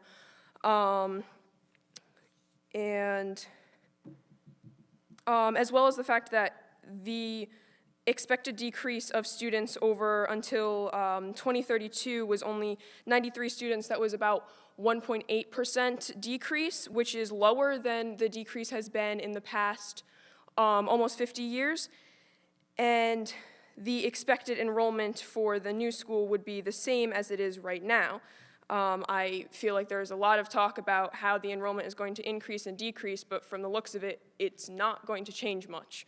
And to what my mom, who just spoke on, and what Ms. Belizzi said, the middle schools have been severely neglected since we started this. It seems that pretty much everyone is in agreement that the middle schools are going to be renovated regardless of what happens with the high schools. So I would just like to put out there that it might be possible to start renovating the middle schools without doing anything with the high schools, regardless of what happens. If the middle schools were to start being worked on before any thing happened with the high schools, especially if the high schools aren't expected to have many things happen until 2032, the middle schools have holes in the roof that leak every time it rains, rodent infestations, issues with heating and AC, and all of that is not being talked about because we are so focused on the high schools. And I went through 3 years of Moran, and I know there is issues there as well as at Sheehan, but if we can do something with the middle schools before with the high schools, at least we would be doing something. Thank you. Thank you very much. Well presented. Anybody else? Okay. Well, I appreciate the call to action. I can only speak for myself. In the role I now have, I will be doing everything in my power to drive this process forward as expeditiously as possible. And I guess we just have to take a wait-and-see attitude on that. But I thank everyone for being here. I know there's a lot of people watching. I hope you got something from it. And we will be talking about this, I'm certain, again very soon. So thank you. And at this point, we're just going to move right into the Board of Education's budget workshop, which we can't underplay.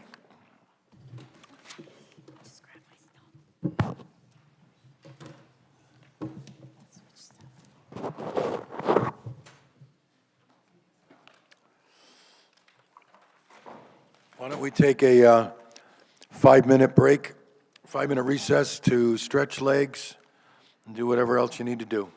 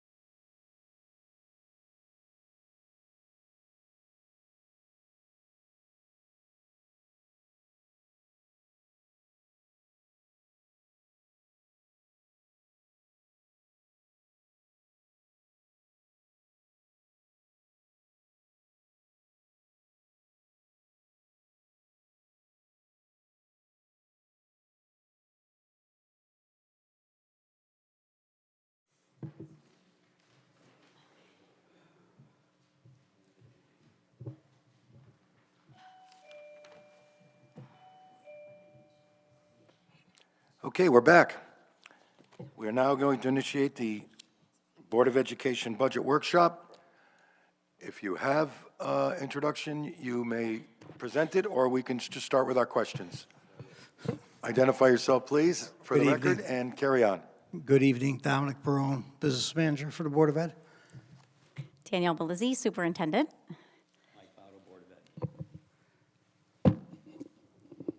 Okay, Do it again. Mike Votto, Board of Ed. all right. Good evening, everyone, again. So in front of you, you have the budget for the, or the proposed budget, I should say, for the 26-27 school year. So as we've talked in the past, these You're not are. connected to the Yeah. screen. Oh.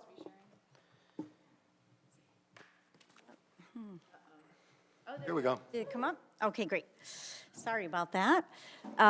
So as we've talked about in the past, there are some overview budget drivers that really kind of drive the budget as we start and put it together we start in October, and we move through, present it to the board in January. They approve it by the end of February. We present it to the mayor in March, and then we are here for April. So we look at enrollment, we look at all of our sustained services, our projected revenue from our grants and preschool tuition, and then our strategic priorities. So one of the things, as we've talked about a little earlier, is we take a look at our enrollment. We take a look at where we've been and where we're going. So as you can see, our enrollment is declining from year after year. You can see that from 25-26 to what we're projecting for next year, there is a drop in our enrollment. If you take a look and see then from there with our special education, you can see we're projecting a little bit of an increase. We did have a little bit of a dip, but you can see that we're having an increase. And same thing with our 504 population that we're projecting, our ML students, and our free and reduced lunch is also increasing. So while enrollment overall may be decreasing, the needs of our students are increasing. And so we are very fortunate with all of the support staff that we have currently, whether that be for academics or social emotional, but it does need additional staffing and resources for the supports of our students that we have. So as we developed this budget, we always look at our contractual obligations. So we've looked at we have 9 different unions that we look at. And so our administrators, teachers, paraeducators, as they are shown here on the screen. For our administrators, they've had step movement that we had to account for and a 2.5 GWI increase for the ones at top step. So that will give us a budget impact of $52,000. Our teaching staff, you look at, we've broken it up there. We do have a new contract that'll be starting this next school year. And with the GWI increases, that will be roughly a $1.6 million impact to the budget. Paraeducators, same thing with that contract. There's a 1% GWI in the steps, 2.5 at the top step. So we'll see a little bit of a decrease there in its impact to the budget. And then when we look at our nurses, the same thing. Slide 7 shows the rest of our staff. We have clerical, custodial maintenance, our information technology, and our managers. Clerical has a budget impact of $192,000. Our custodial maintenance for their contractual increase will be almost $161,000. Informational technology is almost $15,000, and our managers is almost $3,000. When we looked at our sustained services, we looked at what we've had, what we have in terms of staffing. So when we look at our curriculum department, we have 6 curriculum coordinators currently.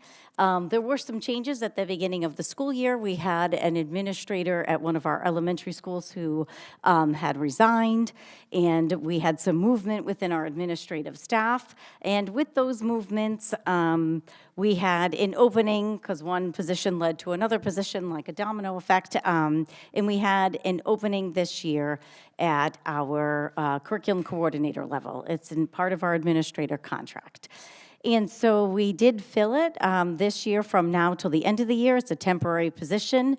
But then in the budget process, we decided to kind of restructure and rebroaden the scope of their responsibilities. So we did reduce one of our curriculum coordinators this year. So that's one less administrative position that we have. We will have 5 with our restructuring, and we are moving, of the 5, 4 of them to 12-month positions. And I say 4 because one of them is already at 12 months. And so with that, we're still having a savings of $105,000 with that restructure and the reduction of one position there. We are adding to department head positions, stipend positions for electives to support the secondary coordination, so one humanities and one in STEM. That will be a $13,000 impact to the budget.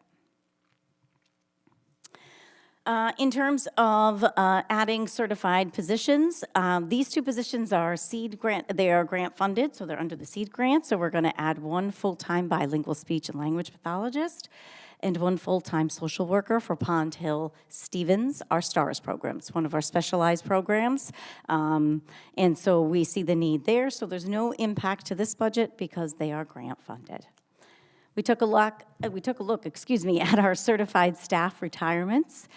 So we have a budget savings there of $265,000. And we also looked at our certified staff severance benefits, our costs that we have to pay out, which is $340,000. Again, contractually, obligations. We are at central office now. We have moved to 4 Fairfield, and so we have added a full-time custodian to that building, and that is an impact to the budget of $63,000. We looked at our non-certified staff retirements, and so there it's a savings of $73,000. And we've looked at our severance benefits costs for our non-certified staff, and that's a cost to the budget of $183,000.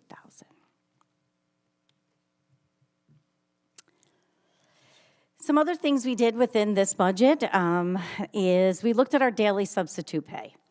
So currently, our rate is $110 a day.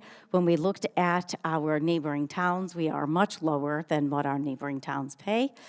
So we have proposed to increase it to $120 a day to be a little more competitive with our neighboring towns and to fill our open positions.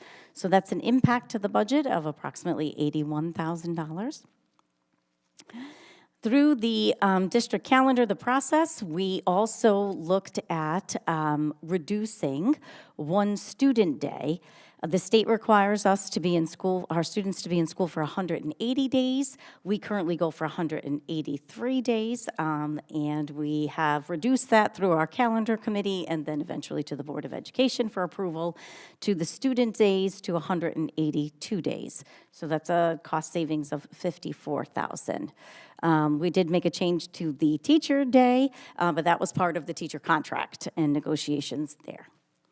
We also had an impact from the minimum wage increase. So as you all know, the wage increased from $16.94 per hour as of January 1 of 2026. So that's an impact of $22,000. Something else we looked at was, as we always do, health insurance up on the top. So when we started this budget in January, well, our planning prior to that, in our meetings in collaboration with the town and the town personnel department and the mayor, we were originally projecting a 10% increase for our health insurance. As the time went on, it is now down to 6.5%, so we did revise our budget to indicate that, so we left both of those there just so you could see the difference. In terms of transportation, this coming school year, the 26-27 school year, will be our last year of our specialty contract. It's a 5-year contract. We'll be in year 5. So you can see what the increases are here for our transportation rates and for the buses that we have. So there's different percentage increases for the full, the mini, in the in-district vans. Maintenance, indoor air quality, it's a state requirement.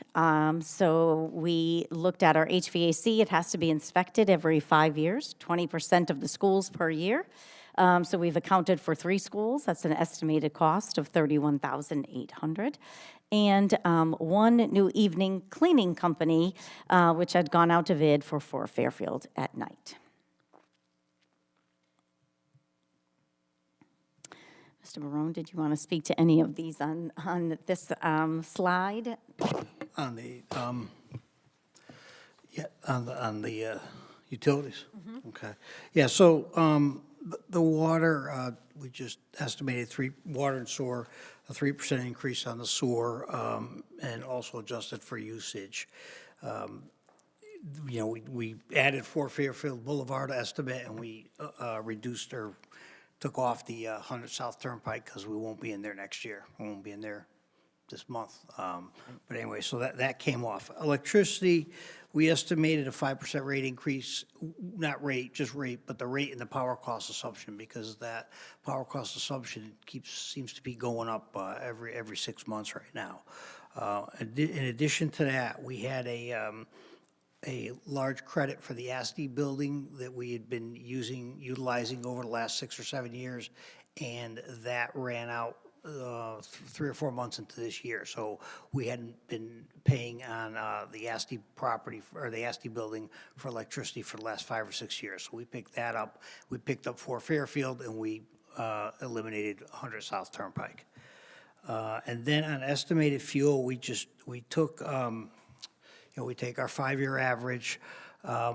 Unfortunately, we are not locked in on the cost on the oil. We estimated it at $2.38, and then Venezuela happened, and now things in the Middle East. So we are obviously not going to lock in right now. We're going to we're going to wait and see. Hopefully, it comes down, because it just took off right before we locked into it. And then on natural gas, it came out to about a 10% increase based on both an estimate for a little bit increase on the price, and also some consumption, because we added a bigger building, and we removed the 100 South Turnpike. We weren't able to get great data on the natural gas because we only owned the building for a few months, so we've been, we're building the data now. We have finally now we have about a year or so's worth of data, maybe a little more. But again, we started this whole process in October, November. Okay.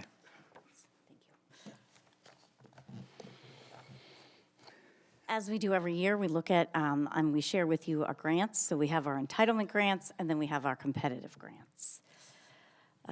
So these next 2 slides just basically illustrate from the program, the type of grant, the details of them, and then the estimated income.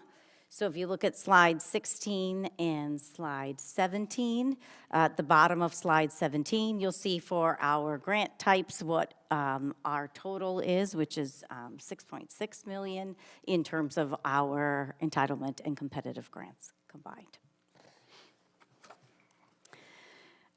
If you look here, we have, again, just another slide to kind of take a look at it. If you look at for 25-26, we've applied for 8, we've received 8. And again, the financial awards that go with it for 25-26.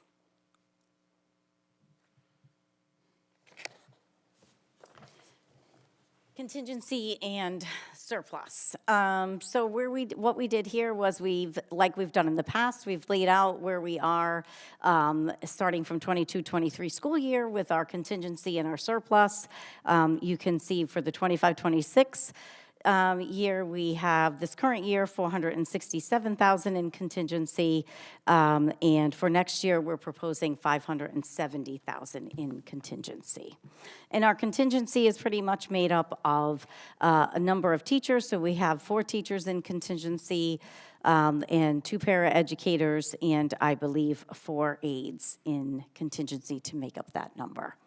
And the reason why we have that many in there this year is, as always, we're always looking at enrollment, and we're looking at our, especially at the elementary level, we're always looking at class sizes as we move from one year to the next.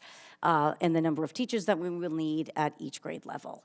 And so keeping with the guidelines, this year we're finding that for projecting for next year, we are right up at the top. For K2, it's 21 students in a class. For 3 through 5, it's 23 students, and then 6 through 12, it's up to 25. And so we've noticed every summer, as we always do, because we watch it every week over the summer, it changes dramatically. And so we have staff in there in case we need to add additional staff over the summer. 2%. So this is a breakdown of what's an overhead breakdown, I guess you could say. It's not as specific as what we always share at our operations committee meetings, but this will show you exactly what's in our 2% currently and what buckets they are in. So we have our special ed contingency. Unallocated is $213,000 right now, and that is because we have just moved our energy. We had money saved for our energy study, but then we moved to Energia, so we've just now moved that money out of one bucket to another. We have our security money in there, project-based, and then what we have in there for equipment.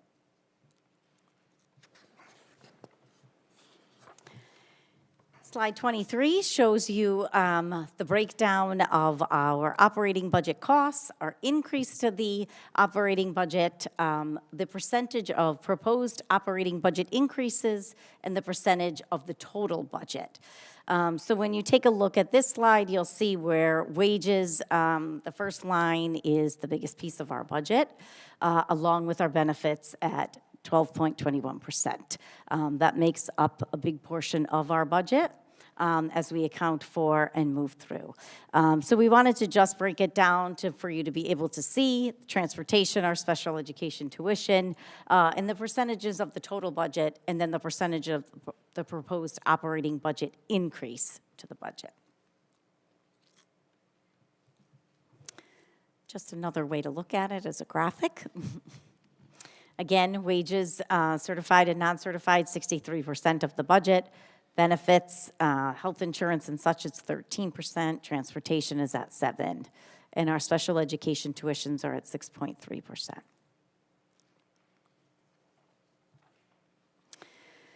Sustained service, we started this, I think, last year or the year before, breaking it down. We had received some questions about it, so now we kind of just include it as we move through. Our general education versus our special education, it gives you the financial cost and the percentage of our budget. So general education is at 70.7% of our budget, and special education is at 29.3%. So this gives you our sustained services budget request, an financial increase over last year of $3.4 million, a percentage increase of 2.795%. And I just shared with you on the bottom the revised piece because of the change in the rates from the insurance from when we started to where we are now.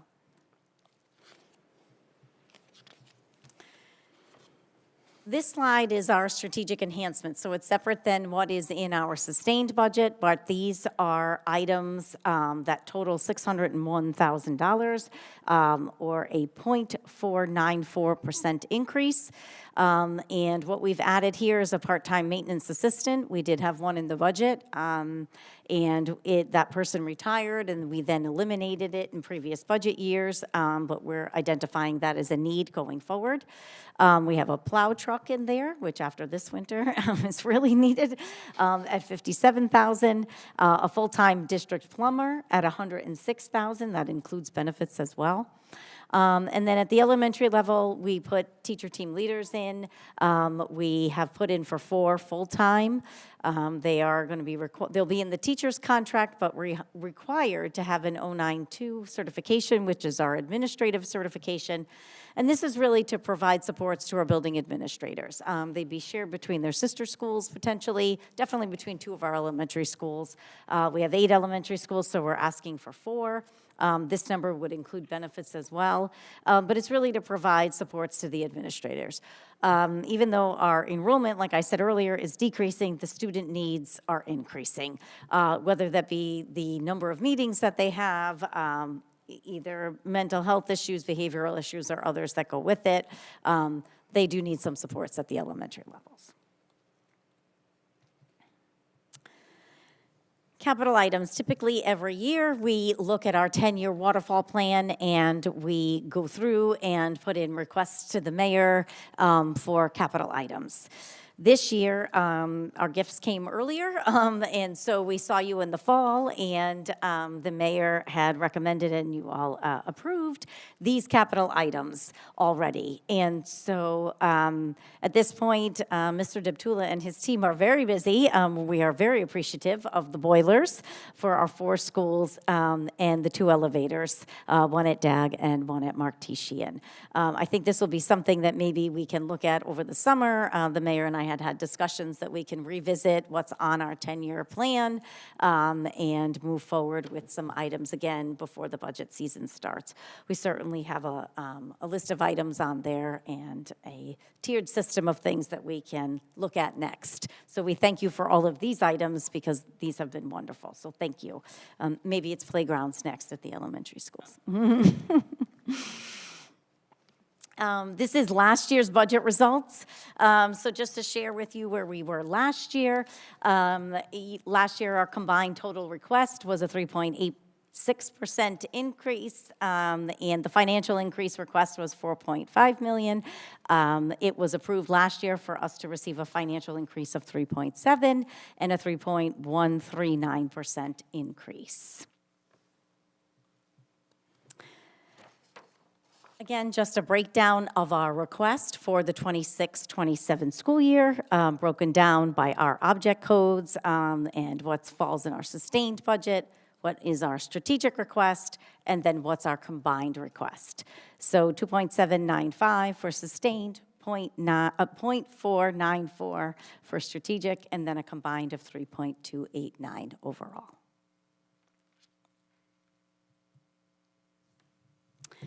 And this is our budget request and what the mayor has allocated for us, his proposal.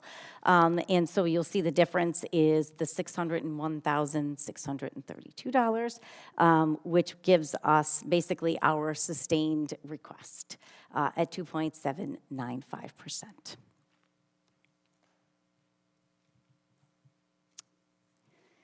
Questions?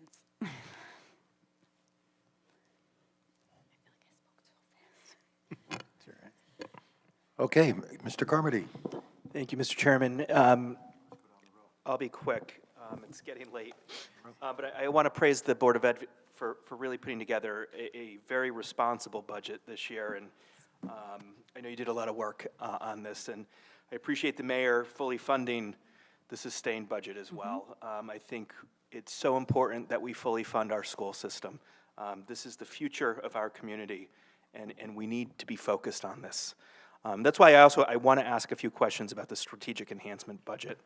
So this maintenance assistant, that's district-wide? Do they go school to school? District-wide, correct. And they just handle any maintenance-related issues? Correct. And in the past, the position when we had it was really an assistant support to Mr. Deptula, so the director of facilities, and a big support in terms of writing bids and helping to organize all of those things in the big projects, but providing supports to Mr. Deptula, who and then you wanted to hire a full-time district plumber. Do we not have that?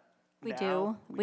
But with all of our new wonderful boilers, it would be nice to have another plumber on hand, especially for some of the other issues that we've had this year. And is this plow truck replacing an older plow truck or adding Right. to? We have a fleet of, is Mr. Deptula here? Did he leave us? He did. He's I talking. think he's it's okay. It would be replaced. How many do we have, Mark? I think the total number is, I think there's 5 trucks and there's a dump truck. Please, Sorry. you just identify yourself, and then we have you on record. Thank you. So our oldest plow truck, I believe, is 18 years old. Our oldest service vehicle is 25. They're way past their expected life expectancy. So, I mean, we need to start replacing parts of the fleet.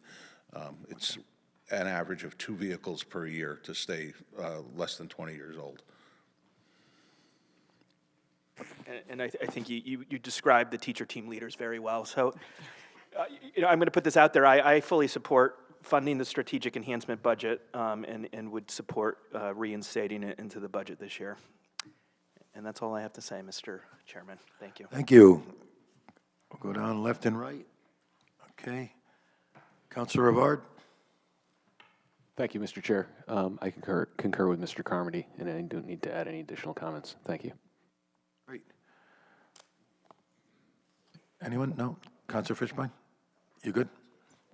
I know I'm going back and forth. Councilor Rosacci? I also echo Mr. Carmody's sentiments, but also wanted to ask, can you talk about the cuts that have been received in the past several years, and what the total, if you know, off the top of your head? I think I have an idea in my head of how much it is over the past, let's say, 4 fiscal years. Correct. Last year, it wasn't as large of an impact, but the year prior and the year prior to that, it was almost $3 million each year. So it was probably like in a total of around $6 million. Am I correct? If I had to, I'm estimating because I don't have it up in front of me, but it was at least that. Yeah, there were 2 years in a row when we had some large cuts. Okay, and so I know how that affected the school system. Was like a loss of instructional coaches, paras, not replacing positions, nurses. The STEP program was combined. We lost some music. We lost some Spanish. And we have teachers going between elementary schools. And so it's not invisible cuts at all. No. And so when we have flat funding, which we actually haven't had, this is the first time where the full sustained budget has been funded by the mayor. But to say like level services is like really misleading, because it's really not level services, because flat funding actually reduces the services in practice. And so that's what we've been seeing over and over again. So there's been like staffing pressures, there's larger class sizes as you've put more money in your contingency. I know you're still under where you're supposed to be, but they are larger classes. And we're deferring investments. So we've had a slow but consistent erosion of capacity in the schools. We've lost some services. We lost career counselors in the high school. There are things that we can actually point to. We also are dealing with the ECS grant with the state. And can you talk about the underfunding there? Well, so the ECS grant or the excess cost grant? I'm sorry, actually, the excess cost grant, Because I was but the gonna say, ECS grant, I know, is still at It's flat- it's been flat 2013 funded. levels, It's been which flat is, funded yeah. for, I don't know how many years, I think. Since yeah, just- 2013, and I think it's 11,000 per student, whereas we're at like 22,000 per student, so it's nowhere near where it should be and underfunded. But yes, excess cost. So the excess cost, you know, it was, the state had made a effort to increase the reimbursement rate, and it was based on, I think they had 3 categories, you know, based on the wealth of the district, and I think we were in the middle category, and I believe it was supposed to go up to about 85%. And I think they just didn't budget it correctly, so we had, you know, it was in the 60s, high 60s. Although last year, I believe they made an additional appropriation for us at the end of last year to try to get us there, but I think we're expecting it in probably the high 60s is, I think, where we're expecting to Same get for this year? reimbursed. Correct, yes. Okay, so we're about 20% underfunded as our special education kids increase. Yeah, I mean, could also say 40% because it was supposed to be 100% funded. I mean, True. I don't, you know, Yeah. but I don't believe it ever was at that level, but that was the goal. Okay. I am in full support of putting back your strategic request. There is so many teacher supports that have been stripped. And to have these teacher leads, I think is extremely important to support both the teachers and the administrators in the elementary schools. We can't keep stripping away teacher supports. You know, I think we're a little bit below the state average in teacher turnover already. And so continuing to strip away teacher supports is a really poor decision, I believe. And then lastly, I would say, if we continue to underfund or flat fund, we're choosing the gradual decline of our school system, and I don't support that at all. So thank you for the work that you put in for this extremely lean budget, and I fully support funding you completely. I appreciate that. Thank you. Thank you.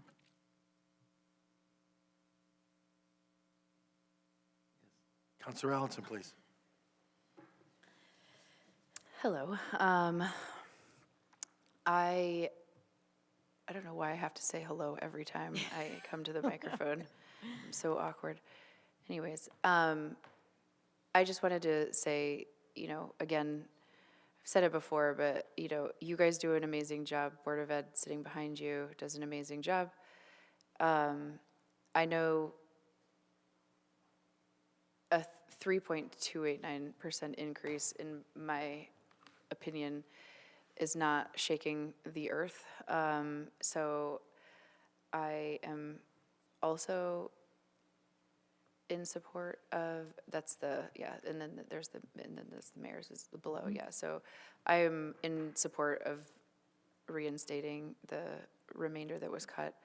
I think, you know, we've talked a lot tonight about talking about the future of the town, and the future of the town is in the students. And if we don't support the students with the services, the you know, social, emotional, and staff that they need, in addition to the buildings that we talked at length about, I think that we're doing ourselves a disservice.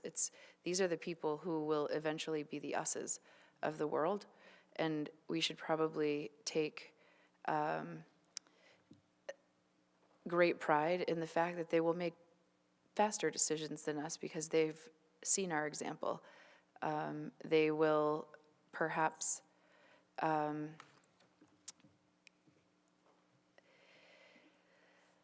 be better resourced for the fact that somebody has made it important and imperative that they get a solid education.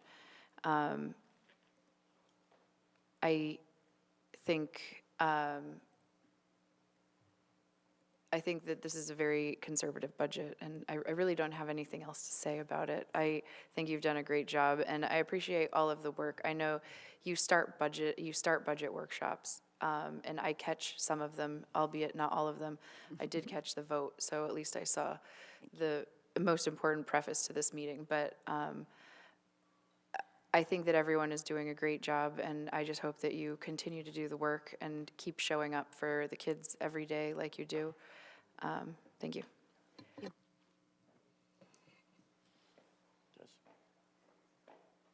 You're good? You're good? Anyone else? Okay. Thank you. Oh, hold on. Cafeteria fund. Gonna do cafeteria. Yeah, we still have to do the cafeteria fund.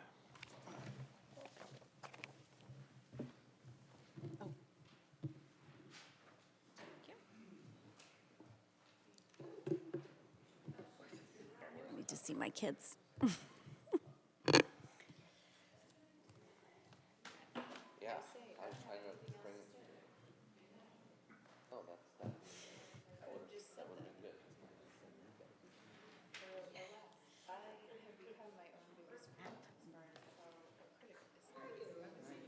My kids. Are you alive?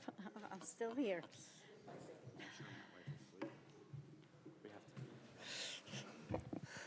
All right. So I just handed out the cafeteria fund budget. And so what we are projecting for next year is approximately $15,000 deficit for the whole year. And that's, I'm sorry, I didn't give you copies. That's, we base it, projecting it based on our sales for this year for a couple months, and we just project it out for the rest of the year. If you're looking at the last column, the operating income is the piece I'm talking about. It says minus $15,055. There's also capital equipment expenditures, but we're not factoring that into the P&L, if you will, because those are investments that we're required to make. When we have a profit, we have to have a certain amount. We're allowed to keep a certain amount of the profit, and some of it has to get reinvested back into the program. So that's why I'm distinguishing those two. The assumptions that went into this are really, we're expecting a normal year with no emergency feeding or ancillary USDA programs that we've experienced. Well, I think they ended last year, but during COVID there were a lot of different enhancements that we received, and it's based on the number, the averages we had when we started putting the budget together. As far as revenue assumptions, we anticipated some small increases in the federal reimbursement rate for the breakfast and the lunches. We are not raising the price of meals for next year because we talked about it. We decided we were not going to do that. And it assumes no increase in the state funding. We get the healthy foods grant, and we have the state matching that we get. The food costs they're estimated at 46% of revenue, and assumes the paper cost is 4% of revenue, and then the personnel costs are basically based on the contractual agreement we have with it's primarily the food service workers union, which has a 2.5% increase across the board for those employees. And it also, it assumed an increase in the medical benefits. And the other direct costs are based on the, historical and estimated averages.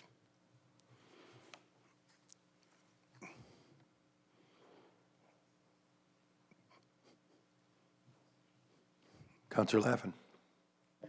The miscellaneous line, just curious. A couple years ago, 23,000, then 10,000, 37,000, 76,000 this year is forecasted. Do you actually have something in mind for there, or that's kind of a contingency extra area that may flush out to where you don't run in the red? I'm sorry. The miscellaneous line down under expenses, it's a couple lines up from the actual end. Yeah, I mean, I think that's where we're putting in some of the capital items, is what the 76 Okay, is. so in addition to above that, where it says maintenance, parts, and Actually, equipment, that goes from 30,000 to 81,000. So then the other 40,000, that's also capital? No, I actually got it. I'm gonna have to get an answer on that. Okay. From food service Okay. director. Yeah, because that is what I said, that it was part of the capital is incorrect. It's part of, that's up in the operating line. So I will find out what makes that up and the variation of it. Okay, thank you. Counselor Fishbein. Hey, Dominic, how are you? Good, thanks. How you doing? I know it's late. Tired. Yeah, I hear you. I'm looking at that capital equipment line. It appears that for the most part, at least looking at the trend, that your expenditures for capital equipment were, we'll say, in excess of $200,000 pretty regularly. Correct. And I guess at some point, because you're dealing with kitchens and that kind of stuff, you have like a brand-new oven, so oven's gonna have a life of 5 years or maybe even more on a commercial. So is that the reason why we get to the 78 this year, that you've replaced so much stuff that is really not a need? No, I think it's really more of the fact that we had larger profits, so that, and we had a larger cash balance. They look at the cash balance, they look at it, X number of months that you need to operate, and there's a formula. And then we look at it, a few years ago, we bought a couple vans, because the vans were, the two vans we had were very old. So it's really more of, how the year went that we have to file for. And also, sometimes we're not able to buy the equipment right away. We have to wait, and so it may flow into the next year. No, I'm just looking at, last year it was 293,000. Yep. This year it's 78, so dramatic decrease. And I'm trying to figure out, do you have stuff that needs to be replaced? Because what I don't want to see is the following year, because you only did 78 this year, right? We get to 400 because we did something. So I'm just trying to figure out your needs here. The needs are, we always have needs, because, we've got 12 schools and a lot of equipment, but, we're trying to hit them, as we go along, and that's what we felt, what we felt was the right investment amount that we could do. So that doesn't mean that the walk-in freezer at one of the schools can't go bad, but, we just could anticipate so many things. Yeah, no, I got it, and I'm gonna, defer, don't want to micromanage, but if we compare last year, right? You at least projected $293,000 with a loss of almost 400,000, right? Yeah. So that was acceptable. And now we only have a capital expenditure of 78,000 with a loss of 93,000, which, is almost a zero, right? So you could say all of your capital expenditure is going right to the bottom line, which is a philosophical difference. Yeah, but I appreciate what you're saying, but, just understand that the 293 is driven by the year before, okay? And if we went back 3 or 4 more years, you'd see a bunch of zeros down there, because we really, before COVID, we just didn't have the capital. And then when COVID came, we with all the free, everybody ate for free, we had some good years, and so now we've been buying stuff. So once again, don't want to micromanage. I see an opportunity there that it doesn't appear like is, because you could easily put a 1 in front of that 78,000. Sure. And be right in line with where you have been traditionally. So I'm looking at the sea change, and once again, but thank you. But I think that, the difference is when you look at the operating income, you're seeing, in '24, we had 400,000 operating income. Then we went to 50, now we're in the hole, we're projected to be in the hole this year. So it is, the operating income's the line we base that on, not the bottom net profit loss. Well, and I appreciate that, and which. That's the way the state makes us look at it. It's not something we're, deciding to do. Which begs the question, and I know you were already asked and a decision's been made, but, I fought up here for years about raising the meals by a dime. And we looked at how much money you could make on that. So I'm not going to pound that here tonight, but I appreciate the exchange. No, but I would also just add, we look at it every year, and, there is an impact, because theoretically we'll sell less meals, and we also got to break it out, because a lot of the revenue would not be impacted, because it's based on what the government, it's the free rate. So, we could raise our price, but whatever the government's giving us for the meal rate is what we're going to get for those kids, which is it's probably 25% of the sales at least. But I did hear that for years, and then when it got raised, there wasn't that much of a change. that's good. I mean, yeah. Okay. Thank you, Mr. Chairman.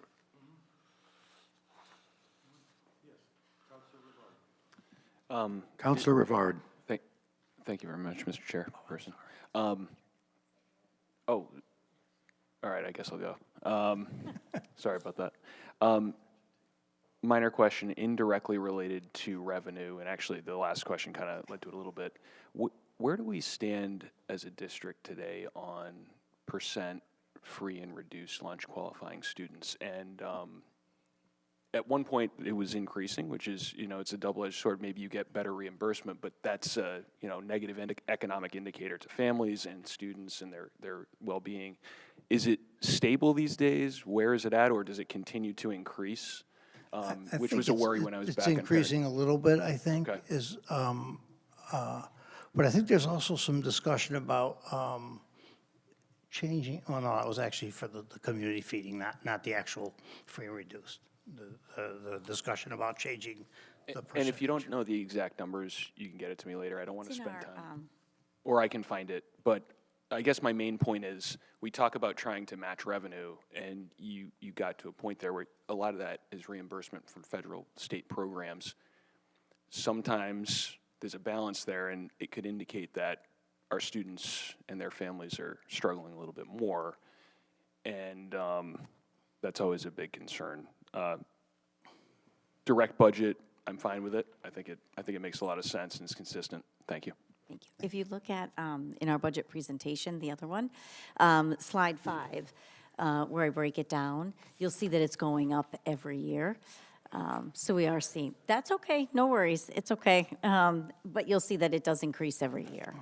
And so we are, paying attention to that and encouraging our families when we see it, to make sure they're filling out the applications as well.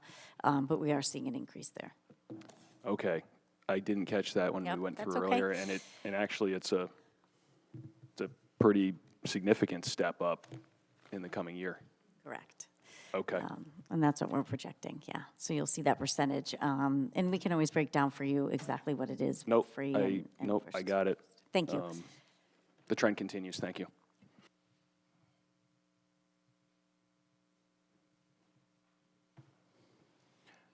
Well, I will say this, because I see every day the people in the cafeteria kitchen at Lyman Hall preparing fresh salads, fresh fruits, other fresh food every day. And they put so much care and effort in the way they are with the kids. But I mean, the food, kids are always going to complain about the food. That's their job. Yeah. But if you want, you want to go through that line and get a container of fresh vegetables and a nice salad and a healthy sandwich or a container of fresh fruit. Every day they're there chopping the vegetables and making them fresh to order. And it's important that people know that's the effort that's being put in for them. And they're wonderful people. They are. So I'm Very passionate. Yeah. Very They are. passionate They're about that. just fantastic, and they work so hard. Okay, anyone? I'm sorry, Counselor Tata. Thank you. Just one question. The operating income looks like it's drastically going down for the past 4 years. What's that attributed to? Because it looks like it was 415,000, then 51, then negative 95, and now negative 15. Well, I guess it went up since last year, but. It's attributed to the fact that some of the programs have gone away. So Okay, for that's a what couple you're years, talking about everybody ate for free, and then it was free breakfast, and the state gave a little bit more. Oh, so basically because you were getting the funding from. Yeah, some of Oh, it's okay, I funding. see. And it's going to also be, how many meals we sell, because if, technically we're not selling them if they're free, but we get Yeah. reimbursed for them. You were getting paid from Yeah, yeah. programs. Okay, Yes. got it. Thank you. All set? Anyone else? Okay. Anyone from the public like to comment on the Board of Ed budget? Of course, you will have an opportunity to ask questions of them during the public hearing. What's that? Hey everyone, Duncan Craig, North Street. I will keep this quick because obviously we all want to get out of here. I'm here to encourage the council to reinstate the strategic budget request. I do want to thank the mayor for granting the sustained budget, but, I heard a Sheehan High School student say something earlier tonight that stuck with me, and I think there's a misconception in town that, some of the middle schools, for example, might be leaking because we're dragging our feet on the new high school project. Well, that would be incorrect. The schools are leaking because this will be only, I believe, the third time in the last 15 years that Town Hall, as a legislative unit, has granted the Board of Ed their full sustained budget request. I mean, our superintendent does a great job of splitting everything up. And, I acknowledge that the Board of Ed is an easy target. It's 60% of our budget. It also has over 1,000 employees. I mean, the police department, I think last time I checked, is like 105. I mean, nobody asks any questions when the police department wants a $150,000 truck with the recessed lighting to do cell phone enforcement. That's no problem. But, Mark's guys are driving around a 25-year-old plow truck, and that's where we're gonna really split hairs over the budget. So I think our relationship between the Board of Ed and Town Hall has been atrocious over the last decade or two, and I'm hoping that with a new council that we can change that. So I would encourage all of you, urge you even, to reinstate that line, because we have a chance now to start. We can't undo the funding issues in the past, but we can start making it right tonight. Thanks. Thank you. Anyone else? Okay, with that, now do you need to call your meeting to order so we can then go into executive session? So I should end our budget workshop? Or our executive session is just part of our agenda for the night? Right, so you'll do your motion, so they'll open their meeting and make the That's it. vote, and then you can do the same. You have to open up your meeting, yes. All right. I will entertain a motion to go into executive session. Mr. Chairman, I make a motion that we enter executive session pursuant to General Statutes 1-206D and 1-225F for a discussion regarding the possible purchase of real property to be held jointly with the Board of Education. Is there a second? Second? Okay. All in favor? Aye. Saying aye. Aye. Anyone opposed? Abstentions? Okay, we are now in executive session, and At this point, I would like to begin the Mike. Special Education, Board of Education meeting. Microphone.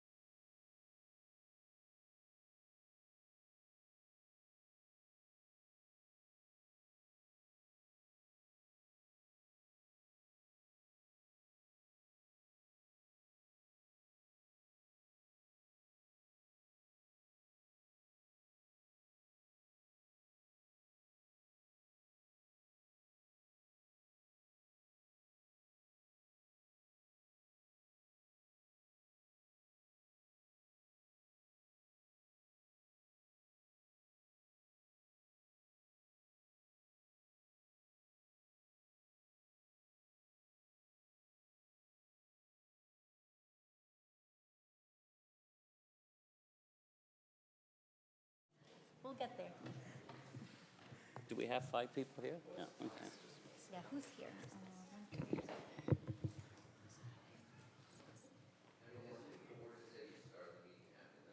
Do I have to wait for the bell?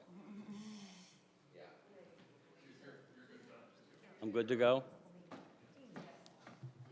Scudo la porta.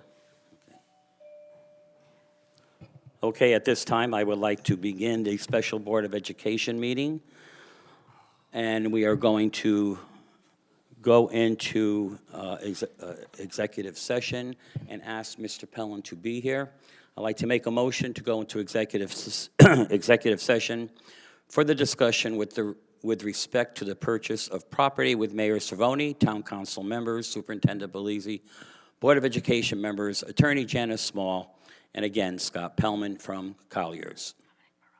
Oh, and Dominic Barone, he's still here, okay. Do I have a second? All those in favor signify by saying aye. Aye. Opposed?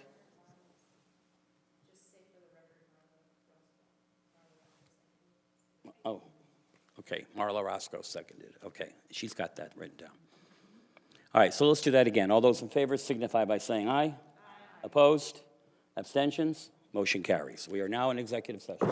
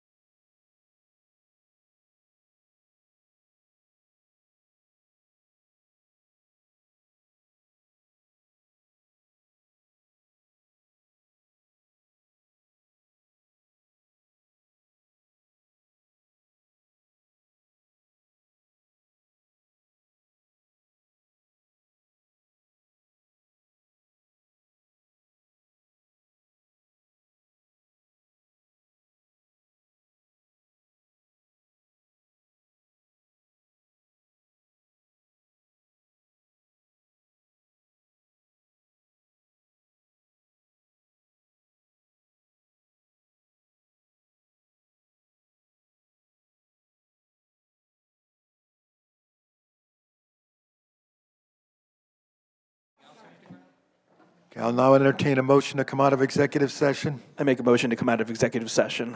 Second. All in favor? Aye. Clerk's not here. Excuse me? Clerk. We'll tell her. You made the motion, you seconded. All in favor? Aye. Anyone opposed? Okay, this meeting is adjourned.